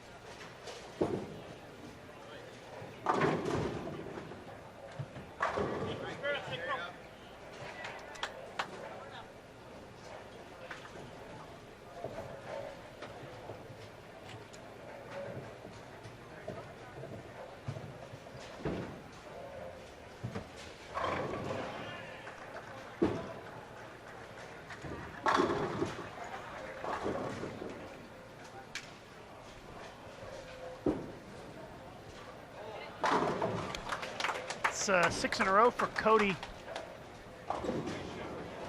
Strike spare 6-bagger for him. Still waiting for Mason with the front 7 to bowl his 8th frame here in just a moment. I think these are going to be the last 2 pairs in the house that are done, actually. That's the way it's looking. We're pretty close to it, at least.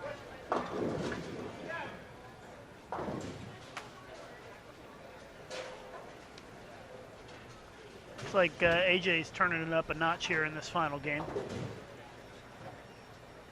Spare 5-bagger, 7th frame.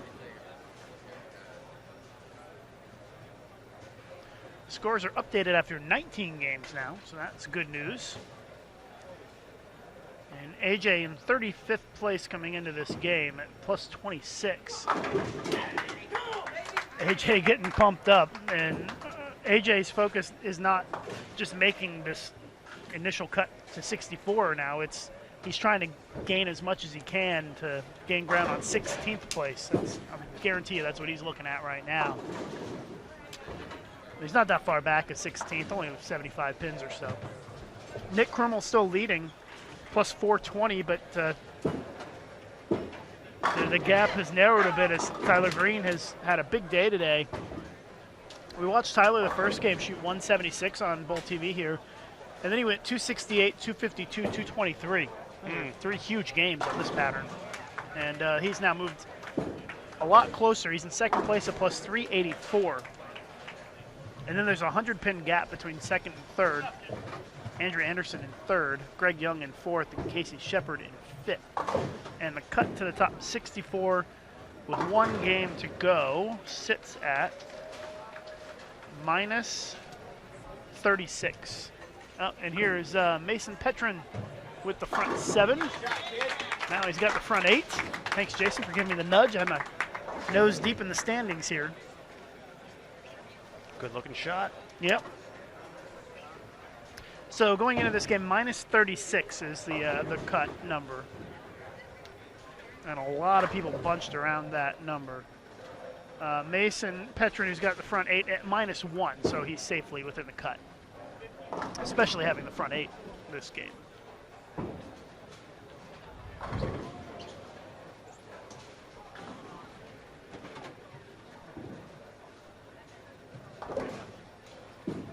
You might have to get one of your Bull TV alerts ready. Yeah, if he gets one more, we will.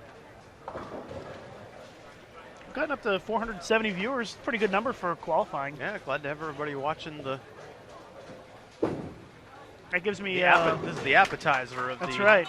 So I was going to say, it gives me hope for coverage. tomorrow. That we'll have a lot of people tuning in for match play. Tomorrow's stuff is the really exciting stuff. It's neat to get a look at all the different bowlers and see the talent level in the different divisions, but it's that head-to-head stuff that makes for really good TV.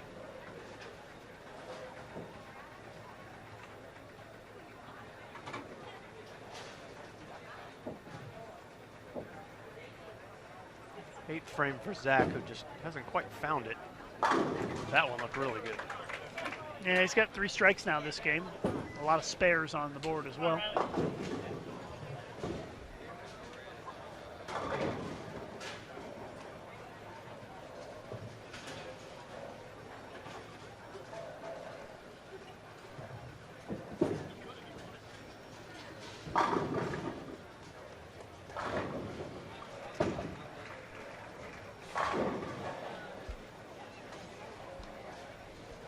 Well, after Nick Scott goes here, Mason will be up again.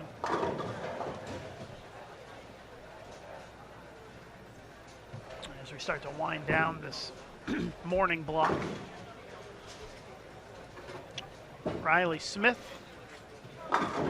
He is comfortably within the cut. He's in 27th place coming into this game, so he's in good shape.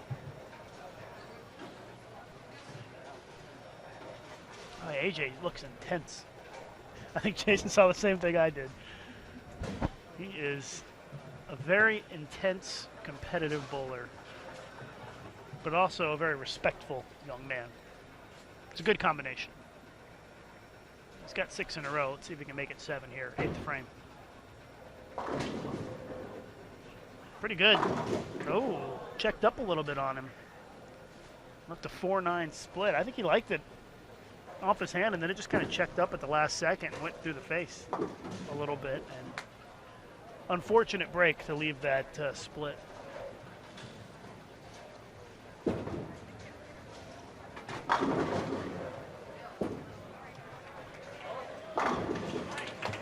I'm going to call it, Jason. He's going to make it. Oh, so close. All right, Mason's up. Mason Petrin with the front 8. Come on, Mason, give us another one. Looks left. Oh, look at that. Holds in there for the front 9. And To be quick with my camera switches on him, he does not spend a lot of time on the approach. he's pretty quick up there. But time for an alert, huh? Yeah, have to get the alert out here in just a second.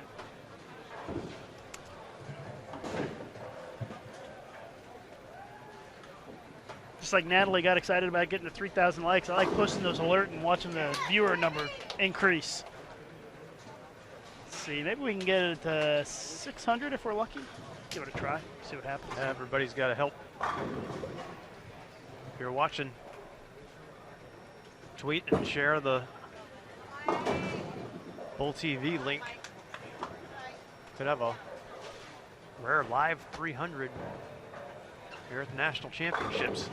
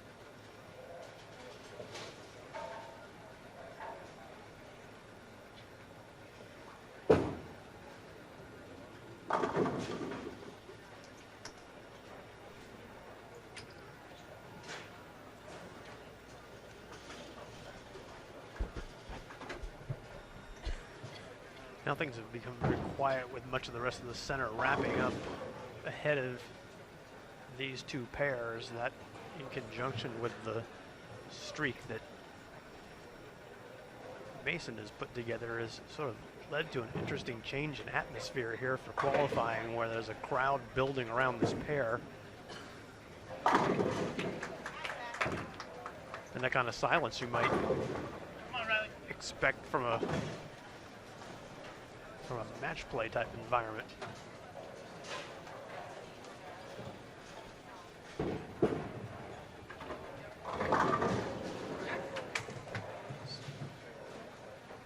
Well, we've got the live alert on our USBC Facebook page, so we should get an influx of new viewers here. Just a quick look at the crowd here in the stands. Gathered around to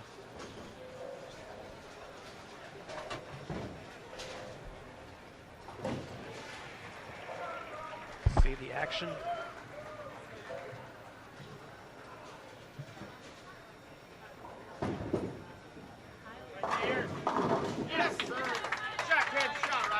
Nice shot by Riley Smith, who's standing way in front of the ball return.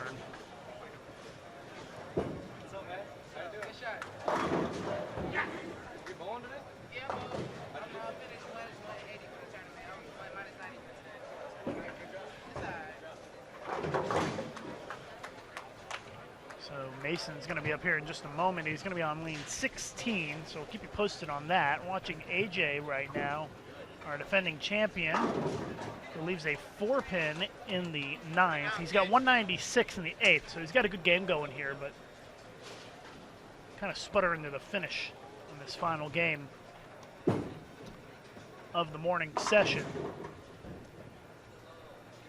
U20, excuse me, U20 girls and U15 boys will be up at 1:30 p.m. Eastern time, so about an hour and 10 minutes from now. We're still waiting to see what happens here with Mason Petrin as he has the front 9.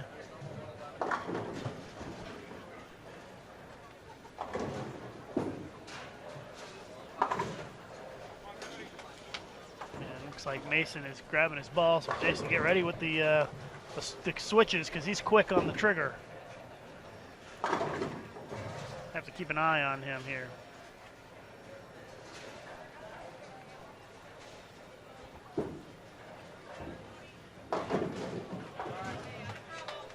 There's Petrin on the approach.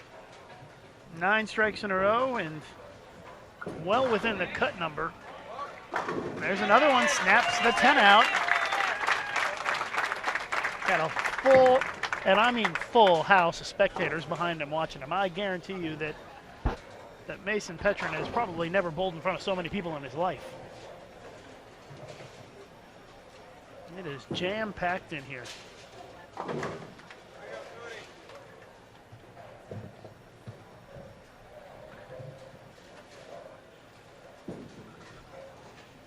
Here we go. He's a quick bowler. Front 10, trying to get to 11. Pulled it through the face and leaves the 6th pin. But what a great run. It's going to be a 289 for Mason Petrin here if he picks the spare. A fantastic score in a very difficult lane condition here this morning, Mexico City. So it doesn't quite get there, but a great game for Mason as he shoots 289, and he definitely advances to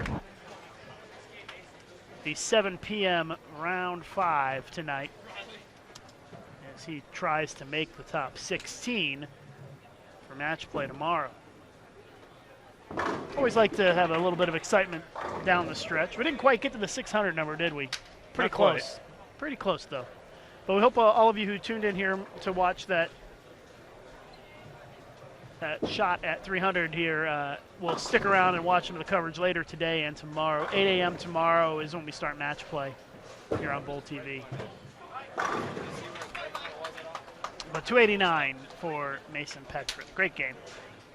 And a great way to finish a block, too. That'll make his break this afternoon feel pretty good.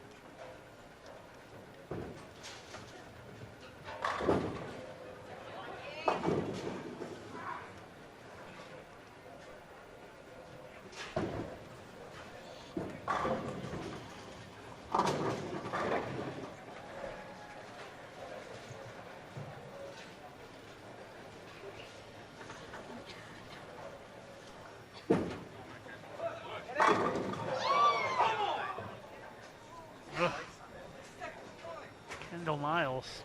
Not real happy about that 8-pin right there, and I can't say that I blame him. Bad timing, too. First shot in the 10th working on a double. That's the reason for the frustration.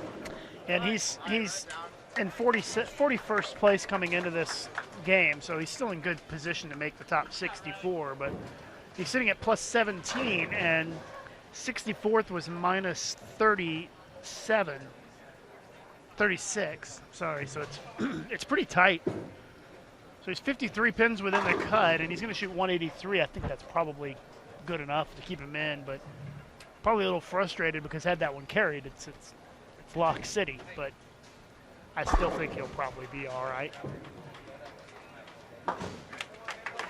But by the same token, these guys are trying to get as much as they can, especially the ones that are already in the cut number, to get as close to 16th place as they possibly can.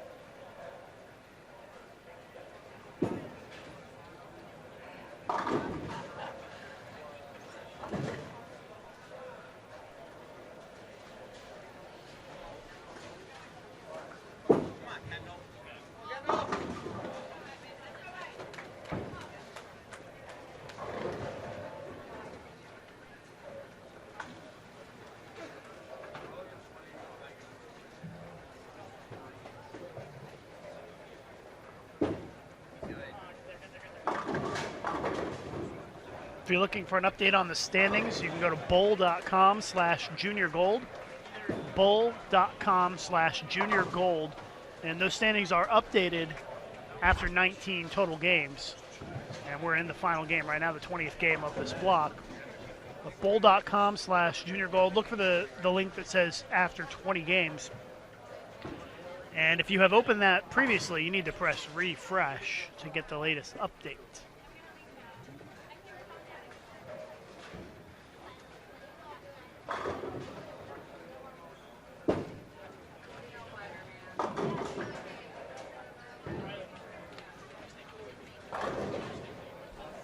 So our final shots of the day, and it's, should I say, of the squad. And A.J. Johnson has had a rough stretch here down in the final couple of frames. 4-9 split in the 8th for an open, and a missed 4-pin in the 9th for an open. So 205 in the 9th frame. He can max at 235.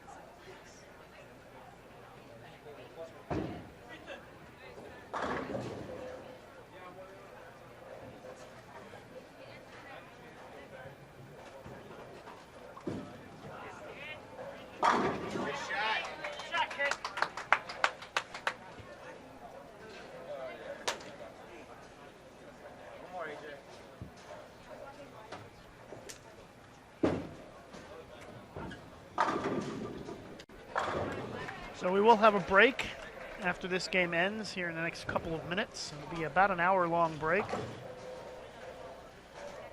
before we get started with the next round.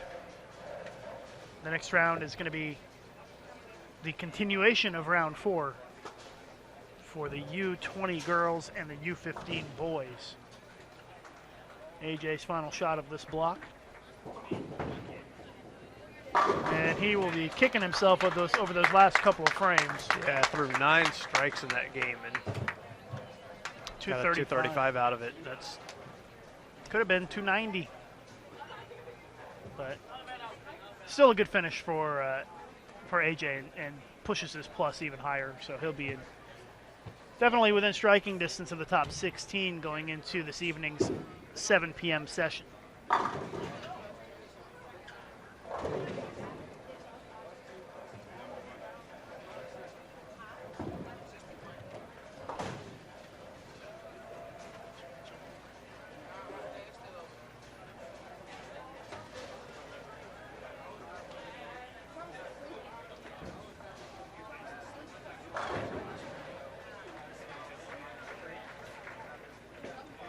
Tim Grundler covers his spare in the 10th. He's got a 158 max.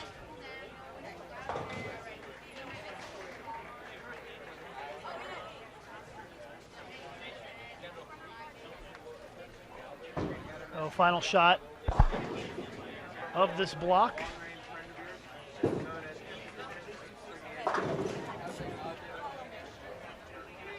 Well, at least we finished with a strike. 158 for Tim. So we've got a break.